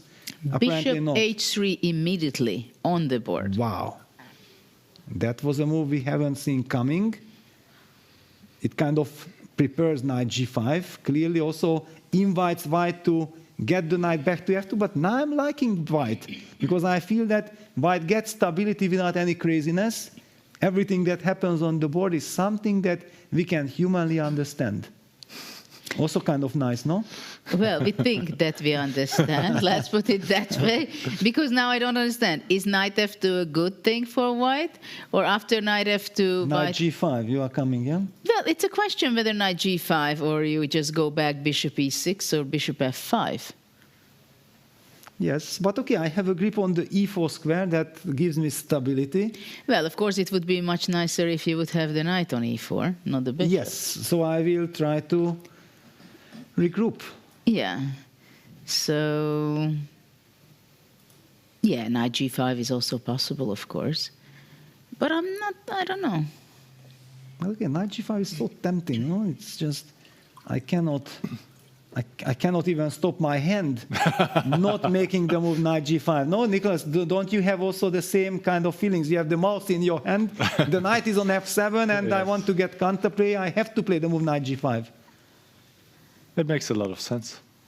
Yeah, Magnus gets up. I think he's now kind of comfortable. He thinks that, yes, Hikaru played well, but I'm having enough counterplay on the king side, and with knight g5, bishop h3 to maintain the balance here. Well, I don't know if maybe knight f2 is not necessarily the best. Can white go differently? The thing is that after bishop h3, while the bishop leaves the defense on the b7 pawn, rook b1 doesn't make any sense because this f1 square can be deadly, right? Yes. So black is playing suddenly very active, and Pim points out that the g2 bishop just left defending and protecting the king on g1. And actually, I like bishop h3 a lot. Yeah, practically speaking, it's a very nice move, especially now that we know that after knight g5, bishop g2 was a viable option. Yeah, I just felt that this knight h3 will be good compensation, which wasn't the case. So what white is up to? Knight f2 was one option which we discussed. And is it an option for white to go a6 and exchange the pawns? Probably not, because you just capture it, and queen c6 is not possible to queen d4. And probably bishop c6 is not possible to rook c8 and bishop d7. Yeah, I'm worried. I know I'm a person, yes, I'm a person who often worries too much and too early, that there is counterplay, and that's why I'm the prophylactic player. I'm trying to avoid any counterplay. Also, I see on Hikaru's face that he's not happy. How am I going to create winning chances, really? yeah, this knight g5 counterplay is there. It's one of those things that bothers you over the board so much, yeah, when you see that the opponent has a clear-cut counterplay and you're unable to completely stabilize the position. Yeah, he's not happy. I think he also underestimated this move because after bishop e4, knight g5 is so inviting. Tempting, exactly. That, okay, knight g5, you're handling, well, okay, bishop g2 and e4 and this and that, and bishop stands so well on defending the b7. But suddenly Magnus said, no, activity is more important. That diagonal and the g2 square, f1 square is much more important first to control that with the bishop, and only after that to have the threat of knight g5. Exactly. Once again, the same thematic. And I don't know, part of knight f2, my intuition doesn't signal me any move for white. I just feel like rook e1 is slow. I cannot afford to waste a tempo like this. Knight g5 is coming. So, okay, after knight f2, yes, what does black do? Where the bishop goes back? Knight or g5. Knight g5. I'm going knight g5. I want to put the pressure. I want to put, because if you fall back with the bishop, then I can also fall back with my bishop, and I will set up this knight e4 kind of idea, maybe. And I go queen e3? Yeah, queen e3, but okay. Now the bishop stays on h3, right? And this is a monster bishop, always these mating ideas.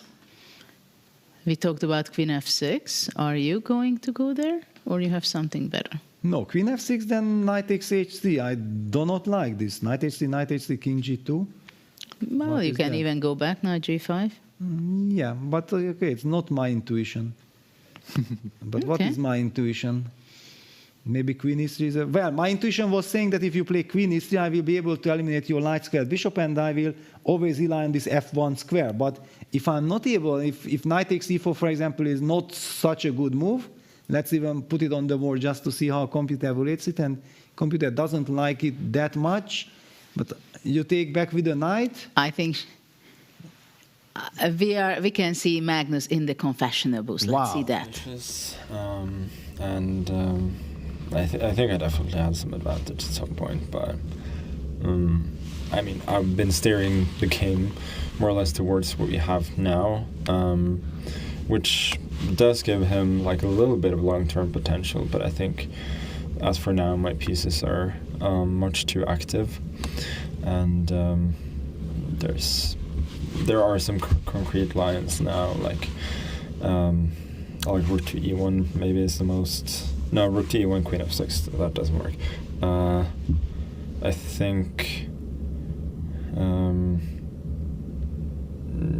I think knight f2, knight g5, bishop h1, maybe queen f6, queen e3, then bishop f5 I think is quite clean, because the idea is that I'm threatening the pawn on c2, and if you're protected, then I can go knight to h3 check, which kind of exchanges off more pieces and removes kind of what intrigue there is left in the position. So I think for now I'm very comfortable, but we'll see.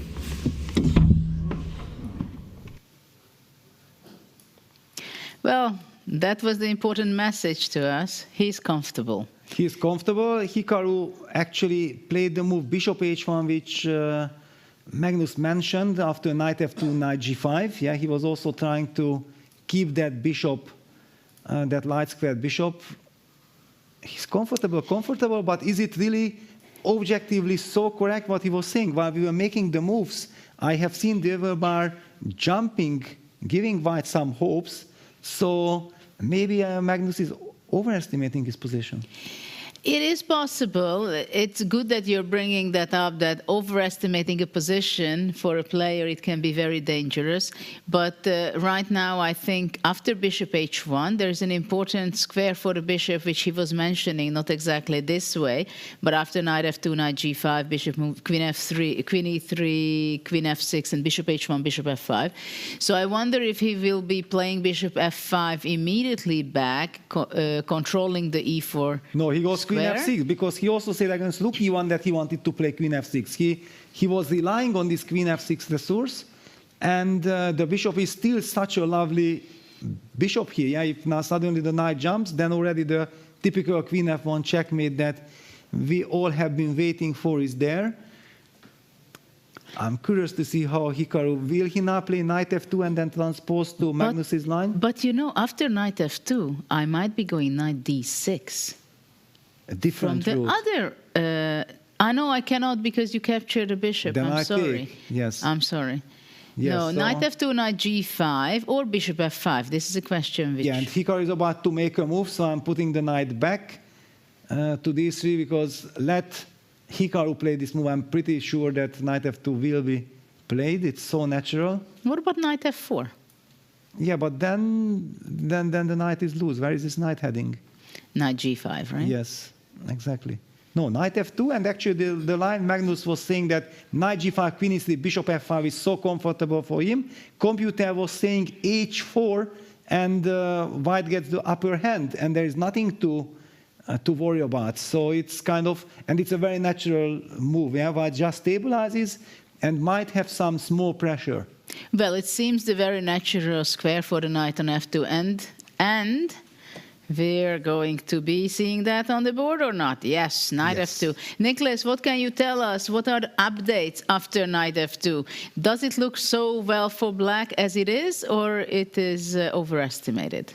It is still close to equal. Maybe bishop h1 was not the most challenging move. Maybe directly going knight f2, knight g5, and queen e3, also a variation that you guys discussed, was a bit more challenging because, yes, if you take on e4, yes, you have a strong bishop on h3, but I also have a strong knight on e4. I can always come back to f2, and this seems to be a bit more pleasant for white, for example, going into his endgame here after queen d5, queen b3.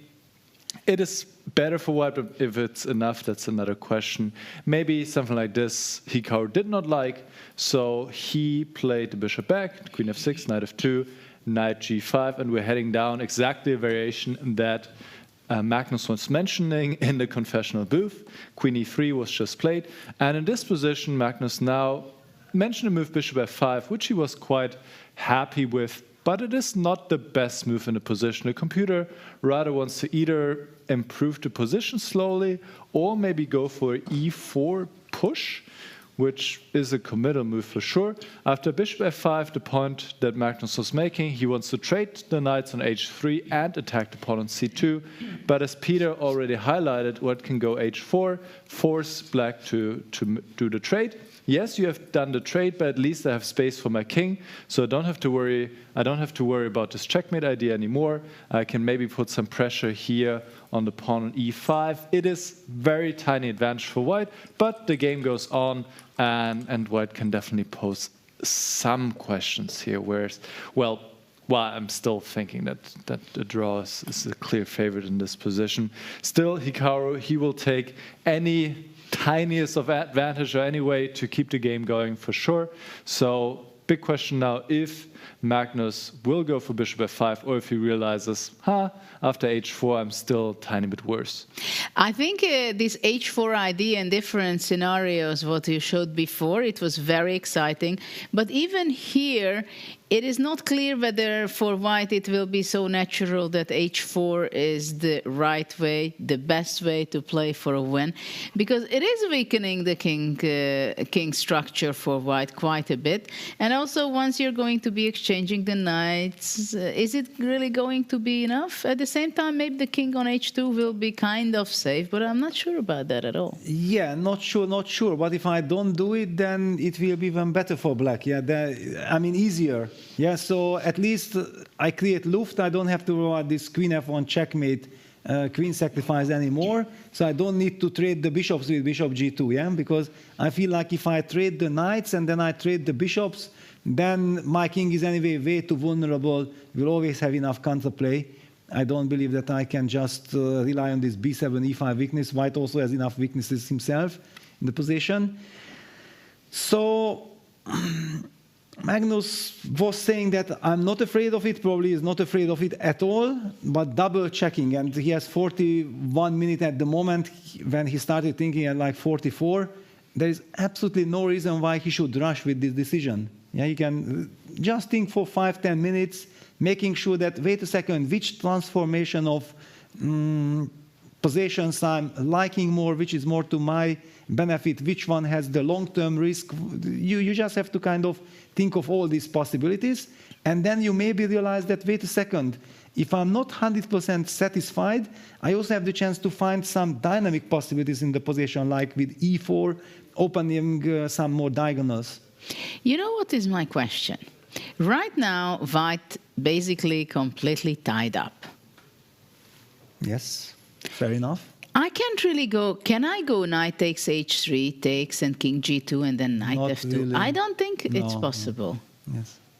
Because if you cannot go knight h3, you cannot move anywhere else with the knight because of queen f1 checkmate. Yeah, it's a very You good cannot point. bring your bishop. The only square you can bring is g2. Do you want to do that? Is it really going to help White? Well, it's a double-edged question. I don't know the answer to it yet. All this I'm asking because if, let's say, Yes. black goes e4, White goes with the rook, where do you go? e1, b1? I don't know exactly, yeah, because e4 is a dangerous move. It's a tricky move. I'm a little bit worried of it from White's perspective. There is no concrete threat, but I hate this when there is no concrete threat, but I still feel myself under pressure. And it blocks the h1 bishop pretty much. So my real question is, where I want to get, wherever you go, do you move your rook? Let's say Okay, go move it for on b1. b1, yes, okay. And let's say I go h5, because Yes. I don't want to see, g4 maybe is a threat. A g4 Hard to was a believe. threat. Well, even that you cannot take on h3 because queen f2 mate. So, but I go h5. So I don't want to see g4. I don't want to see you coming out of the box. I get What your can point. White do? I get your point. Now the big question is, yeah, what can I do? Okay, I mean, bishop maybe- g2 is always a question. We see that the computer hates this for black, but it's absolutely just a white question. Over the board, you will be thinking about this because it looks like white is tied down. I don't want to take this e4 pawn. I don't think I can take because always this queen f1 checkmate is there. No matter how I'm taking, let's just show one more time. Yeah, knight takes e4 is very easy because queen f1 is a checkmate. But also if we take with the bishop on e4, it's the same issue. Knight takes e4, we can't take with the queen because the knight is hanging. After knight e4, queen f1 checkmate is coming. You can go knight h3 though. After knight e4. Wow, I can play. Wow. Okay, but this means that after bishop, if I have to reckon with queen takes f2, another tactical possibility. Yeah, for example, what happens after queen f2? Queen takes f2, rook takes f2, king takes f2, knight takes e4 check, king e3, knight to d6. How do we evaluate? Rook takes b7? Yes. Yes. Yeah, Wow. but you shouldn't go, I think, maybe king e2, Yes, maybe king because e1. then knight c. Yes, exactly. I have to, because here there is this knight c4 check idea, and then the knight is in time, so I have to put that king somewhere else.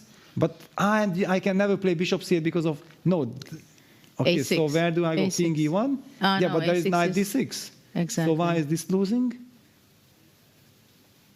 Rook b8 and then c4, c5. Okay, but this is crazy. Yeah, that I'm in every single tactic.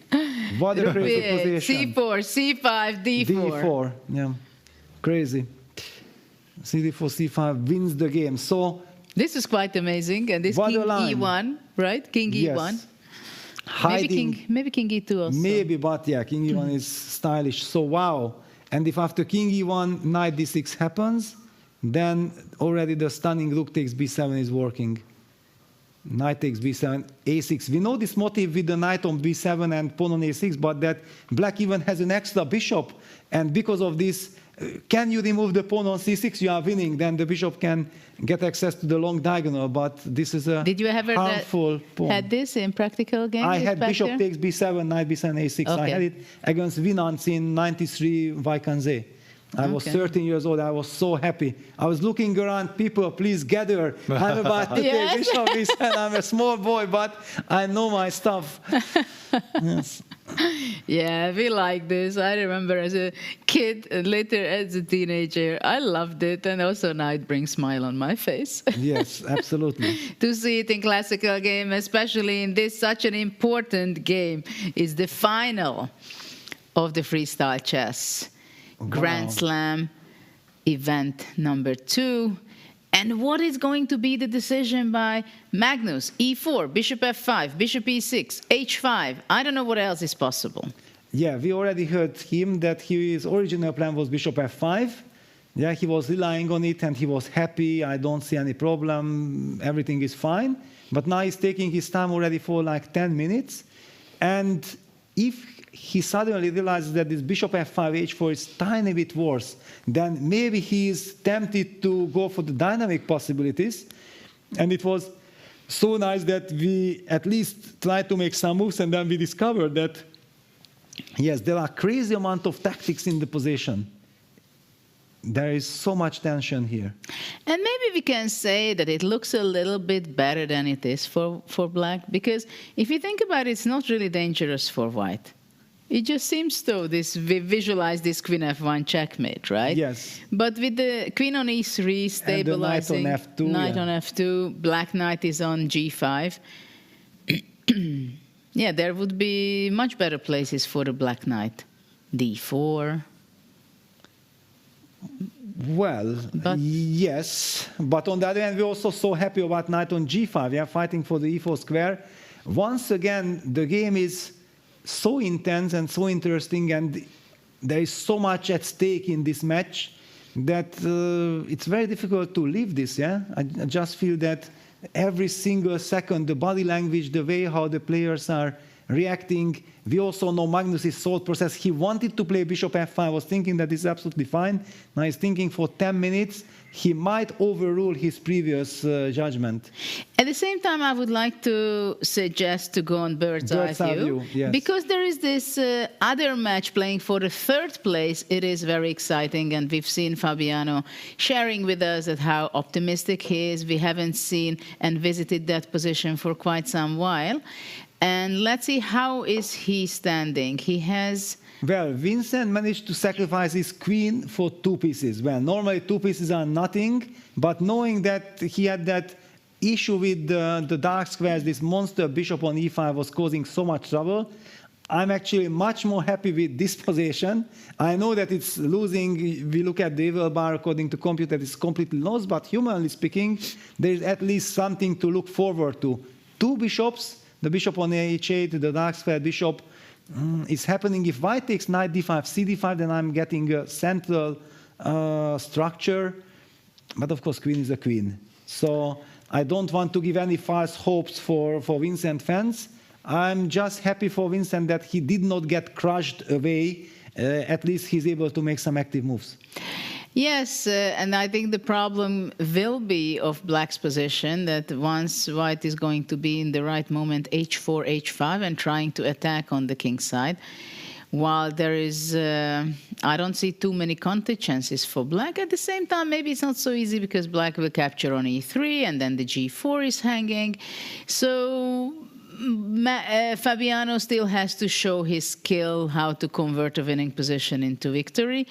And sometimes it's not so easy, even though you know that you should have a winning position. The rook on a4, it bothers me a little bit.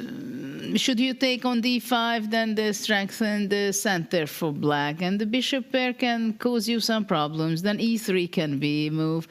So Fabiano still has to be accurate to convert this. But from practical point of view, I understand you that you feel that there are chances for Vincent. I also think like Vincent may for the very first time likes his position today. And maybe I'm lost, but at least I will have some activity. In the meantime, Magnus has opted for e4, so e4 on the board. But just quickly to use the chance of the bird's eye view, what's happening on board for Jan Nepomniachtchi and Abdusattorov? Well, it seems like this is a winning situation for Nepo because the draw is kind of almost guaranteed. But the rook on b4 is trapped for the moment. This is the one trick, so white can never play bishop b7 due to rook b8. He needs to bring his king to c3, protect that rook in order to be threatening bishop b7. So Nodirbek is still hoping for something, but objectively speaking, it should be a draw, however tricky. And another quick update on Arjun's position. I feel that knowing that black is in a must-win situation, are we believing white has the pair of bishops, but black has the light squares, the d5 square? Maybe white is not better, but only Nicholas could tell us that, according to computer, is is there any real chances for Maxim to muddy the waters, or is solid enough for white? I think there are still chances, but it does look like it is heading to a draw. I mean, position is equal, but it is still a bit messy with all the pieces on somewhat random squares. But I think that draw should be the most likely outcome. In the up to the Turov game, though, with the rook trapped on b4, honestly, I think Nodebeck has decent chances. It is objectively equal, but I was just clicking around a little bit. You're never able to get this rook out of b4. Exactly. I would be really worried as Jan, and he doesn't know it is equal still. So Nodebeck, I think, could fight back. I would rather expect a decisive comeback result there than in the game between Erigaisi and Maxim Vachier. Yeah, now this king e7, king d8, king is heading to c7, avoiding any kind of bishop b7, then black will be able to activate the rook. And the question is, will he be able to break into white's position? Maybe the white king will just stay on g2 against rook h8 and against rook e8, king f2, but will there be a Zugzwang issue? Yes, for maybe. example, because the bishop can never move from a6, then a5 traps the rook. It's an insane, it's a crazy kind of situation. He should have never gotten into this. Never, yes. Jan was a bit imprecise, allowed this to happen, and he can be honestly happy that he's not just lost already. With the rook and bishop just stuck, you'd think this could be also easily lost. Well, it's quite unbelievable, I see, what is going on happening there with Nodebeck's game. Probably when it ended up rook on b4, Nyapo was not aware of it, that actually it's going to be in a dangerous spot because it's trapped. He trapped his own rook, Yes. even though it seems like it's active, it's controlling the b file, the bishop on a6, how well it stops the a7 pawn, and then suddenly you have to realize that, oh my God, I cannot move my bishop Yes. because of a5, I cannot move my rook because of the pawn and all the black pieces. The only piece I will be able to move is the king, so the king has to control and fight against the black rook, which is going to come on the h file and the e file. So there are a lot of excitement, which Nyapo was not looking forward to. Yeah, not at all. And I was thinking, like, how is black planning to touch white? But it's not only that the pawns are vulnerable. If ever the rook gets to a1, kicking that bishop from a6, then a5 will win the game. Actually, white still has bishop b5 in that situation. That saves white because the rook will get to wow, a1. and then a5, rook a4. Yes, That's the resource. Barely, yes. But okay, to rely on this No. is hard attack kind of scenario. No, Jan will definitely not be happy right now. But okay, we should probably be heading back to a big matchup. Yes. The big final, the grand finale, the final game, the second game. Magnus is up 1 point. He won the first game. Hikaru needs to strike back. And e4, rook e1 on the board. We got these two moves. Any feelings, Judith? First intuitive feelings? I have some positive feeling towards Hikaru that he might be able to pose some problems to Magnus because, well, now queen f5. Let's try to break it down what black wants because is he really want to attack the a5 the way that even he wants to capture it in the next move if Hikaru allows it? And this is typical, right? The rook was on a1. Not it was on b1 already, right? No, it was on a1. We played rook b1 in our analysis. Okay, so then it was on king takes a1. f2 was a mistake. Yes, because e4 was attacking the rook on a1. So Yes. now rook e1, and suddenly the a5 pawn can be vulnerable. And immediately Magnus pinpoints that because it's possible, because e4 was the previous move, and now horizontally the queen is attacking that pawn. I actually like this e4 queen f5 much more than Magnus's original bishop f5. Probably because at that point he was thinking about many lines, and this is also the way how top players operate. Yeah, that you think about it and okay, that's already a good position. I have bishop f5 in my pocket. I'm happy. If we reach there, maybe I can even find a better one. But you know that it's not a dangerous position. Nothing to really worry about. So you don't have to be overly precise in your calculation, like many moves before, when the position will give you many possibilities later on, then you can decide. And he overrules his judgment, and he goes for e4, queen f5. So we talked about this, that what is white's move? Nothing really moves. That how can we use this one extra tempo now that black has given us after queen f5? Well, this is a big, big question because a5 is hanging, and I don't know what to do with that. Yeah, and still we are boxed in as well. Yeah, this e4 pawn, we can't really take this because of the same issues of this queen f1 checkmate. Knight takes h3, knight takes h3, we already talked about. Then the king has to go to g2 when we block the bishop. This is absolutely no-go territory. Even if it does not lose, it cannot be good. And otherwise, what do we do? Because everything is tied down to defense. I don't know what can white do at all. Is it possible for white to go bishop g2, bishop g2, bishop takes g2, king g2, and well, I don't know what is the best move. Well, but you can even take just on a5 if you want. Yeah, I maybe that's don't the want. move. That's the move which I want to look at. But also you have some knight f3. There's so much activity. But okay, let's just, for example, imagine I'm taking this pawn. Queen a5, maybe. What I wanted is h4. I mean, it was working super well, h4 several times. Why isn't this the time now? Well, I'm inviting you to go knight f3 to be active. Okay, I go along your wish. And then I thought to go, well... but also d2 is hanging. Yeah, that's a problem. That's a slight problem, even though I go rook b1. Wow. Queen takes d2? Queen takes d2 will be the problem, right? No, because knight d2, rook b7. This is not good. Okay, so if I go rook e2... But what do you want? You are pawn down, you will be I want knight taking e4 back in the next move. And you want to trap that knight. You want to prove that that knight is vulnerable on f3. You provoked it, yeah? Somehow I want to play on. But it's also unfair that queen a1 followed by queen g1 is not checkmate. Did you, honestly tell me, did you expect the move queen a1? Yes, I did. Okay, I believe you. I trust you. I believe you. I'm looking into your eyes. Yes, I see it in your eyes. It's correct. Yeah, you have foreseen it. Okay, so then please tell us how you want it to Knight react. e4. Just knight e4. You are so cold-blooded. So cold-blooded.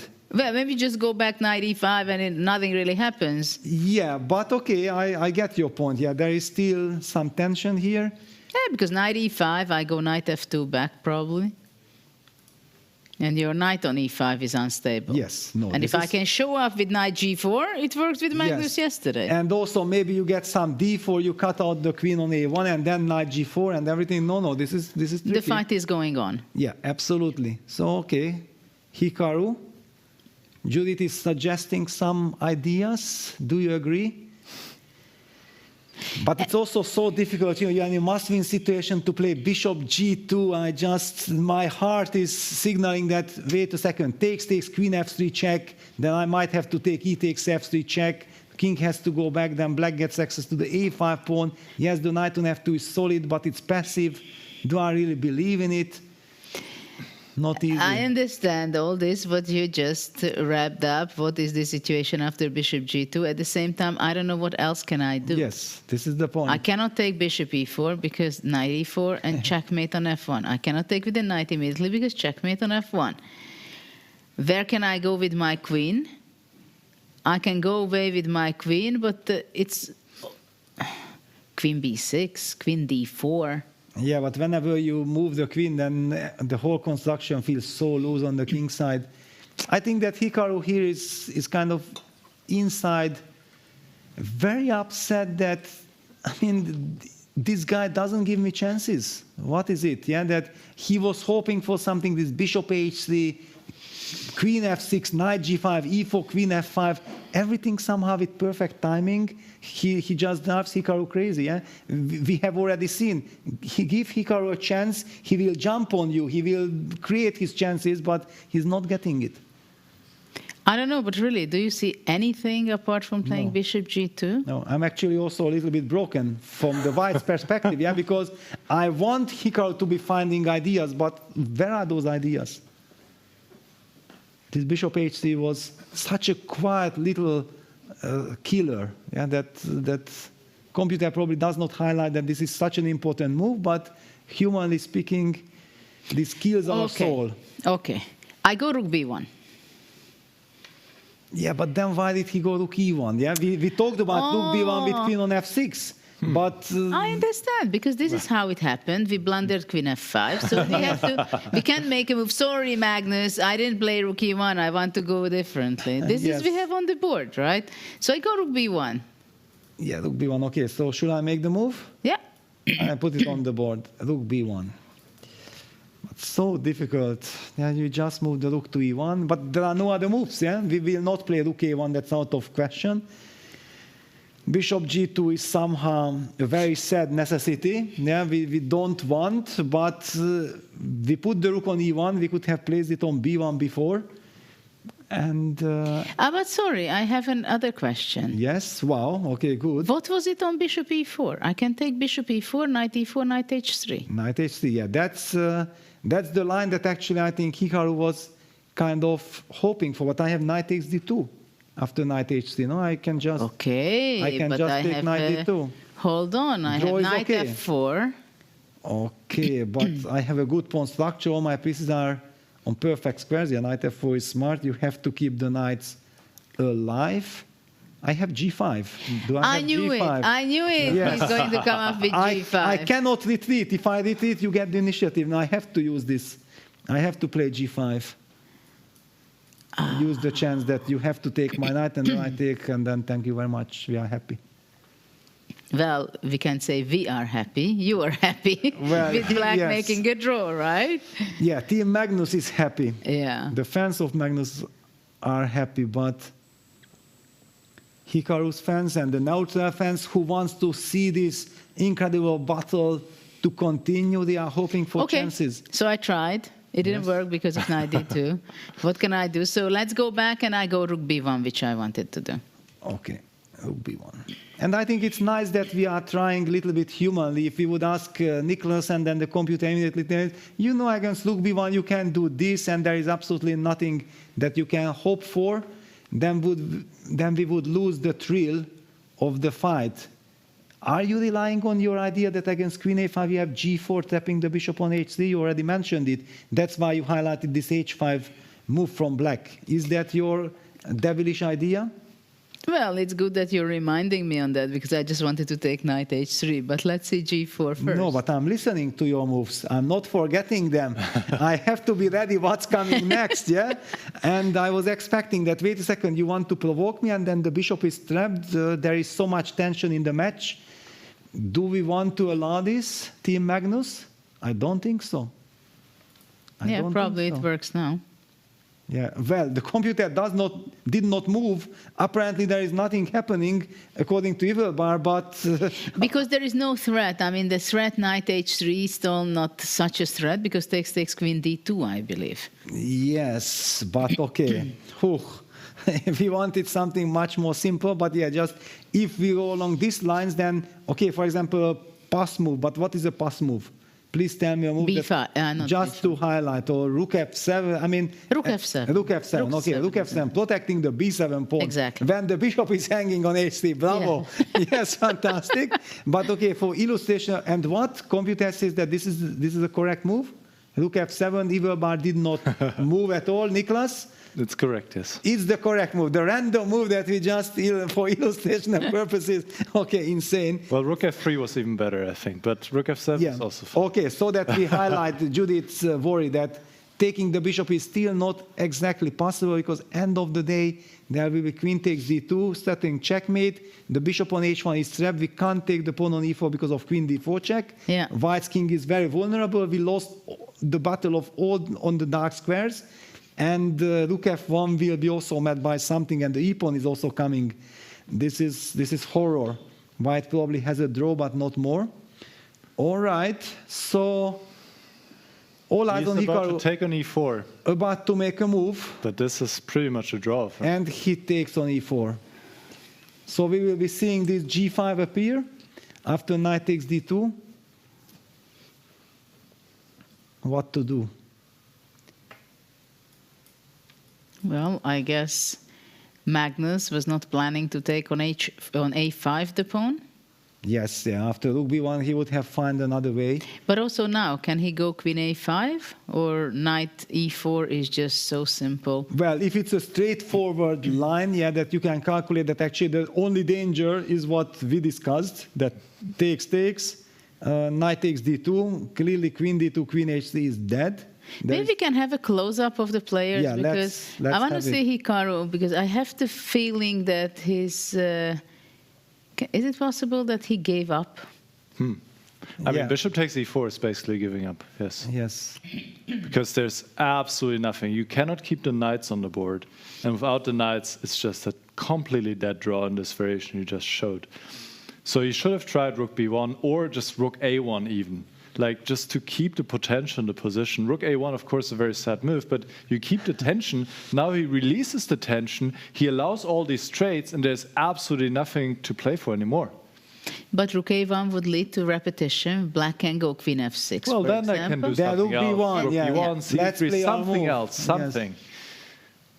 But yeah, look at the body language. Yeah, and Magnus takes on e4. Thank you very much. Knight h3, knight d2. I'll be eliminating all the imbalances in the position.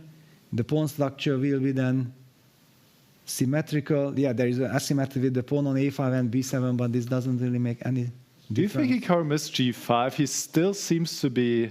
I mean, it doesn't look like he has given up from his body language, but after g5, it's just... Well, he certainly sees it, but he is trying to signal, to Magnus that, this is not over yet. I have some idea.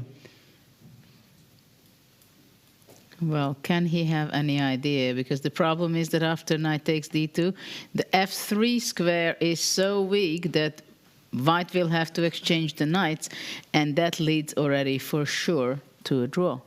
Because if white would be able to keep the knights on the board, that could be a different story, especially depending where the black knight would be standing. I mean, knight on f4 would be beautifully placed, and it is so unfortunate that g5 is possible. You see, if knight f4 would be supported with the pawn on h4. Yes, and forcing knight c4, then the knight moves away, then you can maybe play queen c3, you have many ideas, but... this g5 just kills. Knight takes d2. Very on the board. Precise. Yeah, on the board. Queen takes d2, queen takes h3. Wow, you don't really want to play like that. It's absolutely nothing. So knight f4 feels like the only last try to keep some life in the position, but then g5 comes. That's the killer. The problem, we cannot move away with the knight because then knight f3 check is coming with a fork. Devastating effect, we are forced to take the knight on d2 and then g takes f4. It's not that black's king will be weak because white's king will be also as weak. Yeah, knight f4 played. And the killer move g5 to appear on the board in a couple of seconds. A couple of seconds. Well, he has half an hour on the clock. He will double check, I think. Yeah, he double checks, but he was expecting the knight f1. He can hardly hold himself back, yeah, because there are no surprises in the position. How long is it double checking time for Magnus? Well, he seems to be ready to Yeah, he can hardly. he can't contain himself. Yes. I know I should be thinking, I should be double checking, but what is there to double check? That's what. But I triple checked it already. That's what Magnus is signaling. Because it's very clear, the knight cannot move because of knight f3 check. And the only relevant line is queen takes d2, g takes f4, rook f1. But there's queen c5 Queen check. c5 check, yes. And that's it. g5 on the board. On the board. And let's see Hikaru's reaction. Well, we know how he feels. Well, Hikaru has a very stable heart rate. He cannot be excited about the great opportunities he has. He tried very well, though. Yes. He played it out the way he created some play in this position. And he had several options, which we highlighted. With h4, what an amazing opportunity he could have to give difficulties to Magnus. But I think this is a point where Magnus is just one step away, few minutes away from becoming the champion of the Freestyle Chess Grand Slam. Second leg here in Paris. Absolutely. And also he played so well. I think that was also one of the reasons that he was driving Hikaru crazy. So Hikaru never really felt like I have a chance. Yeah, that's queen takes d2 is captured, g takes f4. And if it would not be for this situation and not the move 40 rule, players would actually agree to a draw after gf4. To be honest, there is nothing to play, no hope. Nothing to play, but you don't want to give him already. Queen f4, okay, it's shake hands territory. Yeah, we trade the queens, and you go after the b7 pawn, I'm going to go after your a5 pawn, and we will be staring at each other that really, I know you need to win, but come on, there are limits. Magnus, of course, exchanges the queens. They play it out until the end, until move 40, I guess, because they are not allowed to agree to a draw. But there is the frustration on Hikaru's face. Frustration, and basically we all know as experts that it is not possible that Magnus will be blundering anything. Yeah, now rook e8 check actually will be met by rook f8. But if rook f8, yeah, okay, also, but Magnus just goes king f7. Please take, you can't even take the pawn. He just doesn't care at all, yeah? So after rook b8, he's intending to go rook b4, and against a6 there is rook g4 check. So actually there is nothing to worry about this. I have the feeling that after rook b8 he wants to go rook c4. No, he wants rook b4, because after a6 he has rook g4 check, and otherwise he goes rook b5. And he might even start to squeeze. It's crazy, yeah. King f7, an ambitious move. How is Hikaru making a draw now? Magnus is Magnus. Now he's playing forward. Just enjoying himself, yes? Well, actually, I would have played with white rook e7, not rook e8. Okay, that was anyway rook f7. It was, yeah, okay, it doesn't matter. It's, of course, a dead draw, so now. And Magnus just wants to signal that I'm not even ready to go on defensive for one move. Yeah, you have to force the draw if you can. Of course, white can, but then you should. King g6. More active king, better pawn structure. Will we see rook g8 check and provoking repetition like this? Rook g8, king f7. But why king f7? Why not king h6? No, okay, because Magnus will... Peter, I take you seriously. You said he's going to play for a win, rook b8, rook b4, and rook b5. Yes, but then we think about the match situation. We know how much it means for him to win this second leg. Already at the closing ceremony in Weissenhaus, he told on the stage he can't wait for the Paris Grand Slam second leg to start. And he delivers, yeah, fantastic preliminaries. Just a brilliant 8.5 out of 11 performance with Jan Jablonec, just stellar performance. And we are seeing rook g8 check on the board. King f7 will be played. Will it be played? It will be played. No. No, guys, Magnus you don't is know Magnus. He goes king h6. He wants to play on. What's the point to go king e7? I cannot lose. I can only win. Wow, but look at this. Yeah, he kind of signals that I'm sorry. Body language says like sorry, and poor Hikaru that he needs to win, and look at Magnus's face. He's playing with Hikaru. Insane moment, crazy. Well, at the same time, I mean, it's only him who can win, right? Yes. Yeah, but can you imagine you are in the shoes of Hikaru? You have given up. Yes, I'm ready to congratulate Magnus for his victory. He played a fantastic game. I tried everything. It did not work out. You are ready to settle for draw, and then Magnus throws you like this. That wait a second, you still have to be precise to make your draw. I'm sorry. Magnus is not doing this. There's nothing to do anything against Hikaru. He likes to play chess, and he's interested. If he has an opportunity, he squeezes. That's his style. Yes, I understand. But normally he benefits something from it. Here he doesn't benefit. Okay, rook a4. Okay, rook takes b7, rook takes a5 will appear, and then he will play rook c5, rook c3, and then try to come with the king and play psychological game against a passive rook on the second rank. Of course, it's a dead draw. Yeah, rook h3, then c3. Yes. Okay, good. I'm rooting for Hikaru. Okay. Come on. Yeah, There we and the have it. handshake. What move is it? Rook b3, move 41. Exactly. So everything is correct, everything according to the rules. So we have a champion, Magnus Carlsen. Let's listen then.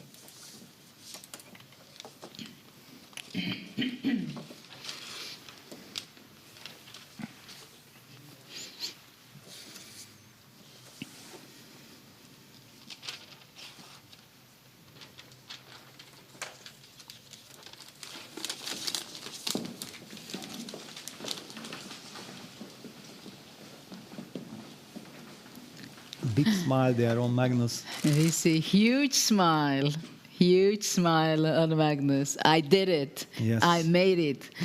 That was my goal, and I did it all the way, even though he had some little cold. He was not feeling so comfortable. But this is what I told you guys, right? The rock star comes on stage, delivers. And delivers. No matter how he feels, and basically only had this slight weak moment against the Nodirbek in the match. Yeah, there he had some scary moments in both of his games. But everything else, what we have seen in the rapid portion, in the round robin, 11 brilliant games, and also after in the semi-final and in the final, it was a Magnus show. Yeah, absolutely. We can say that he deservingly won this event with very nice play. And we cannot say that he played perfectly at all. This is not what we want to say. What we want to say is that he came up with brilliant ideas. He came up with brilliant ideas in critical positions also, and critical moments. And he showed his hungerness for chess. He showed his passion for chess. He showed how happy he is when he finds some extremely nice idea, some checkmate, which he knew when he was 6 already, smoother mate, right? And this is something which is amazing to see, and I think this is why he's able to refresh and rethink himself again and again and again, because he stays curious about the game. He wants to discover the game more and more. And this is why exactly freestyle is so special to his heart, because he's challenging himself, discovering new ideas, new patterns. What is going on between Fabiano and Fabi Vincent? is completely winning, but since draw guarantees him the match victory, he might actually just force a move of repetition. That would be also kind of a fair play, not to try to destroy his opponent. Yeah, just okay. I'm winning the match. I don't want to show off. I played a great game. He's claiming the draw right now. He's claiming a draw. Yeah, because they are under move 40, I believe, but they can make a draw only by repetition or a stalemate, which is not the case here. And Vincent is also smiling. I'm very happy for the repetition. I agree. I'm ready to congratulate Fabiano for his third place. He just played a fantastic game, knowing that he only needs a draw, and then sensing that Vincent made a mistake and the handshake.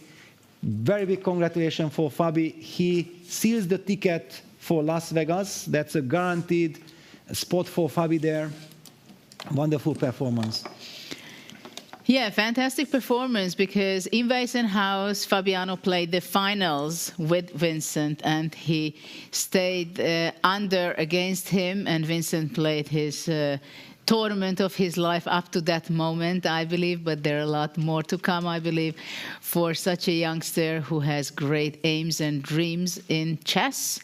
And I hope to see him back also in the circuit, because he showed incredible ideas, resilience, passion for freestyle as well, while Fabiano was struggling to qualify into the knockout phase of the tournament, to the quarterfinals, but he made it, and then he was playing very interestingly and deservingly. I think we can say that he became third and having a ticket to Las Vegas, so we are going to be seeing him fighting it out, maybe again going all the way up to the finals, but not we shouldn't rush so much ahead. What's going on the other boards playing out for the 5th and the 7th place? Let's see how Arjun is standing right there. Well, I think the biggest update we have to mention is the Nyepo game, because there was this trapped rook, and then we were worried. Nyepo, true to himself, said, guys, don't worry for me.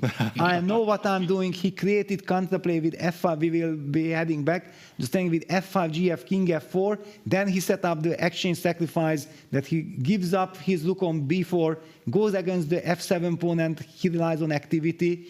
And he should be able to make a draw without any problems.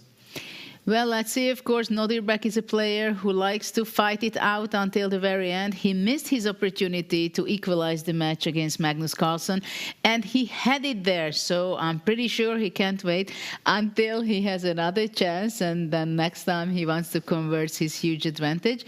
And he's a player not only with fantastic ideas. He won an incredible game against Maxim in the classical, amazing, famous bishop g6 4 times to win the game. He is a huge fighter. Even when we see a drawish endgame, what is this? Why is this a double question mark? It the must be computer a is joke. corrected because the DGT board thought like it was bishop e6. So already the computer wanted to give double question mark to bishop e6. And of course, the bishop moved all the way back to d5 on the long diagonal. Now we are expecting move king takes f5. White goes for activity, and after rook takes d4, the question, where do we hide that bishop? But is it possible that king e3 also leads to a draw? Because how could black get out of the box from the king from e7? Well, okay, king f8, king g7, king to g6. I'm provoking f4, then I'm going to give you a check on h3. It's a little bit unpleasant. I would feel more happy with white if I can force a draw with active play. But then I have to calculate, of course. King takes f5, rook d4. We just can't say that this is a draw. We have to calculate it out. Exactly, because after king f5, which is on the board, rook d4, black has a passed pawn on d6. Of course, white has a passed pawn on g5, but the question is where the bishop is going, because white cannot go to e4, because then, or can he? No, he cannot go, I think, to e4 because of d5, and the white bishop is going to be possibly trapped almost, and white cannot go king e5 because of...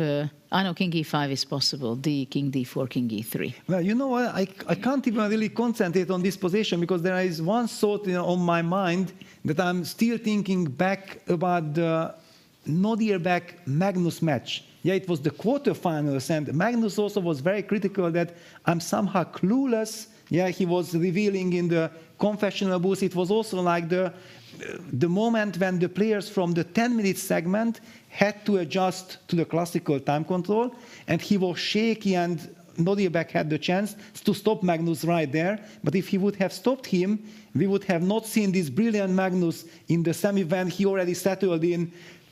Can you imagine this word clueless when you think about the semifinals and the finals, what performance Magnus showed? Just true masterpiece, brilliant dominance, unbelievable play. Yes, I agree completely. Though Nodirbek, if he would convert his much better position against Magnus, they would only go to the playoff.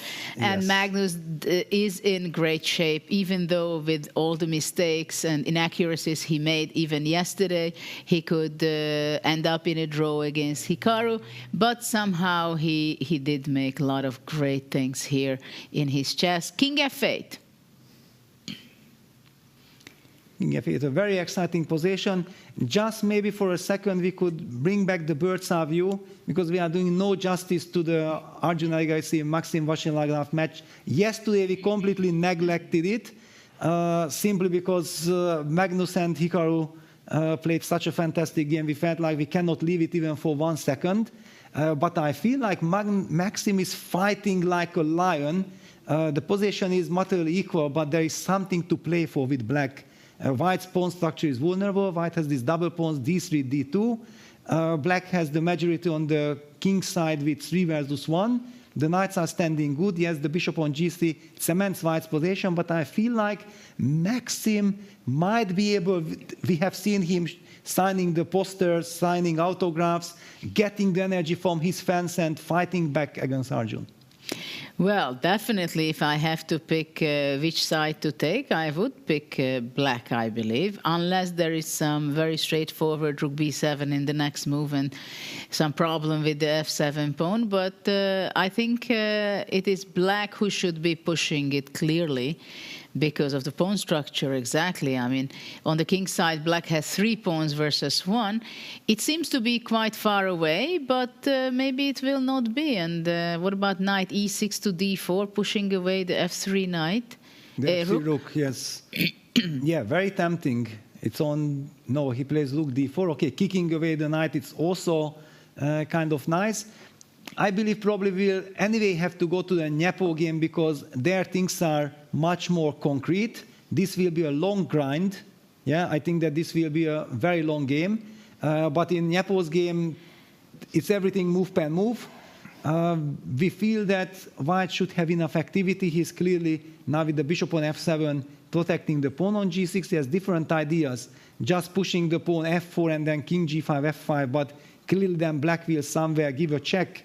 And if the king has to go back to f4 with pawn f5, g6, and black sets up a blockade on with king on f6, that could be even dangerous. I'm not sure that I would love to allow this. I'm much more happy with the active king on f5 that potentially I would love to combine this f4, king e6, even if I'm giving up the f4 pawn, then I might be able to run towards the queen side, because the bishop on f7 is not only protecting the g6 pawn, but also protects the b3. Judith, what are your thoughts? Well, actually, it's kind of a tricky position, I believe, because I thought that white is heading to e6 with the king. At the same time, if it would be white to move and white goes king e6, I think it would be a blunder because of rook d3. And then the b3 pawn is vulnerable because wherever the king is moving away, protecting the b3, d5 comes. And then black takes on b3 and possibly wins. But let's also note that it's black to move. Actually, it's black to move here. Last move was bishop f7. Yes. That also adds to the intrigue. Or is it a Zugzwang? I don't know who does it favor that it's black to move, you know, because, of course, I can't really move away with my king because then king f6, I believe, and then rook f4, king e6, and then the d6 pawn is just taken, and then it's a dead draw already. So if black would go, let's say, rook d1, it is possible. Then, for example... f4 or... But you know what? It is very interesting because let's say f4. Yes. I mean, now d5 would not work really, I believe, because white goes king e5. d4, f5, no? Intuitively, we can push. f5. Yes. And then we give f6 check.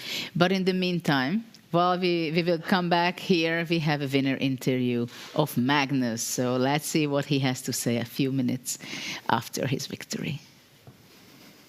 Magnus, this seemed like quite a convincing safety game with black. Am I right?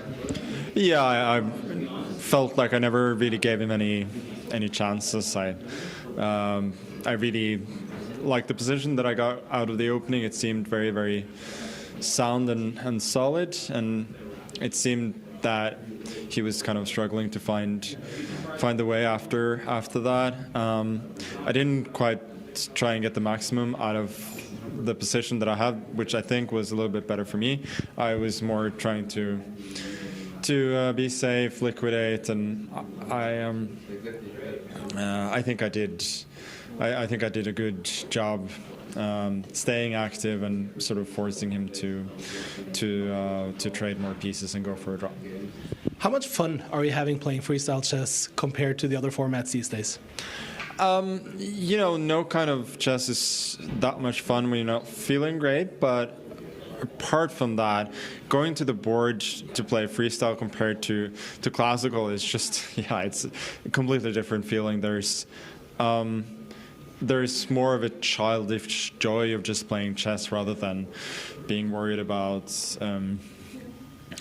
openings, rating points, and all of those things that are important but don't necessarily equate joy. And a more grown-up Magnus, he kind of goes for these childish joy type situations rather than the adult ones, right? I want to win as well, but I think you want to be reminded as to why you started playing chess early on, and I am reminded of that when I sit down for a freestyle game. And we are reminded of how good you are in chess, Magnus. Thank you so much for taking the time. Thank you.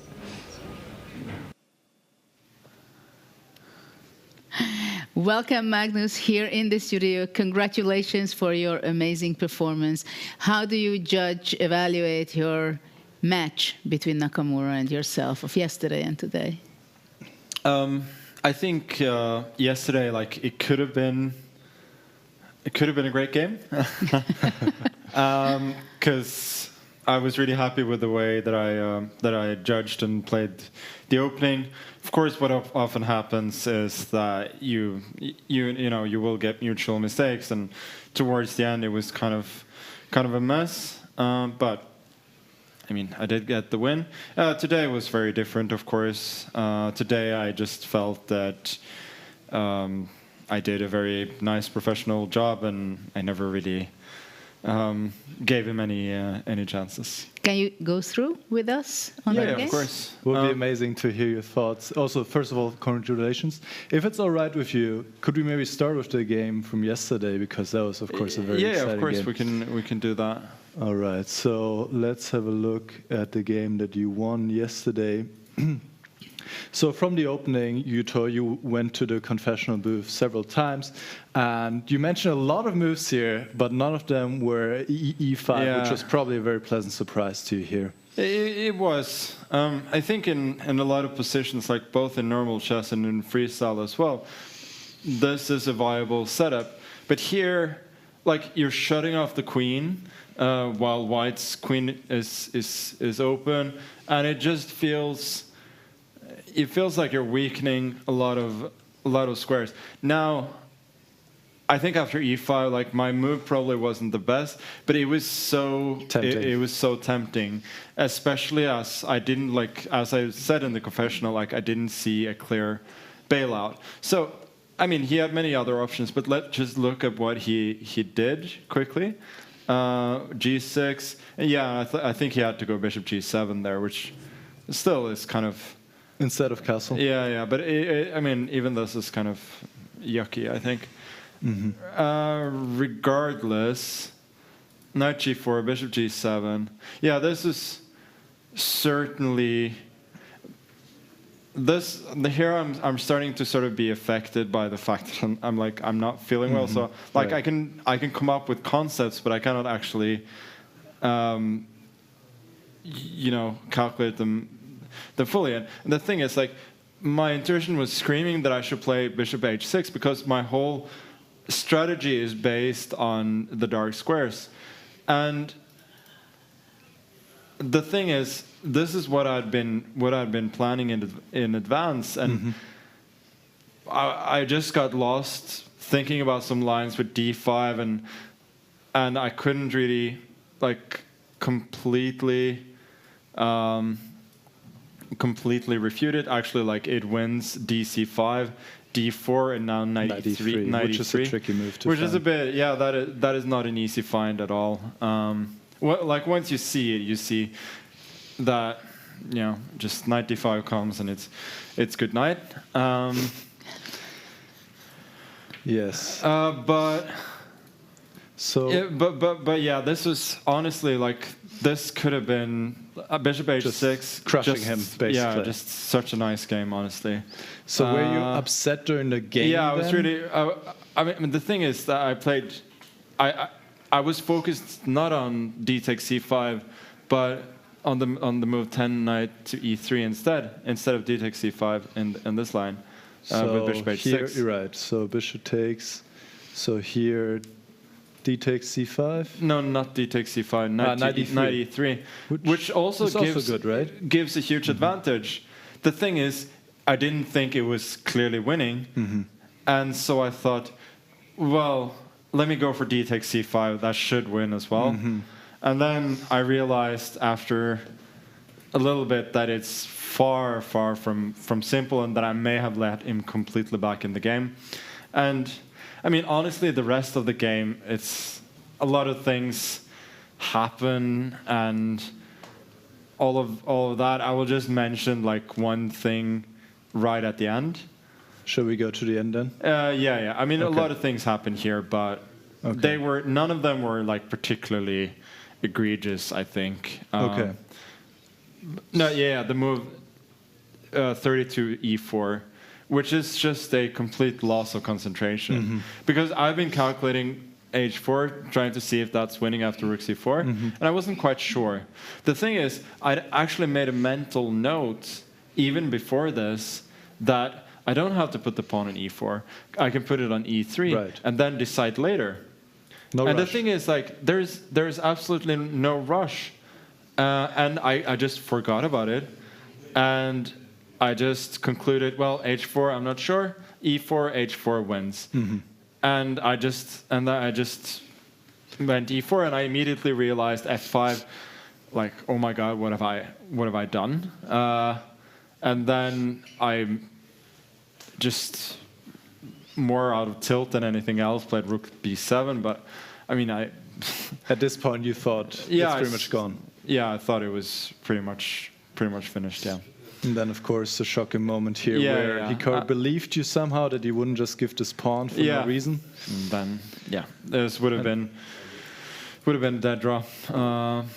After rook takes h2, there's not much to do because of king g6. I think it's also, I mean, one thing is players being sick and all, but it's also playing 8 days in a row. And playing on our own from the very first move, like people are going to make errors at the end, unfortunately. Right, so let's take it to the game today, which was, of course, a much quieter affair. Yeah, it was interesting that they all went for b4, which was far from obvious to me. But I actually didn't mind it that much. So this knight is f6. Knight f6. But this is a big decision whether to take or not. But I thought it's more flexible to play knight f6. Right, and now you're allowed to play a5. Exactly. He has to.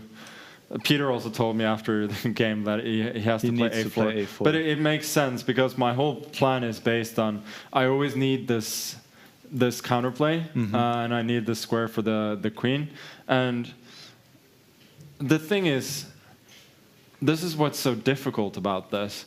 After f4, there's just zero chance. Like, we can make a bunch of moves, but as long as I don't do anything stupid, like, I'm not going to lose the game. Right. Because the position is it's solid and relatively easy to play.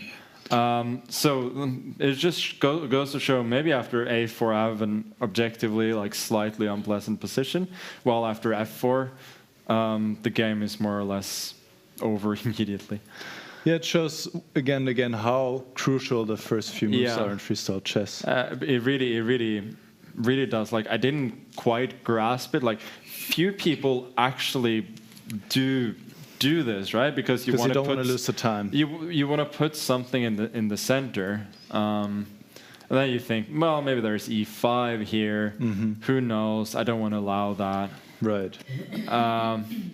But then you just end up f4 a5 and the game is over. So that's kind of and honestly, like, after that I could have been more ambitious, but I think there's just very little he can do. I'm more or less steering putting my pieces on good squares and then steering towards exchanges. So, going here for this e5 plan, you were not worried about loosening up your position a little bit or giving him any breaking chances? I just thought I'm forcing the game, and I'm never going to be worse here.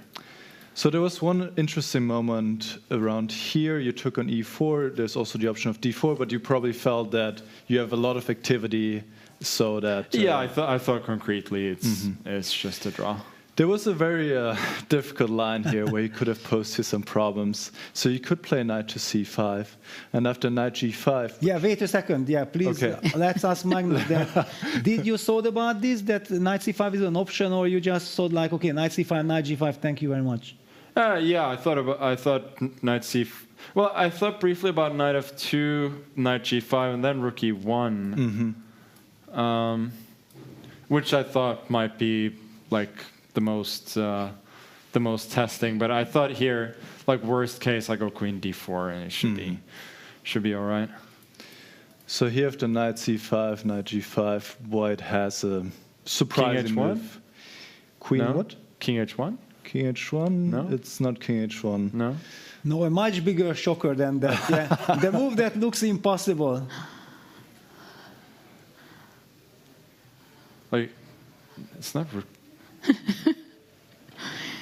I don't know. Tell You me. can actually provoke knight f3 check. Yeah, here. we fell from our chairs, to be Oh, honest. knight f3 just And bishop takes, and yes. king f2? Yes, exactly. Wow. And this is actually crazy. better for white. Okay, yeah, I get Yeah, it. but it was no surprise when yeah, he just took back on e4 fairly quickly. No, I mean, it's not about taking back on e4. It's just that it's hard to see a follow-up, right? Like Right. after either knight f2, knight g5. Yes, yes. This h4 move and then playing king f2 is very unusual for sure. And maybe he was hoping that he would have something here, like knight g5, maybe slightly inconvenient after, but Yes. bishop h3 is just very clean, I think. So probably he should have tried knight f2 still, knight g5 and queen e3, something like this. Yeah, this is what he did. No, he played bishop h1. I think. I played bishop h1. Yes. Yeah, but what's the difference? So if you play queen f6 now, he could take actually, and play the bishop back to d3, and this is apparently better for white. Okay. Yeah, I didn't think about bishop d3 there. I just thought I'm jumping back and no worries. Right. So then what he did it surprise you that he took on e4, or did you feel like, okay, there's not much he can do Yeah, anyway? a little bit, but I thought there was just nothing here. Yeah, there's nothing. I mean, he can keep the game going, maybe go rook a1 back. It's sad, Yeah, but what to do. it's just, yeah, there's no way for him to realistically improve his position. So I thought, I thought at this point it was over. In the confessional booth, you mentioned the move bishop f5, Yeah, I did, once but you reach this position... Then I realized there's bishop... I mean, there are a few things, like he can go h4, and there's... He can still try. He can still try, but there was also, even more than that, there was the move bishop g2, which I didn't really... Bishops take c2 and knight g4. Yeah, so bishop f5 was a little bit superficial, but I think once you get here, you realize that, yeah, this is... e4, and then we thought at the end you still want to try to play a little bit when you avoided the repetition. No, I just thought it's cleaner not to allow any rook b8. Okay. So no, I was not trying to push this position. That's for sure. Right. It felt like with every match you got more and more into the tournament. Did you feel like just everything fell into place? Because Norderbeck had some chances against you. Caruana and Nakamura, they also had chances to at least not lose, but they just didn't grasp it. Do you just feel like everything worked out for you? Honestly, I felt that mostly I was understanding the positions better than my opponents, and I was happy about that. I think, like you learn in the course of a tournament for sure. But overall, I felt good about that. And then it's also a question, like some days, when you're, I think a lot of people were under the weather, and then you're not going to see the very highest quality. Like you might still see very good concepts, but you will see blunders as well. I did have like a very weak moment against Norderbeck, which was honestly, kind of the most difficult challenge. Yeah, it was in retrospect kind of the most difficult match, because in both games I messed it up quite a bit. So yeah, I guess in that sense I did do a lot better in the last two matches, at least from the perspective of understanding what was going on. It's definitely worrisome for your opponents that even when you're under the weather, you keep a very high level of play. Judith, question for Magnus. You had a very tough moment with Nodirbek, and I think I called you an escape artist from that position, having your queen on b8. How did you feel? Where did you feel that you can get out of that very difficult position? No, I mean, first of all, he could have just grabbed a pawn very cleanly from the start, which I didn't understand why he didn't. But I don't know. I felt like, it was just a mess. Honestly, I was just trying to hang on. Didn't expect to escape, for sure. Well, you did an incredible job in surviving some critical moments. How can you stay so calm in these situations? I think that those kinds of games are kind of easier psychologically because I'm just so disgusted with my play from early on that I don't feel like I have anything to lose. Well, you gave a great treat to us, not only on the board, but also in the Confessional booth. It was fantastic. Are you planning to do this in the next events also, to visit the Confessional booth and entertain us with fantastic lines and thoughts of yours? Yeah, I'm trying to be entertaining for sure. And trying to share a little bit about what's going on, and sometimes it helps also verbalizing thoughts. So I'll definitely continue to do that. That's a fantastic thing, and it's a great joy. One more thing I wanted to ask. You played in Weissenhaus, and you didn't make it there. You won. You played here, and you won. You made an incredible performance with some inaccuracies, but you played incredibly great. How much do you think you improved in freestyle chess from Weissenhaus to here? I think everybody's kind of improving round by round. It's hard to say exactly. It's hard to say exactly how much. What's notable here is I think that kind of the same players were doing well. Granted, Hikaru didn't make it out of the quarterfinals in Weissenhaus, but I think in terms of quality of the play, he definitely was top 3 or at least top 4 in classical. I mean, it's definitely top 3 there. So I think everybody's kind of improving a bit, but it does seem that it's the same players who are kind of getting it more. And Vincent was also looking really solid. He just had one kind of weak moment against Hikaru, and then he kind of ran out of steam. But it's interesting to see how it's just the same people who seem to get more of the positions than others. Only a final question about when we see you analyze together. It's great fun for us to see the thought process, but we've seen, especially in the last few days, that they trust you a lot and they follow you a lot. What do you think? Is it helping you for analyzing with the other players, that people are influencing each other, or it is just interesting, and how much you have to filter it?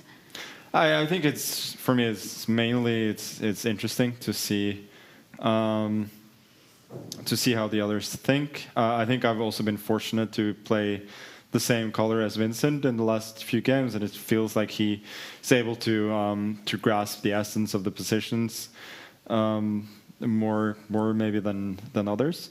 If they're trusting me, then they probably should not. I think Hikaru's maybe made the mistake sometimes of trusting, especially Fabi, a bit too much, and then famously the gambit that he played, which was honestly kind of easy to refute as well. Are you going to make serious preparations for Las Vegas? Well, first there's Grenke in a few days. That's going to be a bloodbath. Oh my god! Having to play 2 games in a day. I think what we're doing in Las Vegas with 2 like semi-classical games is enough. Like I actually played in Grenke last year with 2 semi-classical games per day in a match, and I thought it was a great format, but even that was exhausting. So yeah. Well, it's clear. I'm looking forward to it, but I'm also dreading it to some extent. Las Vegas, on the other hand, I think that will be great. I feel like people are improving at a rapid rate, no pun intended, and I think it's reasonable to try out shorter time controls as well. Yeah, I think Peter has a question. Yes, I have a question, because you are often critical about yourself. That yesterday's game also, I did not play perfectly. I had a chance to play better, to finish Hikaru off and so on. Yes, that's true. But then there was the moment when Hikaru got this chance to play d5, bishop e6. Personally, I was worried that now black gets serious counterplay and everything. How do you stay calm in such situations? And you were able to find this idea, this concept of bishop takes d5, giving up the light square bishop, then relying on this dark square strategy, going queen takes d1, that also completely shocked Hikaru. Was there any moment, for example, where you were worried or you adjusted to the new situation? Because for us, it was like true art, how you set up then again the total control with all these rook g3, knight e4, knight f6 ideas. Yeah, I think I just had to change my mindset, really, from thinking that I'm trying to win this game quickly, more into, as you said, let's try and re-coordinate the pieces. And I was thinking that I could be like significantly worse if I'm not able to, because my pieces really are scattered all around the board. So, but I did feel intuitively that I shouldn't be doing that badly. So that made me calm down a bit. But I really think that we've got to get used to this in these games. That it's just, even though like we're putting pressure on ourselves to play well, there are just going to be moments when you kind of have to reevaluate, refocus, and go from there. But yeah, I am happy with the way that I refocused there, and I think I had like 2 very good phases in the game, and then you just wash them out with one move blunders, which is like the ultimate kind of old man chess, but that's how it is. Well, that's chess as a sport. Before we let you go, would you comment on the running games which are still going on? Because it's when you came in, you were also excited about the end game, I felt. I love it every time you get kind of a structure that's almost unique for freestyle. And I'm like, in normal chess, you wouldn't really see Arjun get this bishop on e3, and I think there's a reason for that, because it's not very good. I think Maxim really thrives in these endgames, so I'm kind of expecting Arjun to not have a good time here. Having said that, it seems that like I don't see how Maxim will respond to simply checks right now. But yeah, if Arjun can't do anything immediately, then Black should be able to win.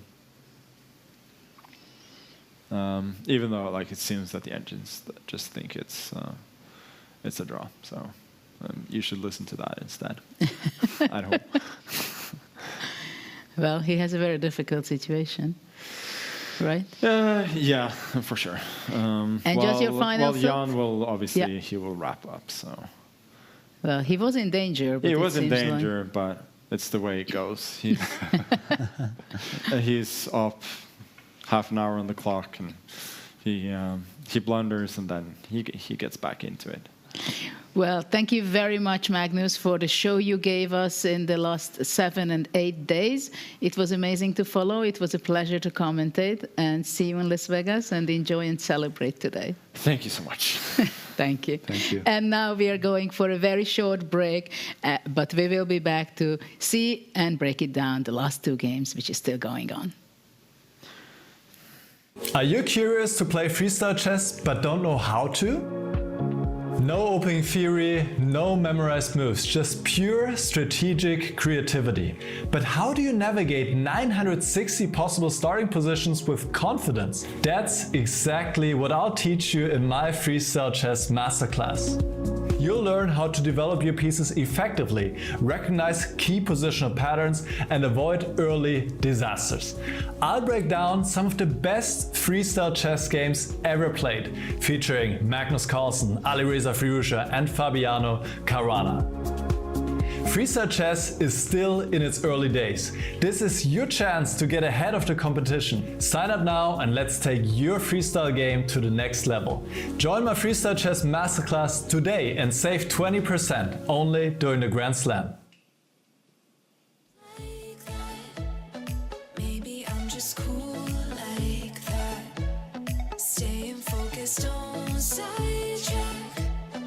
Always when I don't come back. I never go less than 100%. I'll just keep waiting while you're catching your breath. I'm only living if it's close to the edge. So come and dive into the deep end, cause the best is yet to come. I'm like a song you can't get out of your head. You press rewind when you get close to the end. Each time you leave, I know you'll come back again. So come and dive into the deep end.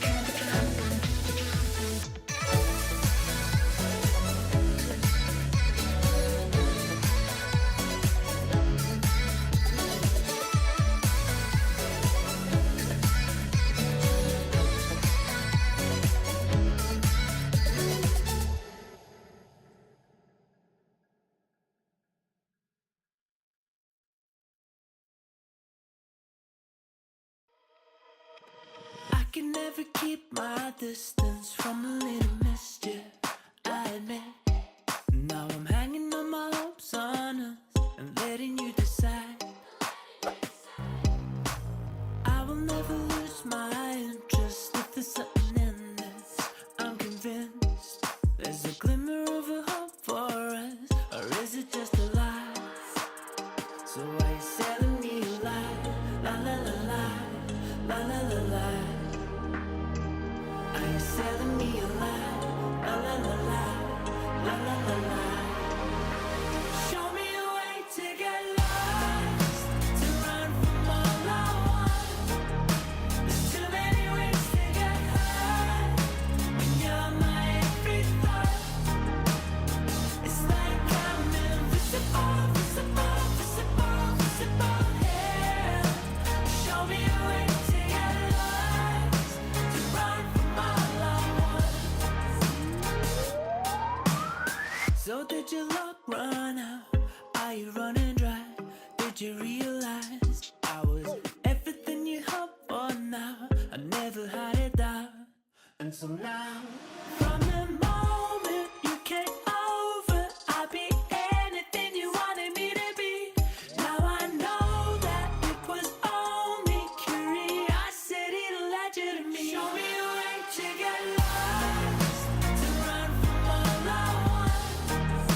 There's too many ways to get hurt, and you're my every thought. It's like I'm invisible, visible, visible, visible, yeah. Show me a way to get lost, to run from all I want.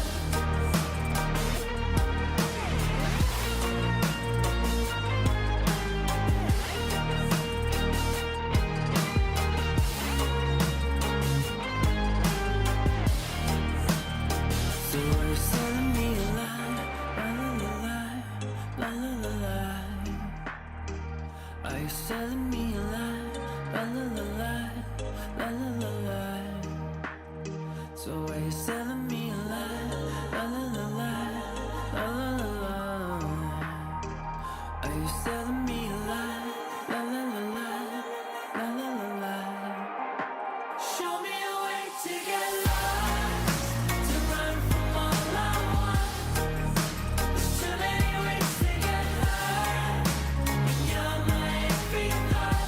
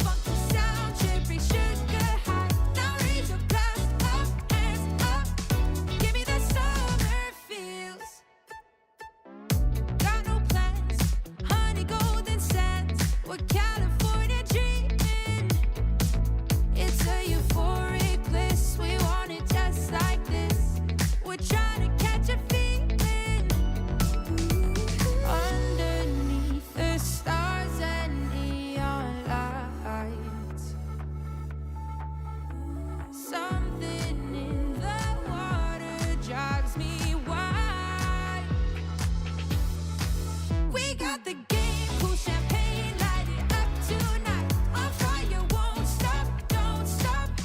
Give me the getting down, funky sound, cherry sugar high. Now raise your glass up, hands up. Give me the summer feel.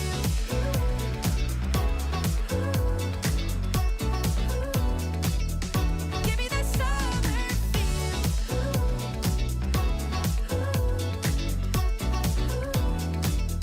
Give me the summer feel. What a feeling.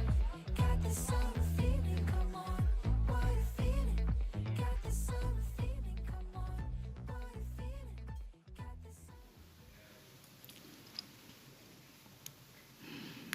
And we're back in Paris for a freestyle chess event for the Grand Slam Paris, where we have a winner. Magnus Carlsen did make all the way in incredible performance. Draw was enough for him, and he made it quite convincingly. He was just here in the studio, shared his thoughts of today, of yesterday, and generally what he thinks and plans in the Grand Slam in Las Vegas as well. So when we left for a break, Jan Nepomniachtchi was still going on in his game. And he won, surprisingly, because things were developing in a way which nobody was waiting and expecting, because Abdusattorov, it seemed he wanted to win and convert his, I'm not even sure, really big advantage in the endgame. He allowed White to go all the way around. Maybe we can see that also first, and then we go to Maxim's game. So we will pick the game of Nepomniachtchi, because it was quite shocking, the outcome, what has happened. Just very, very briefly, because after that we will see the end game of Maxim. They're going down on time. Yes, absolutely.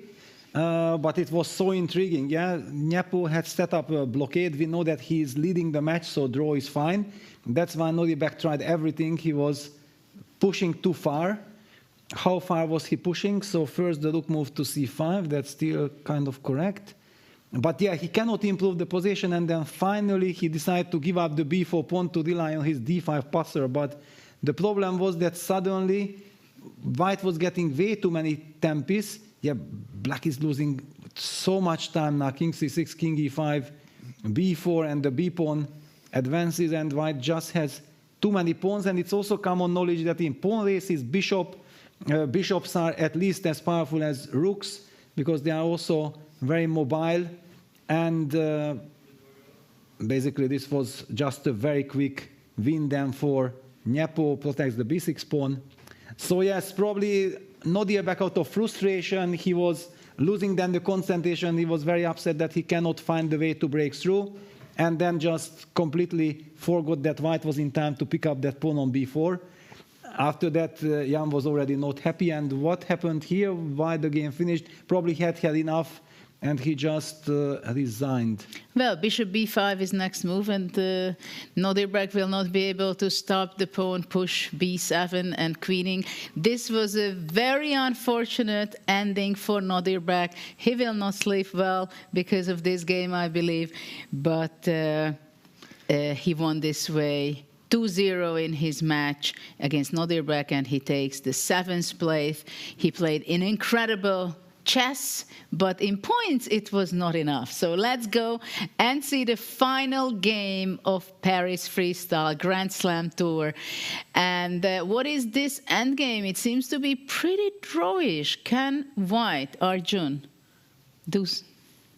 make a draw? Yes, he might. And actually I'm shocked, because I simply felt intuitively that with this powerful knight and the kingside majority, Maxim should convert it. We did see from the computer's evaluation that it was never easy. Yeah, there were very good drawing chances for White. Magnus also felt that, yeah, it should be winning for Black, and Maxim is very good at this, converting, but somehow Arjun managed to find always some defensive resources. Now let's try to understand humanly that, is this as easy as the computer indicates? Yeah, computer signals kind of that this is a draw. Do we believe that it's a draw, or there are still some tricks? Well, first of all, let's talk about it that there is a lot at stake, because if Arjun is able to make a draw and hold the position, then he is winning the match, while if he cannot, then it's going to be a playoff of rapid games. Knight c6 attacking the d4 pawn. So let's see how white can defend. Well, luckily there is bishop f2. I think if not for bishop f2, the whole construction would kind of fall apart, because I cannot allow black to push my king away from f3. Then I'm losing all the light squares, and the knight-king combo and bishop f2 played. And the question is, what happens if black goes around with the knight? Well, he goes to b4. I was thinking that it's going to go to d8, f7, and g5, trying to push away the g3, the f3 king. But it seems like black first wants to stabilize his position by playing knight d5, but after that he will have to regroup his knight, right? I think the good news for white is that he can actually just shuffle around with his knight forever, because white isn't really able to change the dynamic of the position. Yeah, the white's pawn structure is so damaged. The black knight is protecting all the squares and controlling all the squares. I really loved your idea how you spotted that the knight should go to g5, kicking that king away, and Arjun goes bishop g3. Yeah, that's the very special move. Yes, but actually, does it do so much? Because with knight d5, we can simply protect the pawn. We are not forced to. But maybe bishop h2, and then your knight is tied there. Then I'm stuck, yeah? So knight d3 played by Maxim.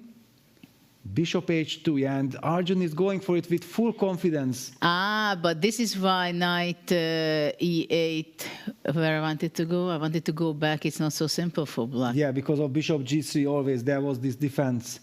Yeah, Arjun just very alert. Maybe from distance, Maxim actually expected that this will be a technically winning position, but forgot about this stunning resource. But hold on, what is going on here? Because white goes king f2, knight c2 is possible.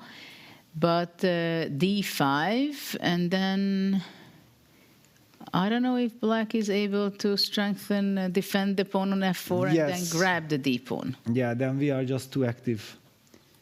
Yeah, the d-pawn will start to advance. Well, let's see, king e2 or king f2? Does it make a difference? Well, intuitively, king f2 is more natural, but and actually, do you have this knight g2 kind of setup that after king f3 you hit me with knight h4 check? That would be something very similar like what you wanted with knight on g5. Is Maxim heading for this position? The idea is great, I believe. At the same time, I'm not sure black has enough time for that. And also the other question is, even if you reach, let's say, king f2, knight g2, white goes d5, king e5, yes. King f3, king d5, king g4. So that would lead to a draw. That's a problem. Now you are playing spoiler, yeah? It was my job at the beginning of our broadcast, and now you are doing the same to me. No hopes, yeah, whatsoever. But we know we are here in Paris. All the fans outside rooting, cheering for Maxim. They want him to bounce back. And he has put Arjun under tremendous pressure throughout the game. King e2, knight c2 on the board. So he created chances, but maybe Arjun escapes. King e2, knight c2 on the board. Now we should mention that if king d3, then f3 is kind of winning, yeah? That's at least the impression. Then the d5 pushed. Yes, of d5 course. pushed. Now white got a check by knight d4. King f2. Yeah, and the handshake, yeah, that's it. There is just no way white is pushing d6, the pawn on f4 is loose, the pawn on h3 cannot be protected. So Arjun finished 1.5 to half against the Parisian player, Maxime. What a player he is, fantastic player. And this way Arjun is going to take the 5th place, and Maxime the 6th place. The players are always like this. Let's listen into that.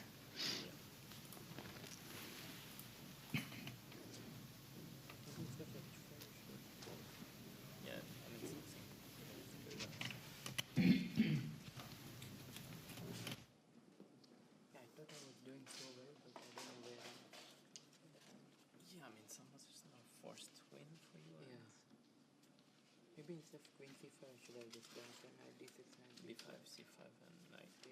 Yeah, it should be fine there. Yeah, I thought that's. d. This shouldn't be worse. So. Yeah. I think maybe okay is here or In the game, I completely overlooked okay. Okay, yeah. Okay, that's why you went for this. And then it should still be okay, but yeah, it shouldn't be worse. Maybe instead of rook f4, I should have played d. Maybe, yeah. Nice.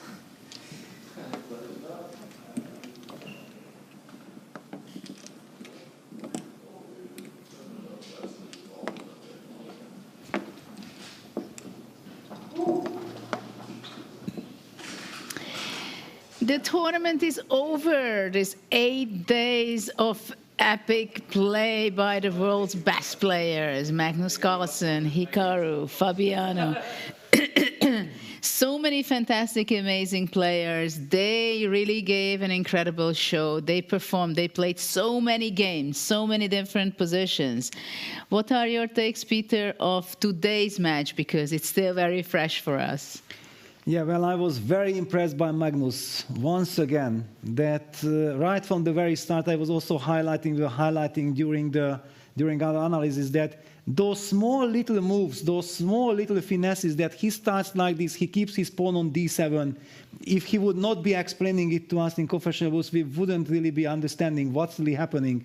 But this clarity and with the idea and with the mindset that how he made this position work with the rook on 8 and queen b8 without moving, and then came to life. The bishop on c8 did not have to move for the first 20 moves because the position was perfectly set up.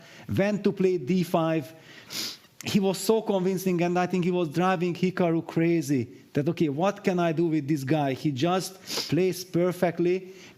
We had Magnus here with us. It was fantastic to hear his thoughts. He's sometimes critical. Well, I would, okay, he's just brilliant. That's the feeling what we are guessing and what we are getting. And I believe we were so happy to witness all the action that we have seen in the final. Yesterday's game was one of the most interesting and exciting game that I have seen in freestyle chess so far, with so many twists and turns and so much content, so much quality. Absolutely. Let's see the brackets, the final last time, how it unfolded, to see the players who are playing today. And here we see the matchups. Nepomniachtchi, an unbelievable player. He got some surprises today, trapped his own rook, and it seemed like he's just saving the game. At the same time, Nodirbek is a fighter. He's young. He wants desperately to win. He had to win. So that's why he forced matters so much. But it backfired. And actually, he even lost the position he wanted to win. Eric Gaisi, what kind of amazing chess he produced. One of the most brilliant game was played by him. And, Maxim, also a fantastic player. He was playing kind of solid. He made the most draws in the qualification part, but he did qualify quite convincingly, I must say. And we have the top 4. Vincent could not make it to the final this time, but, he did a great performance here also by getting into the semi-finals with Fabiano, but Fabiano wanted to give back what he received in Weissenhaus. He could not make it, and Vincent was the champion in Weissenhaus, but here he did not make it in the top 3. So Fabiano will have a ticket to Las Vegas to the next event. And what an epic final match we had between Hikaru Nakamura. What an amazing play Nakamura showed. Yeah, incredible. And basically the move that knocked Vincent out of his comfort zone, out of his invincible status, was this devilish long castle by Hikaru against Vincent. He absolutely deserved to get into the final. He was playing good, but just Magnus was so strong. Yeah, Hikaru basically never really... Okay, if he saves yesterday's game, then it's a whole different story. Yeah? Then he can play quietly with white. But like this, he was under pressure, and then Magnus, the powerful performance, he just very convincingly won the match. Well, the world number 1 and number 2 was facing each other yesterday and today, and as we know in a knockout system, you have to have a winner. And this time it's Magnus Carlsen. But we had an incredible day also today, and I will ask Nicholas, what is going to be the move of the day? Thank you, Judith. For the move of the day, I wanted to pick for sure the most important matchup, the most important game between Hikaru Nakamura and Magnus Carlsen. There were many good moves that I could have picked from, but I think one move really had a big influence on the outcome of the game. It was not even the objectively best move in the position, but it was really an uncomfortable move for Hikaru Nakamura to face. The move bishop h3, activating the bishop and really restricting the king on g1, just like yesterday, putting the king into the box, creating all kind of mating ideas on the back rank. And in the end, Nakamura could free himself of that bishop, but by doing so, he had to allow simplifications, and this meant Carlsen could very confidently steer the game towards the draw he needed to win the final and become the Paris Grand Slam champion. So bishop h3, my move of the day for the final. Yes, this was not so spectacular game, right? But we felt and we broke it down, all the tension, what was going on in this match. That's very clear. And what do you think, what was for you, Nicholas? What is the moment, or what are the few moments which you will remember the most out of this event, out of these 8 days? There will be a lot of moments. I loved the action during the round robin. We had so many decisive games. We had tension, we had drama, we had blunders. And this was the warm-up, and really was a warm-up for the classical portion where we could take more time, but the action didn't stop. We had so many decisive games we had like at some point 9 decisive games in a row, and especially the game yesterday between Magnus and Hikaru. Magnus going for a very aggressive approach, sacrificing a pawn, but Hikaru fighting back, getting back into the game. But Magnus then keeping his cool, once again posing problems. We had all this intrigue in the end game, and then the game ending with a blunder by Nakamura and Magnus taking this win, which in the end, of course, was very, very important for him to win this final. It's been so much fun, Judith. Just commentating on freestyle chess is just so much fun to understand this game better, to see also the players trying to understand and play it better and better every time. We have the confessional booths. You can see inside the heads of the top players. This has been really a privilege and so much fun to commentate with you guys, and I can't wait for Vegas.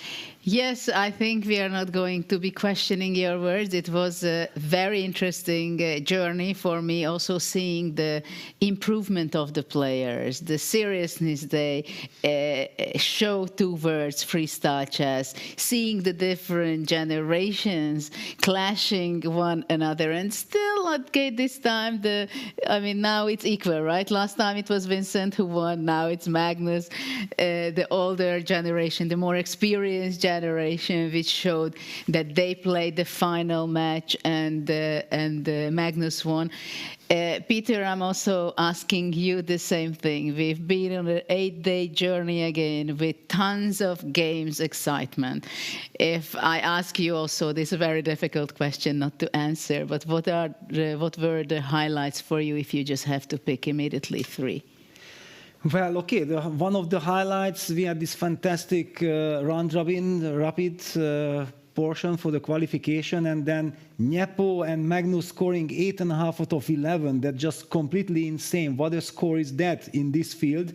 And there in this rapid segment, the Laporte Carlsen game, that the queen sacrifice and all this double move of the day. Yeah, it was queen c3 and a3 together.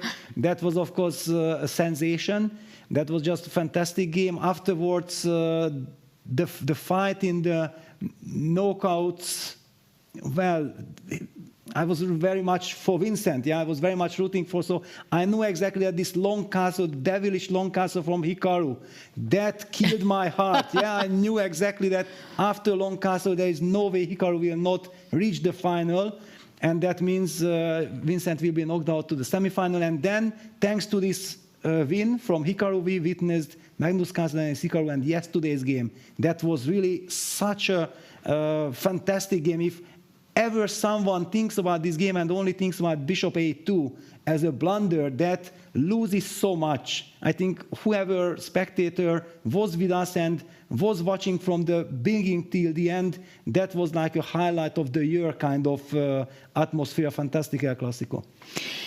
Absolutely, and I believe that it was quite special, not only for us, but to the world, to the chess enthusiasts and the chess lovers, when we got to know that the world number 1 and world number 2 is having the clash in freestyle chess, because as Magnus also said it, that in openings the players are improving.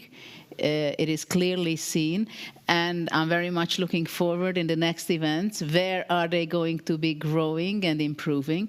Because, of course, the challenge is huge for the players, right? Huge challenge, again, one after another. So the players are really in a marathon run of chess. Like, they really have to have their processors running on a very high level. And if they lose focus, they lose concentration, it becomes extremely difficult for them how to gain back their calmness, their focus. And it was interesting when Magnus said also that he readjusted his mindset. Yes. How difficult it is, right? Yeah, very difficult. We all know this. Yeah, this is the toughest. Yeah, when you have a good position, everything is logical, then it's so easy to carry the good momentum and keep on making good moves. But when things are shifting and turning, and then being able to control everything, that's the true art.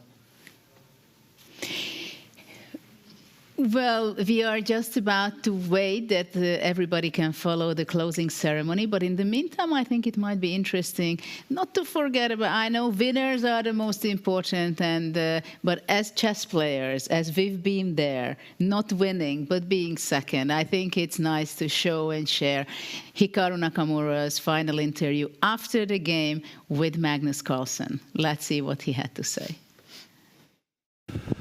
Hikaru, it seemed to be a tough draw on this game to get a lot of things going, a lot of people struggling to get much started with white. How did you feel? Yeah, I mean, of course, I haven't looked yet, but my wife told me that after, after G3, G6 or something, apparently white's just much better after A4, which is pretty comical to hear. But yeah, I think in general, it's hard because obviously I just lost the match, so what I say can be construed as being negative, but I think that today especially, it was just a very tough position to play. Magnus himself said that, or tough to play from the white side to create anything. I mean, if it's as early as having to play A4, if after F4 it's already kind of nothing, it's really, really hard to be unhappy with the result. I mean, I tried to keep the game going. There were multiple moments very early on when I could have forced a draw. There was a knight repetition. I could have traded the knights on G4 at least 3 or 4 times.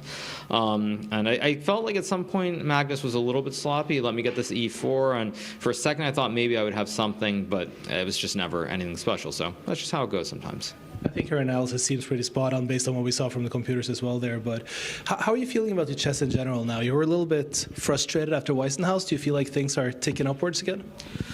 Yeah, I think, as I said in one of the other interviews, if you were to ask me a month ago, or even after Weissenhaus, would I go on to win the American Cup, get 8 classical games, gain rating points, and finish second here? I mean, I would take that over, say, 2 games in the American Cup and winning this event, because, the thing is, the freestyle events are a lot of fun to play, but at the same time, I have an outside chance to maybe make the candidates if Norway chess goes well. So having these multiple paths and having these opportunities is very, very good. So I'm pretty happy. Speaking of that, though, how going into Norway chess soon, how important is that for you? Well, I mean, I'm not thinking about Norway chess right now because I'm going on vacation on Wednesday. I'm going to Japan for a couple of weeks, so just getting away from everything.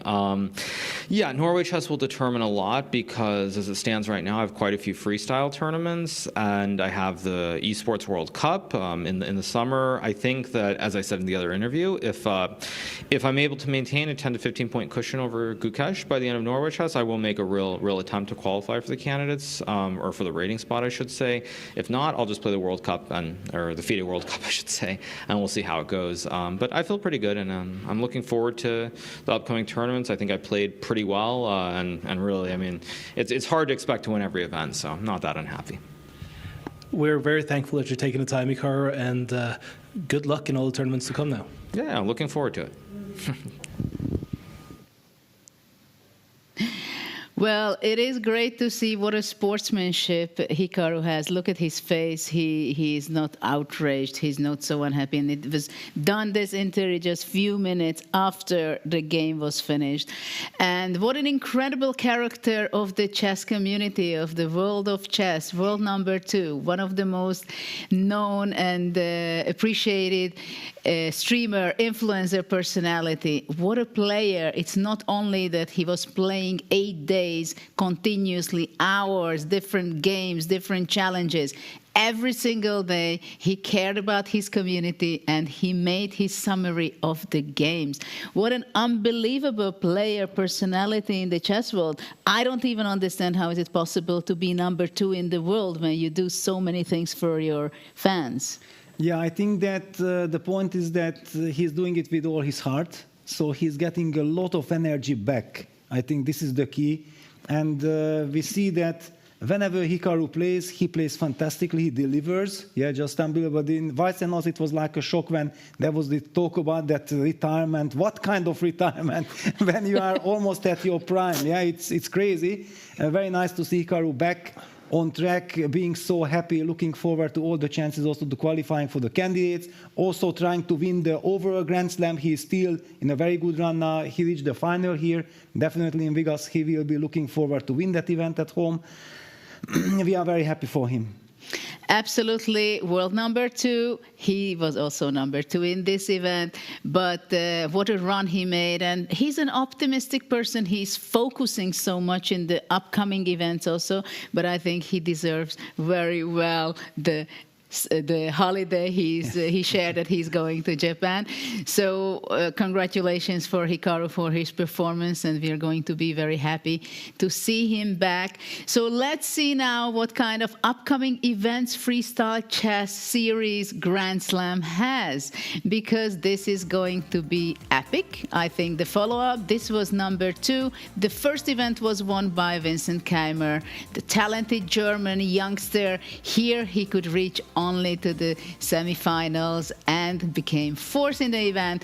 This event in Paris was won by Magnus Carlsen, the best player in the world. And the next event is going to be in July in the USA, in Las Vegas. So please follow us, because there are more excitement, more interesting, more excitement going to be from day to day there. And then we're going to have another event in September, and the event number 5, the closing event, will be in South Africa, where the players will be able to double their Grand Slam points, and maybe everything can be shifted from number 1 who is leading, maybe is going to be only number 2. But I believe we're going to have a lot of action, and we see that Magnus is really thrilled to play Fischer and the freestyle event. I want, Peter, from your side, what did we learn here in the freestyle Grand Slam event in Paris? What do you think? What were the takeaways for the amateurs, for the professionals? Well, I think that it's fair to say that the players are improving. Yeah, they are getting more and more used to freestyle, but we also see that the ultimate boss in this game is freestyle. There is always some unexpected twist and turn. No matter how good the players are playing, you could have played better. Yeah, that's the feeling, and that's also what I think drives Magnus. Yeah, that's the challenge. And he wants to play a perfect game. He wants to play that perfect game. It's just incredible. We have seen tons of fights, the excitement is there, the price of first move mistake is there. Like, for example, today in the game, Fabiano against Vincent, b4, d5, Fabi coming to the confessional was saying, I think Vincent made a bad move, I will punish him for it. So the players already also get this feeling that a natural move could be a mistake, and they are ready to punish. So everything is kind of evolving, everything is getting more and more serious. The players are totally focused and are ready to give their absolute best. They are not like, okay, let me try something. They are coming up already with serious strategies right from the beginning. Yeah, I'm actually very much looking forward to see what kind of strategies they have, because we've seen in the last days that C4, B4, they are playing all the same. And what do you think about Magnus being such an influential person also in the opening of the freestyle?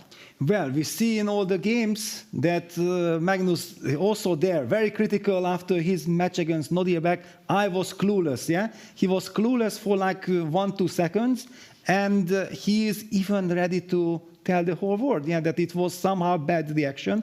And I think this is exactly why he's learning so much, because he's critical. He's not taking for granted that I'm Magnus Carlsen, the best player in the world, and whatever I do will be good. He is always coming and shows his absolute biggest determination to find the finesses of every position, and then semi-final and the final was all about Magnus.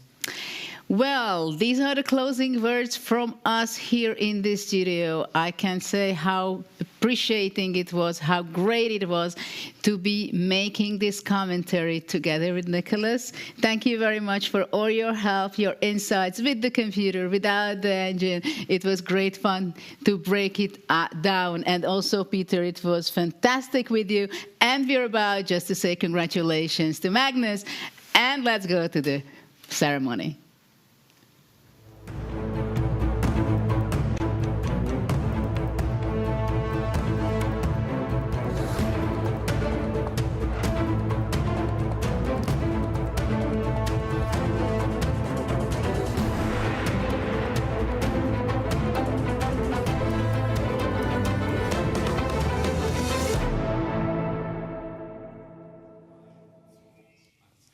What a week it's been. 8 days of exciting freestyle chess matches and the 12 world-class players playing in this tournament. Thank you, Paris. It was amazing. Before I like to welcome the first 3 places on stage, I would like you to see some highlights from this tournament. Paris became the stage for something extraordinary this week. A world-class city, the perfect stage for our 12 Grandmasters. Magnus, Hikaru, Fabiano, Vincent, Arjun, Maxime, Jan, Nuderbek, Pragnananda, Richard, Gukesh, and Vidit. Thank you for 100 games, 8 days, and countless unforgettable moments.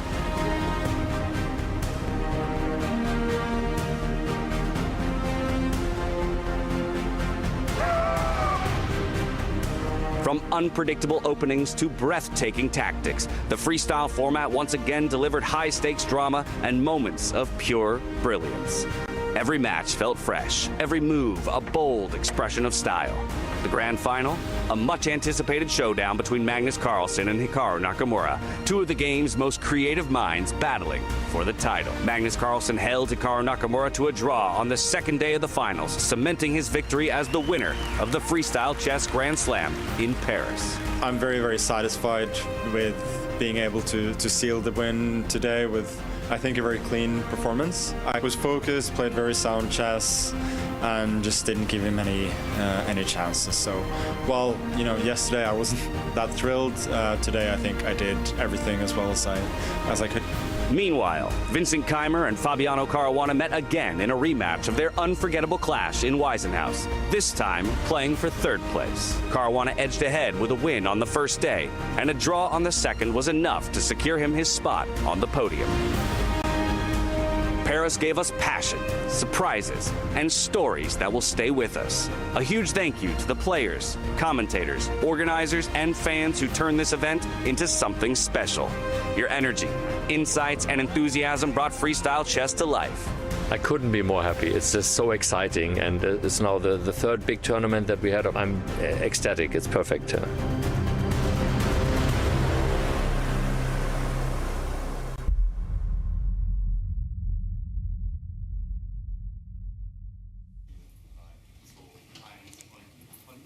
Perfect. I would now like to honor the top 3 of this tournament. The third place, he is known for his laser focus, for calm decision-making and absolute consistency. He won both matches against Vincent Keimer in the finals, and I would like to invite Fabiano Caruana up on stage.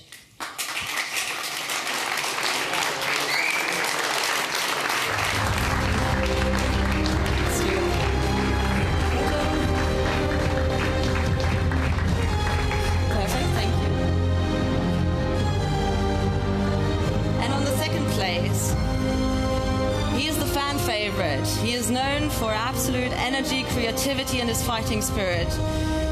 He found his path to sharp ideas, bold decision, and he executed them in a world-class manner. So I would like to welcome up on stage Hikaru Nakamura.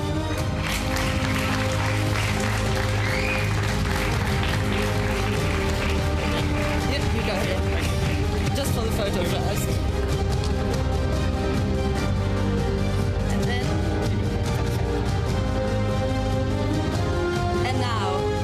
He came to Paris and he saw and he conquered. His clear goal was to win this Freestyle Chess Grand Slam, and he absolutely delivered. With his precise calculation and unshakable nerves, he won this amazing tournament.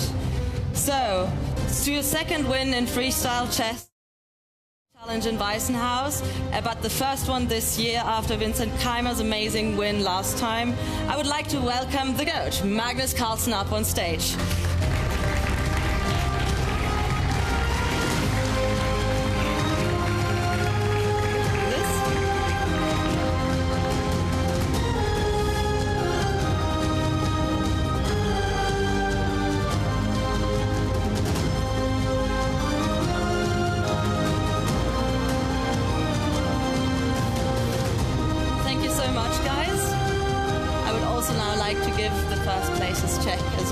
It's a lot to carry, but...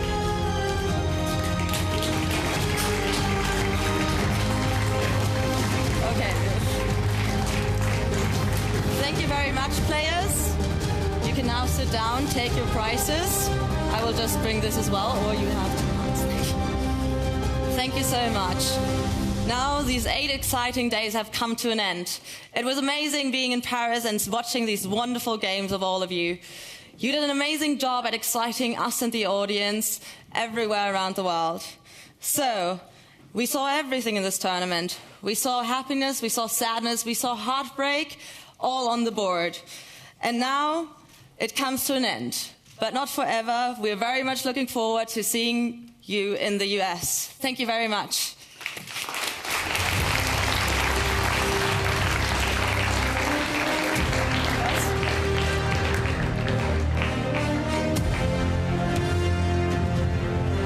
Chess but don't know how to? No opening theory, no memorized moves, just pure strategic creativity. But how do you navigate 960 possible starting positions with confidence? That's exactly what I'll teach you in my Freestyle Chess Masterclass. You'll learn how to develop your pieces effectively, recognize key positional patterns, and avoid early disasters. I'll break down some of the best freestyle chess games ever played, featuring Magnus Carlsen, Alireza Firouzja, and Fabiano Caruana. Freestyle chess is still in its early days. This is your chance to get ahead of the competition. Sign up now and let's take your freestyle game to the next level. Join my Freestyle Chess Masterclass today and save 20% only during the Grand Slam. Every day think about you, every night dream of you. Love the way you smile, love the way you move. All I want now is you. Every day think about you, every night dream of you. Love the way you smile, love the way you move. All I want now is you.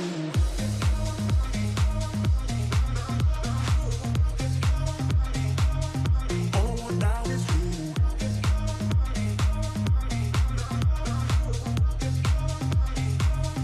All I want now is you. Every day think about you, every night dream of you. Love the way you smile, love the way you move. All I want now is you. Every day think about you, every night dream of you. Love the way you smile, love the way you move.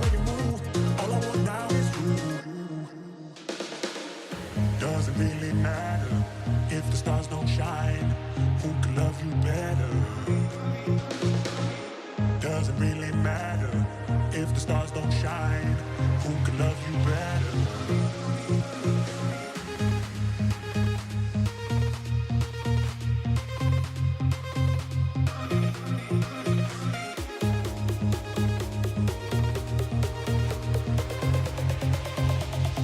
All I want now is you.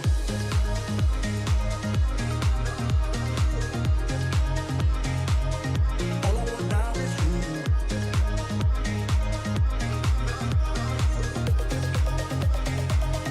All I want now is you. Every day think about you. Every night dream of you. There's the way you smile, I already move. All I want now is you. Every day think about you. Every night dream of you. There's the way you smile, I already move. All I want now is you. Underneath the neon, in them jackets you can lean on. In the drop we can be gone. Like a dream, I think I see one. On the rig, you know I need that. On my neck, your name is ink black. Got your hands up on your hip, like a pin up in that fit. I be lying through my lips, say anything to see it dip. Drop it low, let it show. Do your thing out on the floor. I'ma count to 1, 2, 3, chorus on the phone. I'm better when I'm with you. I feel it in my bloodline. Ice cold with the go-to, but you the one shining bright. Pump it like woo, baby. Better get your thing ready. I'm better when I'm with you. So would you be mine tonight? Too bad we breaking woke pink. Might have taken slow back into the moment when the summer had a summer glow. Body like somebody gon' be missing, ain't somebody. Twerk it like a ratty, I'ma eat it like a zombie. I'm better when I'm with you. I feel it in my bloodline. Ice cold with the go-to, but you the one shining bright. Pump it like woo, baby. Better get your thing ready. I'm better when I'm with you. So would you be mine tonight? Too bad we breaking woke pink. Might have taken slow back into the moment when the summer had a summer glow. Body like somebody gon' be missing, ain't somebody. All I want is Underneath the neon, in them jackets you can lean on. In the drop we can be gone. Like a dream, I think I see one. I'm better when I'm with you. I feel it in my bloodline. Ice cold with the go-to, but you the one shining bright. I'm better when I'm with you. I feel it in my bloodline. Ice cold with the go-to, but you the one shining bright. Pump it like woo, baby. Better get your thing ready. I'm better when I'm with you. So would you be mine tonight? I'm better when I'm with you. So would you be mine tonight? I'm better when I'm with you. So would you be mine tonight? Body like somebody gon' be missing, ain't somebody. Twerk it like a ratty, I'ma eat it like a zombie.